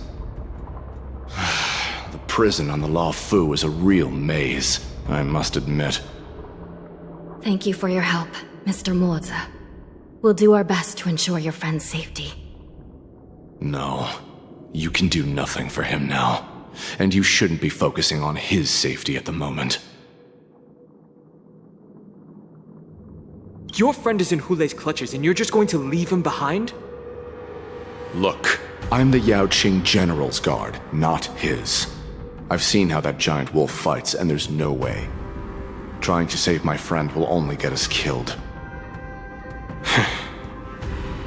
I don't know how you think, but I won't throw my life away for a lost cause. Listen up. I've been tracking these fugitives, and I know their next move.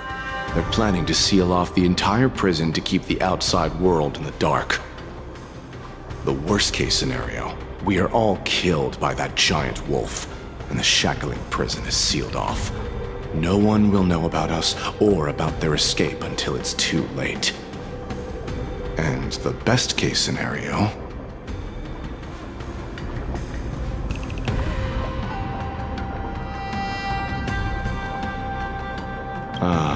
Looks like we've got some clever minds here after all.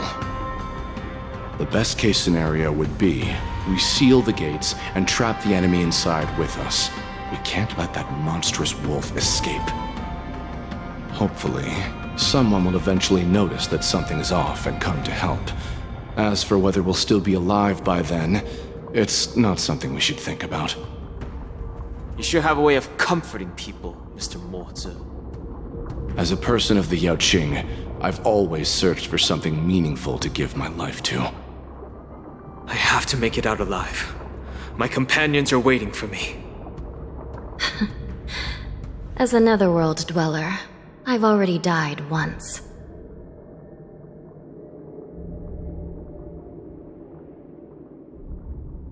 Yeah. We won't give up. Not until the very last moment. None of you are part of the Ten Lords' commission, so sacrificing yourselves isn't the right move. As a judge, it's my responsibility to guard this prison, and if someone should step up to stop Hoolay from escaping, it should be me, not you. Once we reach the gate, I hope you'll help me seal it. After that, I'll do everything I can to fight the Borisin, and you find a safe place to hide and wait for reinforcements. Now, let's proceed upward.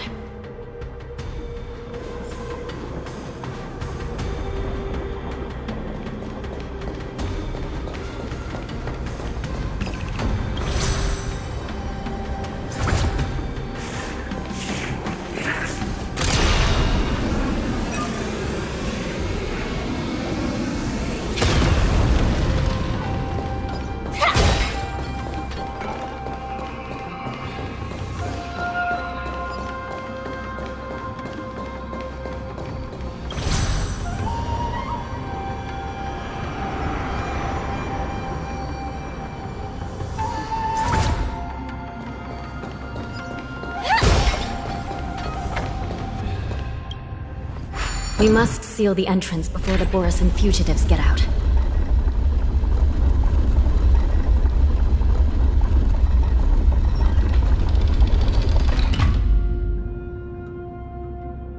The prison wardens and mechanisms won't be able to hold them for long. Follow me.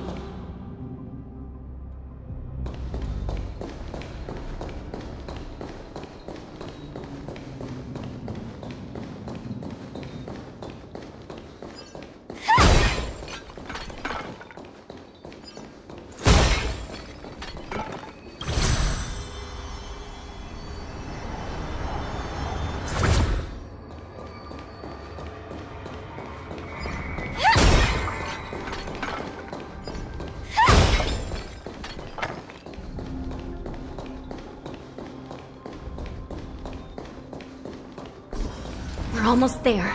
The gate is just ahead.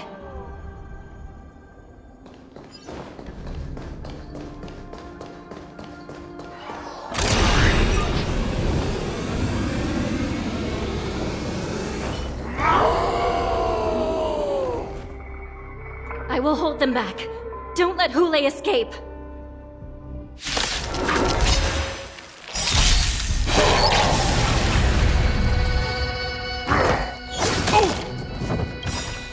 Every petal in life's garden will be swept away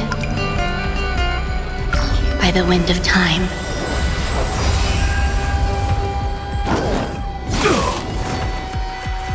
Target sighted. All units on alert. Prime, detonate! Eternal melody.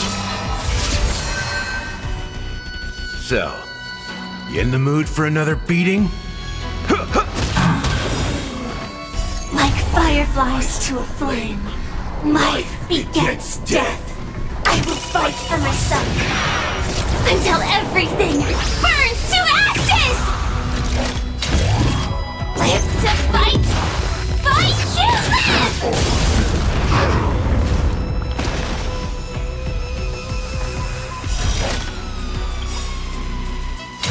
I shall set the seas ablaze!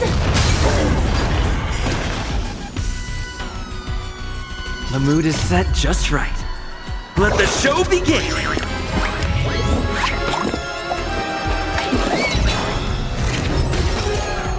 Rhythm get messed up? Let's improvise!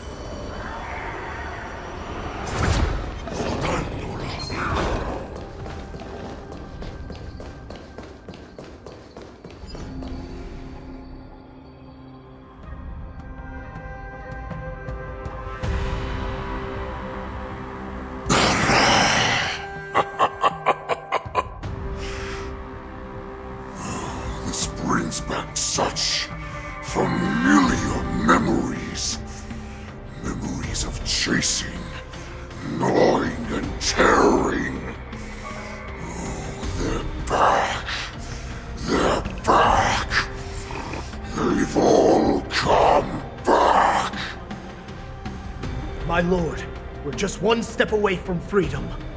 As we pass through the gate, no one will be able to stop us. So this hostage is useless now. Kill him, Moktok. He's getting away. Do something, Jiaoqiu. It's just like the old days, you useless loser. Just do something! Maybe this Yanqing messenger can strike a deal in exchange for his life. He can use his status to help us escape from the Xianzhou. What do you think, Mr. Jiaoqiu?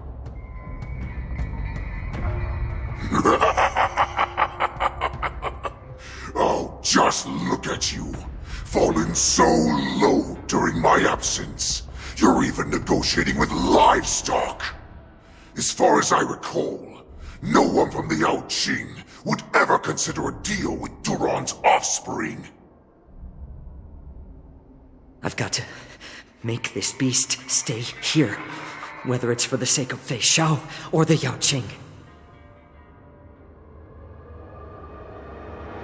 Deal. I certainly have more value alive.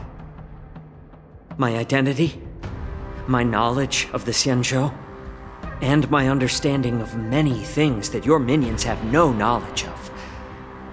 They'll all be valuable. Lowly beast. Muster up that pitiful tongue of yours and plead for what remains of your life. Speak up. I'm afraid you're unaware. The woman who defeated you, Jing Liu, she has recently returned to the Luofu. Your opportunity for revenge is right in front of you. My lord, This slave is talking nonsense! I've never heard anything about this! May I just kill him now? Silence, Moktok! And you, slave. From now on, you'll stay by my side. You'll only speak and move when I allow you to.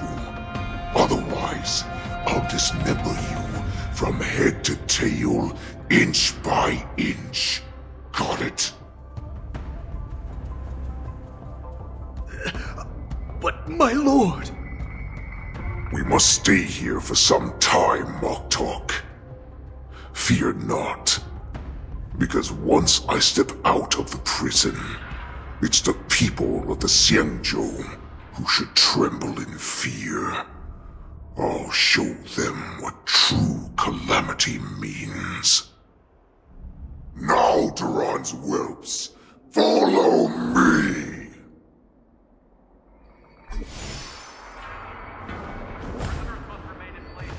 Prison guards! Stop them! For our great Lord Hoolay!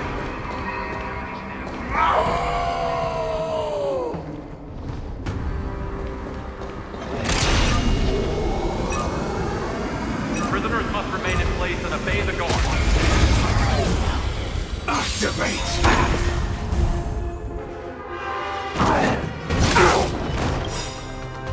Life's like a good brew, full-bodied and sweet. My friends, indulge yourself.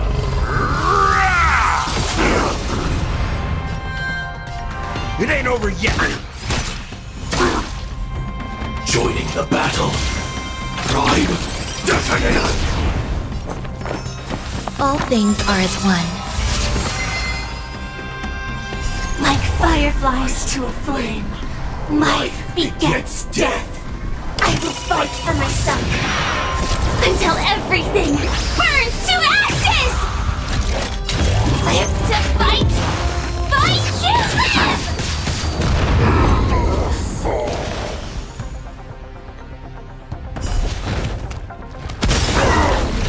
I will claim victory for myself. I shall set the sea ablaze!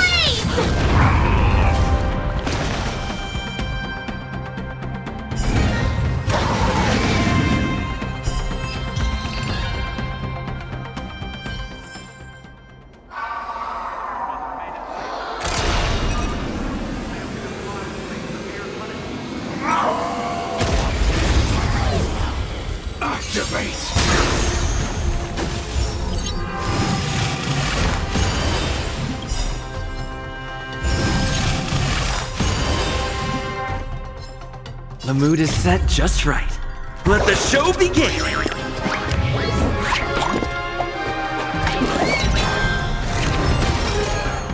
Every petal in life's garden will be swept away by the wind of time.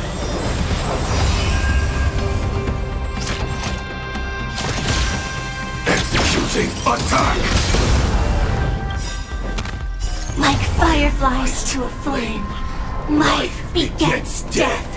I will fight for myself until everything burns to ashes! Live to fight! Fight to live!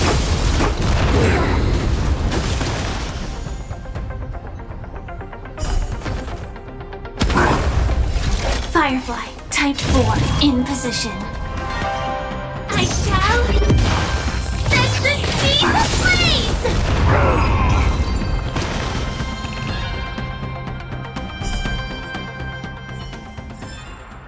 Every victory.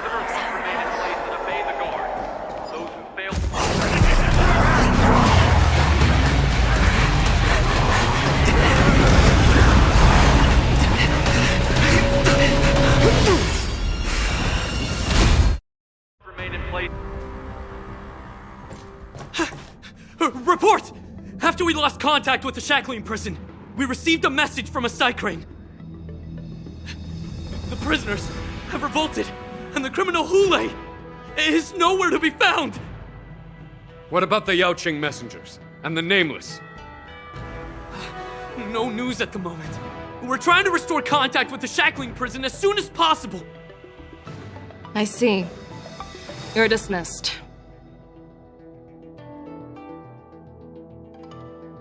General Jingyuan, General Huaiyan. It's just as we suspected.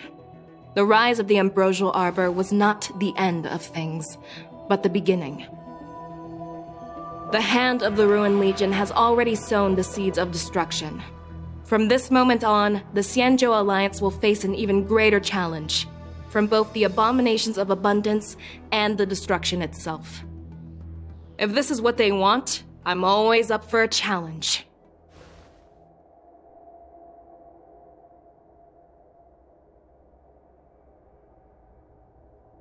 As the Marshal Special Envoy, I'll dispatch the Luofu Cloud Knights to pursue Hoolay myself. Looks like the hidden dregs have finally come to the surface. And as I said before, it's time to wash them away, once and for all.